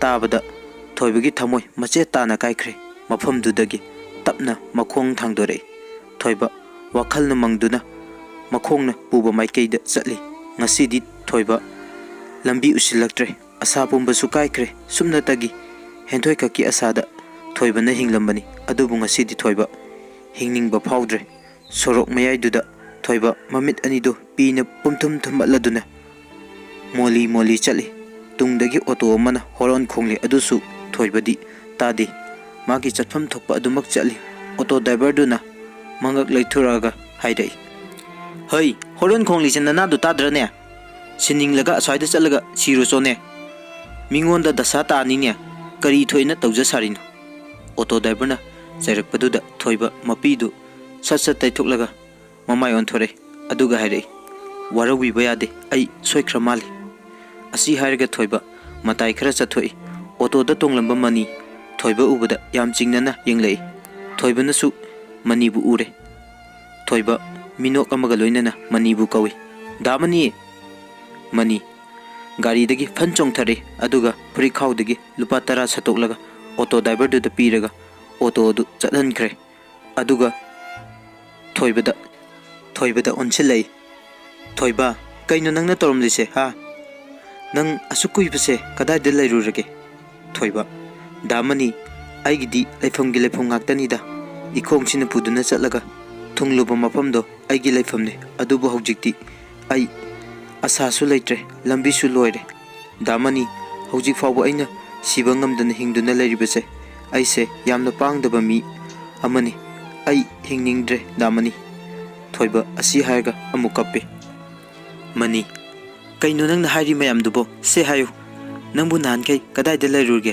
haujikne kadai de lairiba thoiba damani aigi wari se yamna sangle aduga lirubagi kanabasu laitreda mani farese nang nasadu su yam chokthana ure pibam su yam chokchele lao aigi kholada chachi ai konung mamangda thaba uma pairi aduda chatlasi aduga nangi wari singdo adusu loina liro lao thoiba ai lehorage damani nang chatlo mani adu yaroine thoiba aina nangbu mafam sida nangi oiba phibam duda nangbu aina hundoklam laga karamna chatkani lao se ai ka chatlasi lao thoiba ai hingningdre damani ai gi lambi loire ai hingba pamdre mani thoiba nupa hoina poklaga aduk wakhal sontariba kaigino ha aduk nupa thoktaba aduk pangdriba kaigino thoiba mane ai pangdabani moina su aibu loina hundok pirambane mani mokhoi punamukna nangbu hundoklabasu ai leisidi lambi sida yam phajadre lao chatlasi asumna manina magi thabak subamda thoibabu puduna la mani gi thabak supam yauraduna makhoi ani wari sanari mani hayu thoiba nang asukui base kadai de lairurage thoiba damani aina wari singche lirubagi kanababu karino mani karino thoiba nang na haidubo nangbu ngawrabo kaigino na thanda wakhal khangpik piksal la idubo aina su nangbu thiba yaba thikibani adubu adum phangkide hayu nang kadai de lairurage thoiba damani ai khuldubu thadok tun chatkiba minumittuda ai thaujalbu thiba chatki mani thaujal haibadi kadano thoiba aigi ichal nupida yam karan taba mini ꯑꯩꯅ ꯃꯥꯕꯨ ꯆꯤꯡꯅꯕꯗꯒꯤ ꯃꯥꯒꯤ ꯈꯣꯡꯒꯨꯜ ꯂꯤꯔꯨꯕꯅꯤ꯫ ꯅꯨꯃꯤꯠ 4-5ꯅꯤ ꯑꯩꯅ ꯃꯥꯕꯨ ꯊꯤꯕ ꯈꯪꯈꯤꯗꯦ꯫ ꯅꯣꯡꯃ ꯂꯝꯕꯤꯗ ꯃꯈꯣꯏ 5ꯃꯨꯛ ꯍꯤꯗꯥꯛ ꯉꯥꯎꯔꯒ ꯂꯩꯔꯝꯕ ꯊꯦꯡꯅꯩ꯫ ꯃꯈꯣꯏꯅ ꯁꯥꯟꯅꯕ ꯋꯥꯔꯤꯗꯒꯤ ꯑꯩꯒꯤ ꯏꯆꯜ ꯃꯈꯣꯏꯅ ꯍꯥꯠꯄꯅꯤ ꯍꯥꯏꯕ ꯑꯩꯅ ꯈꯪꯈꯤ꯫ ꯏꯆꯜꯒꯤ ꯂꯃꯟ ꯈꯨꯝꯅꯤꯡꯕꯅ ꯈꯣꯏꯁꯥꯎꯅꯔꯕ ꯑꯩꯁꯦ ꯃꯈꯣꯏꯒꯤ ꯃꯅꯥꯛ ꯇꯝꯅ ꯆꯪꯈꯤ꯫ ꯃꯈꯣꯏꯒ ꯑꯩꯒ ꯐꯨꯅꯔꯨꯏ꯫ ꯃꯈꯣꯏꯒꯤ ꯃꯔꯛꯇꯨꯗ ꯈꯨꯠꯂꯥꯏ ꯌꯥꯎꯕꯁꯨ ꯌꯥꯎꯔꯝꯃꯤ꯫ ꯅꯨꯄꯥ ꯑꯃꯅ ꯅꯣꯡꯃꯩꯗꯨ ꯁꯠꯂꯒ ꯀꯥꯞꯂꯛꯈꯤ꯫ ꯃꯥꯒꯤꯗꯣ ꯑꯩꯉꯣꯟꯗ ꯀꯥꯞꯂꯛꯄꯅꯤ꯫ ꯁꯣꯏꯕꯗꯒꯤ ꯊꯧꯖꯥꯜꯗ ꯄꯥꯟꯈꯤ꯫ ꯃꯈꯣꯏ ꯑꯇꯩꯗꯤ ꯂꯣꯏꯅ ꯆꯦꯟꯈ꯭ꯔꯦ꯫ ꯈꯨꯗꯛꯇꯨꯗ ꯀꯅꯥꯅ ꯄꯤꯔꯨꯕ ꯄꯥꯎꯅꯣ ꯈꯪꯗꯦ꯫ ꯄꯨꯂꯤꯁ ꯂꯥꯛꯏ꯫ ꯃꯤ ꯍꯥꯠꯄꯗꯣ ꯑꯩꯅꯤ ꯍꯥꯏꯗꯅ ꯑꯩꯕꯨ ꯐꯥꯈꯤ꯫ ꯑꯩ ꯅꯨꯃꯤꯠꯁꯤꯗꯒꯤ ꯖꯦꯜꯗ ꯂꯩꯈꯤ꯫ ꯑꯗꯨꯕꯨ ꯑꯩꯅꯗꯤ ꯋꯥꯔꯤ ꯑꯁꯦꯡꯕꯗꯣ ꯂꯤꯖꯈꯤ꯫ ꯀꯌꯥꯔꯛ ꯍꯟꯅ ꯂꯤꯖꯈꯤ꯫ ꯃꯈꯣꯡ ꯄꯥꯏꯗꯨꯅꯁꯨ ꯍꯥꯏꯖꯈꯤ꯫ ꯑꯗꯨꯕꯨ ꯀꯅꯥꯅꯁꯨ ꯇꯥꯕꯤꯈꯤꯗꯦ꯫ ꯑꯩꯅ ꯑꯃꯨꯛꯀꯁꯨ ꯍꯥꯏꯖꯈꯤ, ꯍꯦꯟꯊꯣꯏꯗ ꯑꯣꯏꯔꯁꯨ ꯗꯥꯃꯅꯤꯗ ꯑꯣꯏꯔꯁꯨ ꯄꯥꯎ ꯑꯃꯠꯇꯗꯤ ꯄꯤꯕꯤꯌꯨ ꯍꯥꯏꯅ꯫ ꯑꯗꯨꯁꯨ ꯃꯈꯣꯏꯅ ꯀꯔꯤꯝꯇ ꯇꯥꯕꯤꯈꯤꯗꯦ꯫ ꯑꯁꯨꯛ ꯁꯥꯡꯕ ꯃꯇꯝꯁꯦ ꯑꯩ ꯌꯥꯝ ꯋꯥꯅ ꯂꯩꯈꯤ꯫ ꯑꯗꯨꯕꯨ ꯑꯩꯅ ꯍꯦꯟꯊꯣꯏꯕꯨꯗꯤ ꯊꯥꯖꯈꯤꯕꯅꯤ꯫ ꯃꯥꯅ ꯑꯩꯕꯨ ꯉꯥꯏꯔꯝꯒꯅꯤ ꯍꯥꯏꯅ ꯑꯩꯅ ꯈꯟꯖꯈꯤꯕꯅꯤ꯫ ꯑꯗꯨꯕꯨ ꯄꯨꯝꯅꯃꯛ ꯇꯥꯏꯌꯣꯟꯅꯔꯝꯂꯦ꯫ ꯃꯥꯁꯨ ꯋꯥꯈꯜ ꯍꯣꯡꯂꯝꯂꯦ꯫ ꯑꯁꯤꯅꯁꯨ ꯐꯔꯦꯗ꯫ ꯑꯩꯉꯣꯟꯗ ꯂꯩꯔꯒ ꯃꯥꯒꯤ ꯑꯅꯤꯡꯕꯁꯨ ꯊꯨꯡꯍꯟꯕ ꯑꯩꯅ ꯉꯝꯂꯣꯏꯗꯕꯅꯤꯅ ꯃꯁꯥꯒꯤ ꯅꯨꯡꯉꯥꯏꯅꯕ ꯂꯝꯕꯤꯗ ꯆꯠꯈꯤꯕ ꯍꯥꯏꯕꯁꯦ ꯇꯥꯏꯕꯪꯒꯤ ꯆꯠꯅꯕꯤꯅꯤ, ꯅꯠꯇ꯭ꯔꯅꯦ ꯗꯥꯃꯅꯤ? ꯃꯅꯤ, ꯀꯩꯅꯣ ꯅꯪꯅ ꯍꯥꯏꯗꯨꯕꯨ? ꯍꯦꯟꯊꯣꯏꯕꯨ ꯃꯌꯨꯝ ꯄꯥꯟꯈ꯭ꯔꯕꯣ? ꯊꯣꯏꯕ: ꯄꯥꯟꯈ꯭ꯔꯦ꯫ ꯃꯆꯥ ꯑꯃꯁꯨ ꯌꯥꯎꯔꯝꯃꯤ꯫ ꯌꯥꯝ ꯆꯥꯎꯔꯝꯃꯦ꯫ ꯃꯅꯤ: ꯀꯩꯅꯣ ꯍꯥꯏꯔꯤꯁꯤꯕꯣ? ꯑꯩꯗꯤ ꯄꯥꯎ ꯑꯝꯇꯁꯨ ꯇꯥꯍꯧꯗꯦꯅ꯫ ꯍꯦꯟꯊꯣꯏꯅ ꯃꯌꯨꯝ ꯄꯥꯜꯂꯒ ꯚꯥꯏ ꯑꯆꯧꯕꯅ ꯀꯔꯤꯝꯇ ꯍꯥꯏꯔꯛꯇ꯭ꯔꯤꯗꯤ ꯀꯩꯒꯤ? ꯍꯦꯟꯊꯣꯏ ꯃꯌꯨꯝ ꯄꯥꯜꯂꯝꯅꯤ ꯍꯥꯏꯕꯗꯤ ꯑꯩꯗꯤ ꯊꯥꯖꯗꯦꯕꯣ꯫ ꯅꯪꯉꯣꯟꯗ ꯀꯅꯥꯅ ꯍꯥꯏꯔꯛꯏꯅꯣ? ꯊꯣꯏꯕ: ꯀꯅꯥꯅꯁꯨ ꯍꯥꯏꯔꯛꯄ ꯅꯠꯇꯦ꯫ ꯑꯩꯅ ꯊꯦꯡꯅꯕꯅꯤ꯫ ꯑꯩꯒꯤ ꯃꯤꯠꯃꯛꯅ ꯎꯔꯛꯄꯅꯤ꯫ ꯃꯅꯤ: ꯑꯩꯗꯤ ꯃꯗꯨ ꯊꯥꯖꯕ ꯀꯌꯥ ꯉꯝꯗꯦ꯫ ꯐꯔꯦ, ꯑꯩ ꯍꯌꯦꯡ ꯃꯣꯏꯗ ꯆꯠꯂꯨꯒꯦ, ꯑꯗꯨꯒ ꯑꯆꯨꯝꯕ ꯑꯁꯦꯡꯕꯗꯣ ꯈꯪꯂꯅꯤ꯫ ꯊꯣꯏꯕ: ꯆꯠꯂꯨꯅꯨꯗ ꯗꯥꯃꯅꯤ, ꯑꯆꯨꯝꯕ ꯑꯁꯦꯡꯕꯗꯨꯅꯤ ꯑꯩꯅ ꯂꯣꯏꯅ ꯈꯪꯂꯒ ꯂꯥꯛꯑꯕꯅꯤ꯫ ꯃꯅꯤ: ꯐꯔꯦꯁꯦ ꯊꯣꯏꯕ, ꯅꯪ ꯅꯁꯥꯗꯣ ꯌꯥꯝ ꯆꯣꯛꯊꯅ ꯎꯔꯦ꯫ ꯀꯩꯀꯩꯅꯣ ꯈꯔ ꯆꯥꯅꯕ ꯇꯧꯁꯤ, ꯑꯗꯨꯒ ꯅꯁꯝꯒ ꯅꯀꯣꯏꯒꯗꯣ ꯑꯝꯇ ꯀꯛꯁꯤ꯫ ꯑꯉꯥꯡꯁꯤꯡꯅ ꯎꯔꯒ ꯀꯤꯕ ꯇꯥꯔꯦ꯫ ꯊꯣꯏꯕ: ꯗꯥꯃꯅꯤ, ꯅꯪꯒꯤ ꯄꯩꯁꯥꯒ ꯂꯩꯕ꯭ꯔꯥ? ꯃꯅꯤ: ꯀꯩꯒꯤꯅꯣ? ꯀꯩꯗꯧꯒꯦ ꯍꯥꯏꯕꯅꯣ? ꯊꯣꯏꯕ: ꯑꯩ ꯉꯁꯤꯗꯤ ꯍꯤꯗꯥꯛ ꯊꯛꯀꯦ꯫ ꯃꯅꯤ: ꯀꯩꯅꯣ ꯊꯣꯏꯕ ꯅꯪꯅ ꯍꯥꯏꯗꯨꯕꯣ? ꯌꯥꯝ ꯇꯥꯅꯤꯡꯗꯦꯀꯣ꯫ ꯅꯣꯡꯃꯇꯁꯨ ꯍꯤꯗꯥꯛ ꯊꯛꯇꯕ ꯅꯪ ꯑꯗꯨꯃꯥꯏꯅ ꯍꯥꯏꯔꯛꯀꯅꯨ꯫ ꯌꯥꯝꯅ ꯄꯛꯇꯦꯀꯣ꯫ ꯊꯣꯏꯕ: ꯄ꯭ꯂꯤꯖ ꯗꯥꯃꯅꯤ, ꯑꯩ ꯌꯥꯝ ꯋꯥꯔꯦ꯫ ꯑꯩ ꯀꯔꯝꯅ ꯍꯤꯡꯉꯨ ꯍꯥꯏꯕꯅꯣ? ꯑꯩ ꯍꯤꯡꯕ ꯄꯥꯝꯗ꯭ꯔꯦ꯫ ꯃꯅꯤ: ꯌꯥꯔꯦꯁꯦ, ꯑꯗꯨꯃꯥꯏꯅ ꯇꯧꯅꯨ꯫ ꯑꯩ ꯍꯌꯦꯡ ꯃꯣꯏꯗ ꯆꯠꯀꯦ, ꯑꯁꯦꯡꯕꯗꯣ ꯈꯪꯂꯨꯒꯦ ꯍꯥꯏꯔꯦꯗꯅ꯫ ꯊꯣꯏꯕ: ꯆꯠꯂꯨꯅꯨ, ꯆꯣꯞꯄꯒ ꯍꯜꯂꯛꯅꯕꯅꯤ꯫ ꯑꯩꯅ ꯍꯥꯏꯔꯤꯕꯁꯤꯡꯗꯣ ꯑꯆꯨꯝꯕ ꯉꯥꯛꯇꯅꯤ꯫ ꯑꯁꯨꯝꯅ ꯅꯨꯃꯤꯠꯁꯤꯃ ꯃꯅꯤꯅ ꯊꯣꯏꯕꯕꯨ ꯊꯦꯝꯖꯤꯟꯕꯤꯔꯝꯃꯤ꯫ ꯅꯣꯡꯉꯥꯜꯂꯒ ꯃꯅꯤꯁꯨ ꯇꯧꯕ ꯌꯥꯕ ꯊꯕꯛ ꯈꯔ ꯂꯣꯏꯁꯤꯜꯂꯝꯂꯒ ꯍꯦꯟꯊꯣꯏ ꯍꯣꯏꯗ ꯂꯥꯛꯑꯝꯃꯤ꯫ ꯃꯅꯤꯅ ꯒꯦꯠꯇꯒꯤ ꯆꯪꯂꯛꯄ ꯎꯕꯗ ꯍꯦꯟꯊꯣꯏ ꯌꯥꯝꯅ ꯍꯔꯥꯎꯅ ꯆꯦꯟꯊꯣꯔꯛꯏ꯫ ꯍꯦꯟꯊꯣꯏ: ꯀꯥ ꯃꯅꯤ! ꯃꯅꯤꯕꯨ ꯀꯧꯔꯒ ꯃꯅꯤꯒꯤ ꯃꯇꯨꯡꯗ ꯑꯃꯨꯛ ꯃꯉꯛꯇꯣ ꯆꯦꯞꯊꯗꯨꯅ ꯌꯦꯡꯂꯤ꯫ ꯑꯗꯨꯒ ꯑꯃꯨꯛ ꯍꯥꯏꯔꯛꯏ, ꯀꯥ ꯃꯅꯤ, ꯅꯊꯟꯗ ꯂꯥꯛꯄ꯭ꯔꯣ? ꯌꯥꯝꯕꯨꯡꯗꯤ ꯌꯥꯎꯔꯛꯇ꯭ꯔꯣ? ꯃꯅꯤ: ꯌꯥꯎꯔꯛꯇꯦ, ꯑꯩ ꯅꯪ ꯑꯃꯨꯛꯇ ꯎꯅꯅꯤꯡꯗꯅ ꯂꯥꯛꯄꯅꯤ꯫ ꯍꯦꯟꯊꯣꯏ: ꯀꯥ ꯃꯅꯤ, ꯃꯥꯅ ꯑꯩꯕꯨ ꯂꯧꯕ ꯂꯥꯛꯀꯅꯤ ꯍꯥꯏꯔꯒ ꯁꯨꯛꯂꯥꯛ ꯂꯥꯛꯇ꯭ꯔꯤꯁꯦ ꯀꯩꯒꯤꯅꯣ? ꯅꯣꯏꯅ ꯃꯥꯕꯨ ꯁꯨꯛꯊꯤ ꯊꯤꯕꯤꯗ꯭ꯔꯕ꯭ꯔꯥ? ꯅꯠꯇ꯭ꯔꯒ ꯃꯥ ꯑꯗꯨꯝ ꯏꯐꯝꯗꯒꯤ ꯂꯥꯞꯊꯣꯛꯈ꯭ꯔꯕ꯭ꯔꯥ? ꯃꯅꯤ: ꯍꯦꯟꯊꯣꯏ, ꯃꯥ ꯅꯐꯝꯗꯒꯤ ꯂꯥꯞꯊꯣꯛꯈꯤꯕ ꯅꯠꯇꯦ꯫ ꯑꯗꯨꯕꯨ ꯍꯦꯟꯊꯣꯏ, ꯇꯥꯏꯕꯪꯄꯥꯜꯁꯦ ꯑꯉꯛꯄꯅ ꯊꯜꯂꯤ꯫ ꯃꯤꯑꯣꯏꯕꯁꯦ ꯑꯗꯨ ꯃꯉꯥꯏ, ꯑꯍꯦꯟꯕꯕꯨ ꯄꯥꯝꯗꯕ, ꯅꯨꯡꯉꯥꯏꯕꯕꯨ ꯀꯜꯂꯛꯇꯕ ꯀꯅꯥꯕꯨ ꯂꯩꯔꯝꯒꯅꯤ, ꯅꯠꯇ꯭ꯔꯅꯦ? ꯍꯦꯟꯊꯣꯏ: ꯀꯩꯅꯣ ꯀꯥ ꯃꯅꯤ, ꯅꯪꯅ ꯍꯥꯏꯗꯨꯕꯣ?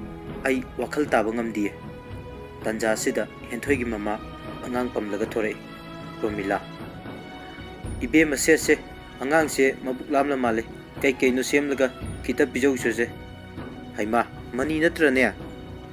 ꯃꯅꯤ: ꯃꯥꯅꯤ ꯏꯃꯥ꯫ ꯄ꯭ꯔꯣꯃꯤꯂꯥ: ꯀꯨꯏꯔꯦꯗ ꯎꯗꯕ ꯏꯆꯥꯗꯤ꯫ ꯀꯩꯒꯤꯅꯣ ꯑꯗꯨꯗ ꯂꯦꯞꯇꯨꯅ ꯂꯩꯔꯤꯗꯨꯕꯣ? ꯂꯥꯎ, ꯆꯪꯂꯛꯑꯣ ꯂꯥꯎ꯫ ꯏꯃꯥꯁꯨ ꯅꯪꯒ ꯋꯥꯔꯤ ꯌꯥꯝ ꯁꯥꯟꯅꯅꯤꯡꯉꯤ꯫ ꯀꯥꯈꯠꯂꯛꯎꯅꯦ, ꯁꯤꯗ ꯐꯝꯂꯨ ꯂꯥꯎ꯫ ꯃꯅꯤ ꯃꯥꯡꯒꯣꯜꯗ ꯀꯥꯈꯠꯇꯨꯅ ꯐꯝꯃꯤ꯫ ꯍꯦꯟꯊꯣꯏꯁꯨ ꯑꯉꯥꯡ ꯑꯗꯨ ꯄꯝꯂꯒ ꯃꯥꯡꯒꯣꯜ ꯃꯆꯤꯗꯨꯗ ꯂꯦꯞꯇꯨꯅ ꯂꯩ꯫ ꯍꯦꯟꯊꯣꯏꯒꯤ ꯃꯃꯥꯅ ꯍꯥꯏꯔꯛꯏ꯫ ꯄ꯭ꯔꯣꯃꯤꯂꯥ: ꯍꯩꯃꯥ, ꯀꯔꯤꯅꯣ ꯂꯦꯞꯇꯨꯅ ꯑꯃꯨꯛ ꯂꯩꯔꯤꯗꯨꯕꯣ?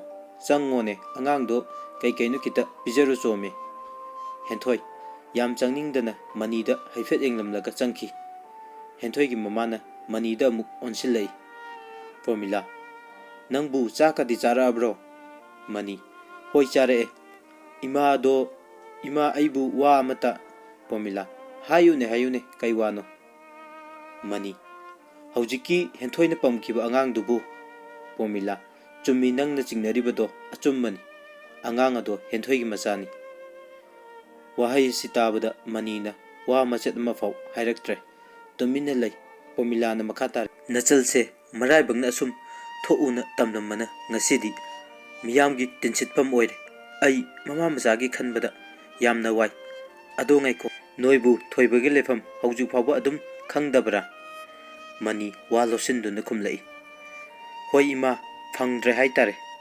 formula isa sinadi lawba lakhini haidana tumba machet chaba machet macha simaga ngasi phawba ngaijaribani ainadi angangse taibang phawrok tringai mangan krasi haiba phawba hairibani adubu mana yaba kawba laitene ngasi phawba asumna lairibasini mani hairisibu ima angangsigi mapabu kana formula angangsigi mapa kana sunate thoibani mani ha akhoi thoiba formula thoimbagi machal nupi laikidaba numitto makhoi ani chenba numit oira male adudagi thoibasu dasa mathang takhredo masu maraibuk faba mi amadi natte adubu isa sinadi mabu lakhini haidana ngasisu ngairibani ne mani henthoi gi mamage waisingdo tabada mafamduda kuine lainingdre thoibagi manakta prap chaningle mani phuk hogole ima ai nongma muk lakjage ai yamna luba thabak ama leihobani ai kauthoklure ai chacharukhige ima asi hairam laga mani mafamdudagi prap chatki henthoi gi mama ingangaktuna yengduna leihowi mani thoibagi manak hek yobaga henthoi gi mama na hairakhiba wari singdo thoibada amata chithadana tamlami thoiba angang adu magi machani haiba tabaga koktagi khong phawba tu chungkiba khangaude mani gi wari singdo hek tarubadagi thoiba uyungumna yungduna laikre mamittagi mapisu tapna chintharagliba mitki pido makutna sat taitholaga phuk hogutuna chenthore sanglaba lambido thoiba mapi taithoktuna lepa leitana makhongna chelai sum chelakpana henthoi gi yum yore getu sat hangdore sumangda henthoi ga anganga sanaduna leirami thoiba henthoi da hanna yengdude angang aduda mamit kuptana yengladuna sumjing angang tamna changlei henthoi su ngakna thoibada yengduna lei tasengna henthoi nadi thoibabu masak phajana khangdre thoiba angang dugi manak hek yaubaga thoibagi mitfam honglei henthoi da phatengle aduga hairei henthoi angang si kanano henthoi thoibagi khonjal tabada tu chungkiba khangaude mitlu ani gi pisu hiaure tapna kaurei yambung thoiba yam tahana amuksu hairei hayu henthoi angang si kanano henthoi thoibana hangliba wahangdugi onna tainaba dhairei yambung nang nan kai de leiruge thoiba henthoi nangi wangsingdugi paukhum ai kona pige aina hairi chana khumo angang si kanano ibani ki icha lai haise chumbra hayo henthoi khumo henthoi ibani ki icha lai angang se ibani ki icha ni yambung nangi nungsi khudolne henthoi gi waising tabadagi thoibana angang dubu chena konchinduna penna kapchai angang dudi thoibabu ubada kiruraba jatni makol hauna kaplai thoibana mu kamna hairei ipagi bungo ipa lale ipa na ichabu asuk sanglaba matamse yengsin bi hodre ipa na pap chenba mapok oirubana ichabu sakhangludre ngasi dagidi ipa na ichabu thadoklaroye se baba haina amukta kauro se aise nangi baba ni baba haina amukta kauro se thoibana machabu uwamaktada penna kapchari adubu angang dudi thoibadagi laithoktuna henthoida chena konduna laikre henthoina phamtharaga machada tapna hairei icha thoi mama wa haigise tu asigi nupa se nanggi babani se ichade maram mokpani baba haina amukta kawo se angang na muk haire talle si aigi baba nate asidi angang phaba mali mama asi nupa se kijaye henthoi masa gi wahi duda pi taba mokai kappi aduga haire icha thoi asi nanggi baba ne baba kawo cha thoi baba kawo angang na muk tali tali ai kauroi tali masa na kau haiba yadrabada upai leitraba henthoi amadi thoiba pena kapchai aduga thoibana tapna haire aina ipap chenba mi ama oirubana ichana fawba aije sakhang bidre nongdamba nangna ifamda yengliba changyeng sibu karino nangi changyeng mapung phadribara yengba pendribara thoiba higik launa kablai henthoina tapna haire yambung asuk sanglaba matamse aina yambungbu ngaiduna dum lai aduga nangna di aibu karimta ningsingdabra thoiba mapidu taithoklaga tapna amu khumai henthoi ai nangbu adum ningsingi aina nangbu mitkup amatasu kawba laiti aina nangi nanaktasu lami adubu noigi yumse solonduna leirami sigi matungdagidi ai nangi nanakta lakpa ngamkhite lakti yam lakningki adubu ai upay amata laikite nangbu karam lelamgani haina ai khanki adubu oi aigi thongna amata laikite henthoi aina ichegi manakta leiringai yambungbu mangda toina uki yambungna aibu lawba laamgadra hainasu singnaki adubu aina kaidawruni punima khudingi thajamabu yengjaraga yambungna hairamba wahai aibu lawba lakhini haiba wahai do ningsinglaga aina yambungbu lakpa ngairakpani thoiba asuk sanglaba matamse nangna kayada wana lelamgadaba aigi chayetnaraba punsisina nangbu chaitheng kaya pibire nang aibu waraubra henthoi hayo ai hauzik nangi tama kari tawge nangna taw haibado ai loina tawge henthoi ai waraudi yambung aina yambungda kaidabugi warauduino ai ahenbasu karimta pamdi aina pamadi yambungda aigi nakta lengdana laibibado adu khaktane yambung nang chatkhranuko aigi nakta adum laibiyo ai yamna ware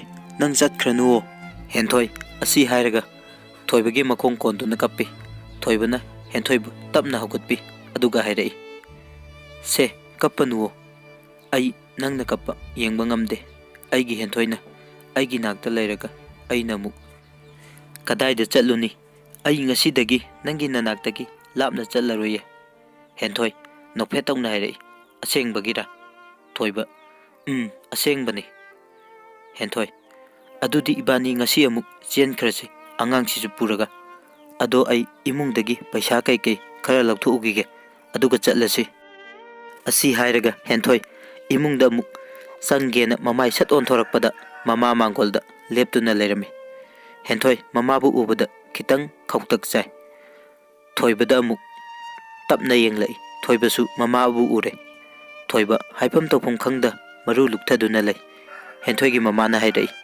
Pomila kai chatuiba thoibasu henthoisu amata khumde tumin Pomila hayune khumune kaigi tumina leinariba kadaida noba noina chatuise use waya dawna mafam amada amuk kaidong mafam amada amuk lamban koipai paiduna hingba yaba punsini haina khalurabra ha henthoi amadi thoiba karisu khumde tumina dum lai henthoigi mamana amuk makha tare Pomila thoiba nangsu naraibak phabadi nate haiba aisu khangi adubu ima nangonda kharadi warawi asuk sanglaba matamse ichanu pisina kayada wana ngaijaki समाज की मिनोक मैसा लेकाई की मियेंग मयाम सिगी मायोक्ता अकीबा इकाइबा अमता याउदना नंग तबु lining ओइदुना ngaijरकपनिने थोइबा इमा पुमनमकसे आइना थोअनबनी आइना लानबनी इमा आई लानख्रे आइबु अमुक्ता ngakपियु इमा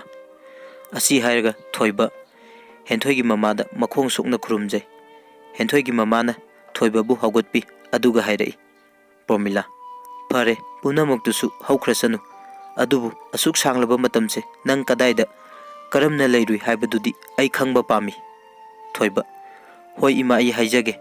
Ima wari singdo ai loina lijage. Asi hairaga thoibana hospital da lairingai makhurana la ambagi wari dudagi hauraga amata chitadana jail da lairubagi wari dusu loina lirami. Wari edu liba loirakpa thoibana ima aisu hentoibu mikup amata kaudie. Aina su lauba yamna lakningkhibani adubu aigi thauna amata laikidabani ima. Hentoi ki mama su kappi aduga tapna hairei. Pomila fare fare haukradi haukre ado nangna haujik kadaida lairiba. Thoiba ai haujik sidani haiba laifam laite.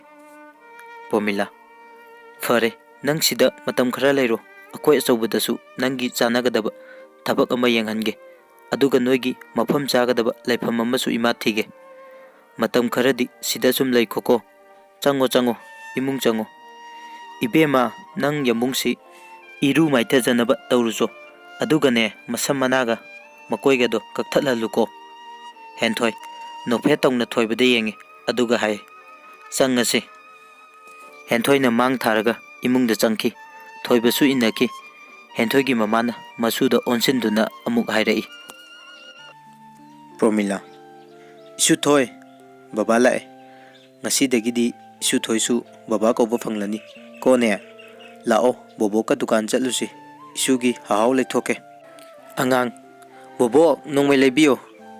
Promila nahan dasu ama leidudi isu thoi. Angang asangba tu samuk sangbam ta lebiyo.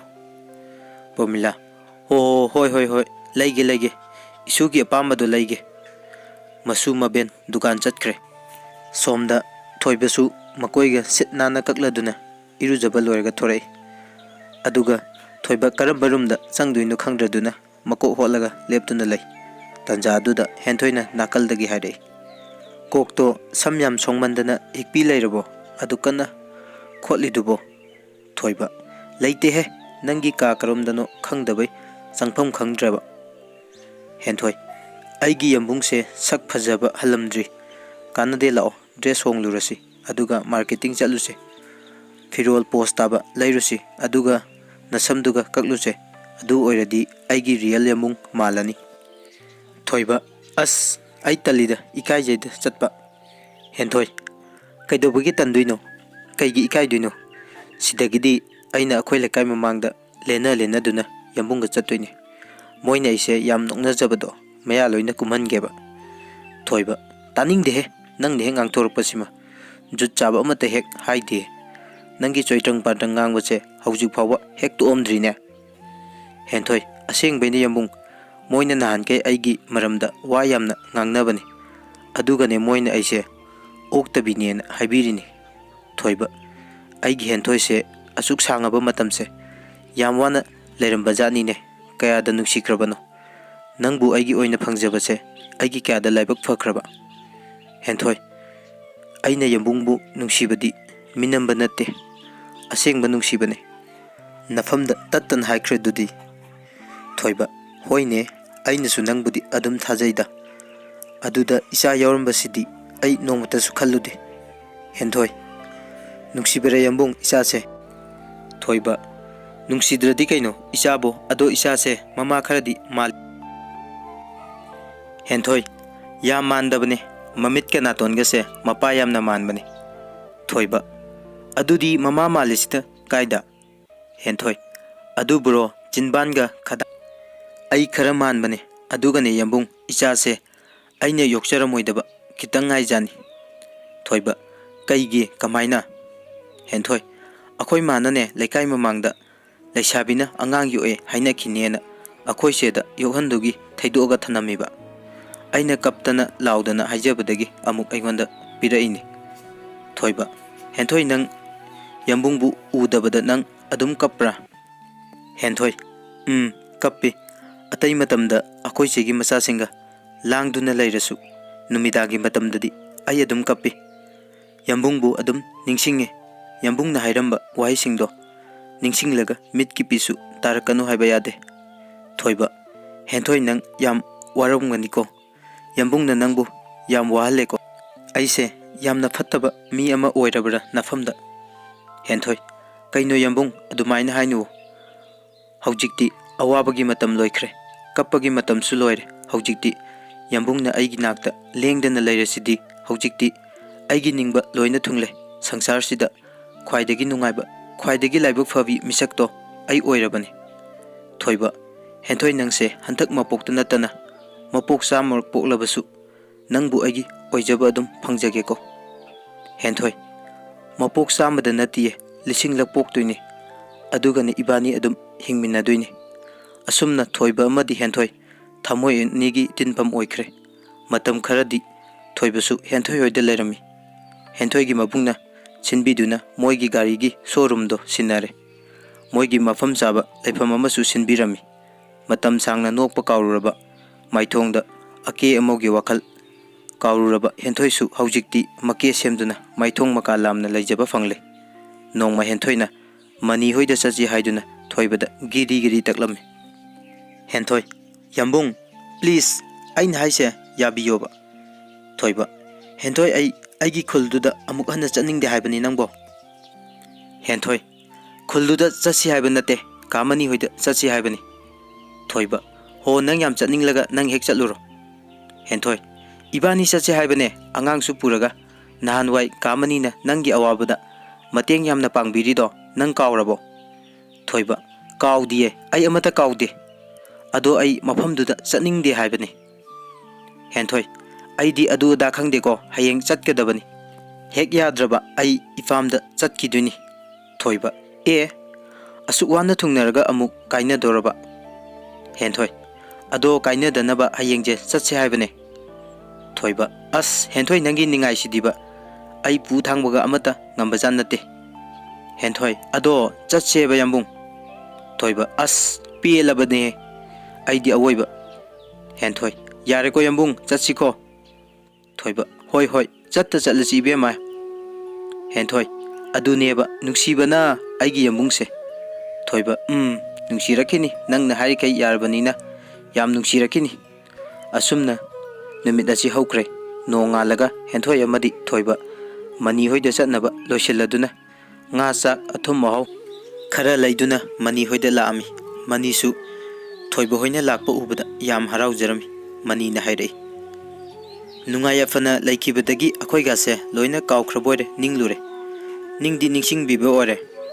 Henthoi kamani yambungse noida chachi haiba sugya yadriba ngasi dini aina namdana faraga puraine. Mani aduni chalsidi nupi thoi adumaina tawduini. Is nahanwai waminakhriba mayamdo haujik nungairabanina loina kaurineba ha. Thoiba taningde ko yamna wathi warem ngangnanu. Mani karigi wathi warem no chumbu chumdro aina haise. Thoiba as yare kaidawrage damani khairanu. Mani ihe aidi kawu kawine hai tari bro mapanda thorau kana no lai masak khangbre yengu laune. Mani gi nupi thorai kana lai haibano. Mani tu yengu masak khangbre yengu. Mani gi nupi haima thoiba udaba kuireda. Nangi waribudi damani na loina tami adubu nangdi nongmata su lakte. Thoiba hoi itama ai mafam sida lakningba faudraba aduda adum laktre. Mani gi nupi masira henthoi haibado. Thoiba hoi itaima. Mani gi nupi haima angang sisu yam chaurene yam nungsiye nupa natro. Henthoi mane nupane. Mani gi nupi masakse yamna nungsiye lao imungda changase nangsu firol gado hongdo urlao. Henthoi inamase nga ne kai ne khara purakpane. Thoiba hoi ichi hayune inam haidaba natene. Henthoi khangdabaine. Mani gi nupi kaisu kaideda mingauna nungsinnagadaba nate thamoi sengnaraga loire.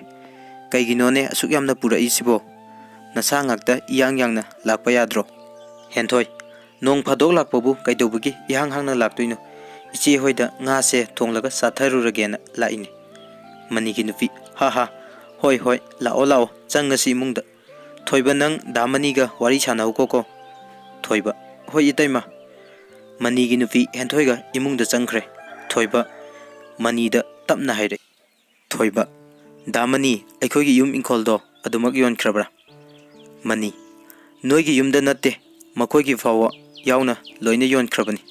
Sumnatagi yumdu khak ngairabani sumang phawba loina yonkhrabani thoiba yam nakna kaino haisibo kamaina tawrino Mani ho moigi machanupa foreign gi hero do mi halui haina aduda sel namba yaba namme aduda sukana dramale jail da hawai charaga adum laikhredana adudagi noigi nakhura Hitler do adusu BP stock tawdana phaidektana lairabani yam post tarabani masaktuga machin banga do sumaina phaidoktuna lairabani mathanta hawgalaga chatpasu ngamdrabani thoiba ichaldi thoraga yumda lairaba natro Mani kadai deinoda mayang nupa amada mayum pale haibra kaino sulak pulak treda thoiba adudi imungdudi kadai degi surga chariba indom chadi kari suriba Mani kadai degi nanom chano kuire lekai mayam changdana tanthokiba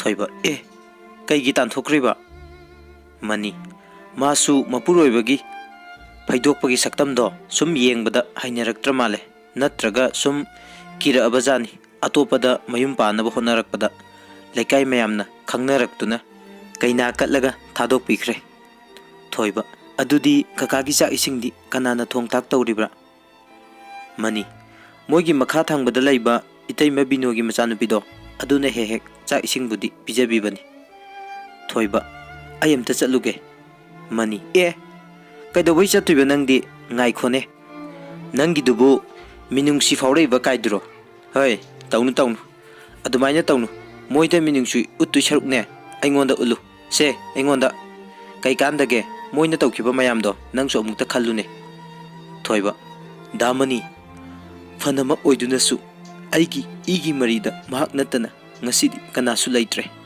Mani asibu nangi I marinena hainingliba as yararoida thoiba nang thoiba ayamta chatlukige asi hairamlaga thoiba phuk haugatlaga thoki sum lakpana thoiba makhura hoigi mayum yaure makhura na mangolda famduna leirami thoiba changlaktuna tamna kaurei thoiba kaka chawba morol suboi sudaboi hairei kanano mitche mayek sengna udre kanano ne nangbo thoiba kaka aine nacha thoiba ne kaka chawba ha law changlu thoiba ichagi nafamda ai mai thire ne he ai lan khre ne he thoiba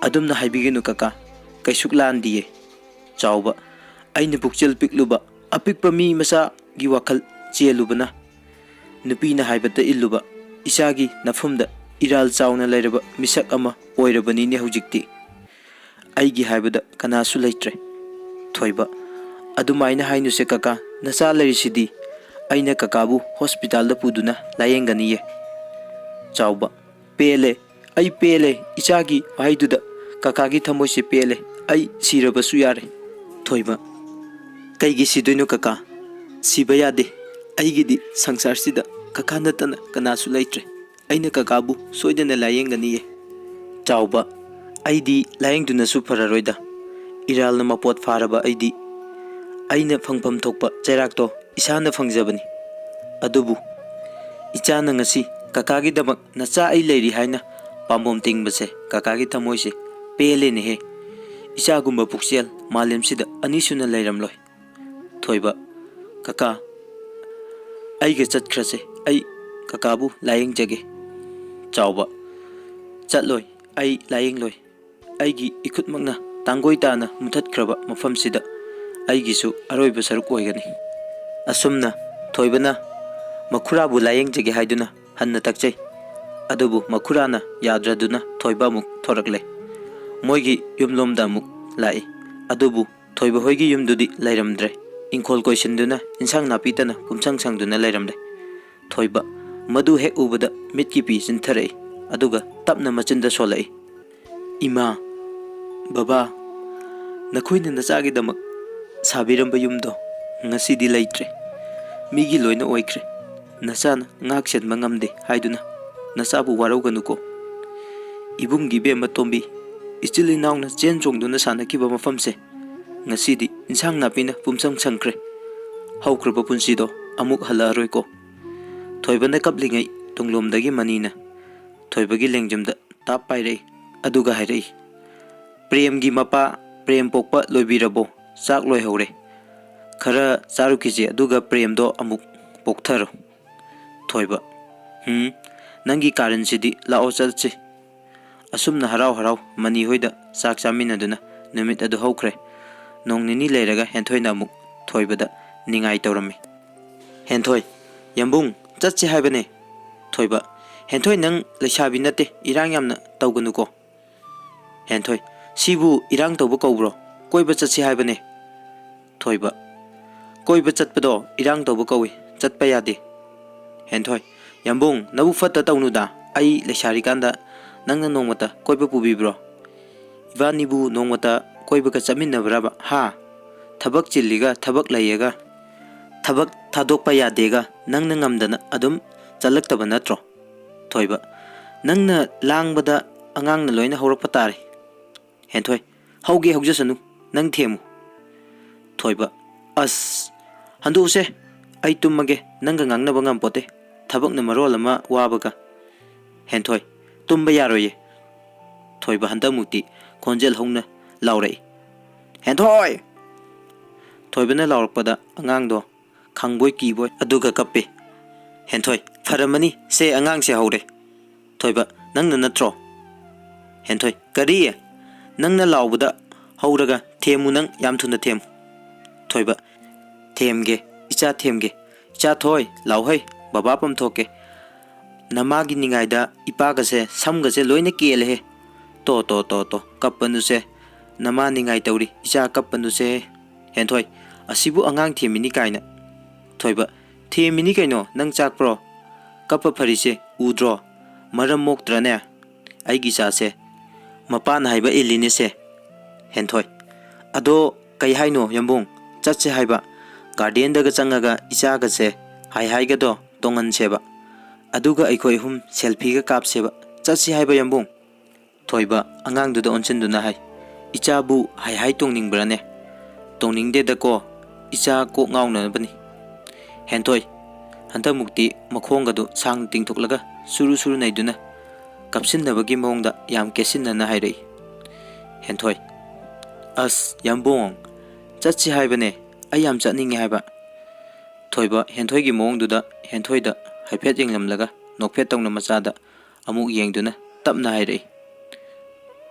ꯑꯉꯥꯡ ꯃꯃꯥꯡꯁꯤꯗ ꯑꯉꯥꯡ ꯃꯃꯥꯒꯤ ꯅꯤꯡꯉꯥꯏ ꯈꯨꯇꯧꯁꯤꯗꯤ ꯑꯉꯥꯡ ꯃꯄꯥ ꯑꯩꯗꯤ ꯏꯀꯥꯏꯕꯅ ꯁꯤꯔꯦꯗ ꯍꯦꯟꯊꯣꯏ ꯌꯥꯝꯕꯨꯡ ꯅꯪ ꯅꯕꯨꯛ ꯌꯥꯝ ꯐꯠꯇꯦ ꯊꯣꯏꯕ ꯍꯣꯏ ꯆꯠꯂꯁꯤ ꯍꯌꯦꯡꯗꯣ ꯁꯟꯗꯦ ꯅꯠꯇ꯭ꯔꯣ ꯍꯌꯦꯡ ꯆꯠꯂꯁꯤ ꯌꯥꯔꯕ꯭ꯔꯥ ꯁꯤ ꯑꯣꯏꯔꯗꯤ ꯍꯦꯟꯊꯣꯏ ꯑꯁꯦꯡꯕꯩ ꯍꯌꯦꯡꯁꯦ ꯆꯠꯂꯁꯤ ꯍꯥꯏꯔꯣ ꯊꯣꯏꯕ ꯏꯁ ꯇꯧꯔꯤꯁꯤ ꯌꯦꯡꯉꯣꯅꯦ ꯏꯔꯥꯡꯗꯤ ꯍꯦꯟꯊꯣꯏ ꯍꯧꯖꯤꯛꯇ ꯅꯪꯅ ꯆꯠꯁꯤ ꯍꯥꯏꯗꯨꯗꯤ ꯐꯥꯒꯤ ꯇꯧꯔꯤꯔꯣ ꯊꯣꯏꯕ ꯅꯠꯇꯦ ꯐꯥꯒꯤ ꯅꯠꯇꯦ ꯑꯁꯦꯡꯕꯩ ꯆꯠꯇꯣꯏꯅꯤ ꯍꯦꯟꯊꯣꯏ ꯌꯥ ꯅꯨꯡꯉꯥꯏꯔꯦ ꯍꯌꯦꯡꯗꯤ ꯀꯣꯏꯕ ꯆꯠꯂꯅꯤ ꯏꯆꯥꯒ ꯑꯗꯨꯒ ꯁꯦꯜꯐꯤꯒ ꯀꯥꯞꯇꯣꯏꯅꯤ ꯊꯣꯏꯕ ꯑꯗꯨꯒ ꯐꯦꯁꯕꯨꯛꯇ ꯊꯥꯒꯠꯂꯛꯇꯣꯏꯔꯥ ꯍꯦꯟꯊꯣꯏ ꯊꯥꯒꯠꯇꯣꯏꯅꯤ ꯀꯩꯅꯣ ꯃꯤ ꯑꯩꯈꯣꯏꯒꯤ ꯅꯨꯡꯁꯤꯅꯕ ꯎꯕꯗ ꯃꯤ ꯆꯥꯍꯟꯗꯣꯏꯕ ꯊꯣꯏꯕ ꯆꯥꯍꯜꯂꯨ ꯏꯆꯥ ꯊꯣꯏ ꯏꯄꯥ ꯏꯆꯥ ꯇꯨꯝꯃꯁꯤ ꯀꯥꯟꯅꯗꯦ ꯅꯃꯥꯁꯦ ꯐꯃꯨꯡ ꯃꯌꯥꯁꯤꯗ ꯈꯣꯡꯒ꯭ꯔꯥꯏ ꯅꯤꯛꯇꯅ ꯅꯣꯡ ꯉꯥꯟꯕ ꯐꯥꯎꯕ ꯑꯗꯨꯝ ꯉꯥꯡꯗꯅ ꯂꯩꯍꯧꯔꯁꯅꯨ ꯏꯄꯥ ꯏꯆꯥ ꯇꯨꯝꯊꯣꯛꯑꯁꯤ ꯀꯥꯟꯅꯗꯦ ꯍꯦꯟꯊꯣꯏ ꯉꯥꯏꯈꯣꯍꯦ ꯃꯤ ꯃꯨꯠ ꯑꯁꯨꯛ ꯌꯥꯝꯅ ꯅꯨꯡꯉꯥꯏꯔꯛꯏ ꯀꯥꯟꯁꯤꯗ ꯊꯣꯏꯕ ꯍꯣꯏ ꯅꯨꯡꯉꯥꯏꯕꯤꯍꯧꯔꯣ ꯏꯄꯥ ꯏꯆꯥꯗꯤ ꯇꯨꯝꯖꯔꯨꯔꯒꯦ ꯀꯥꯏꯍꯧꯕꯤꯔꯛꯑꯅꯨ ꯒꯨꯗ ꯅꯥꯏꯠ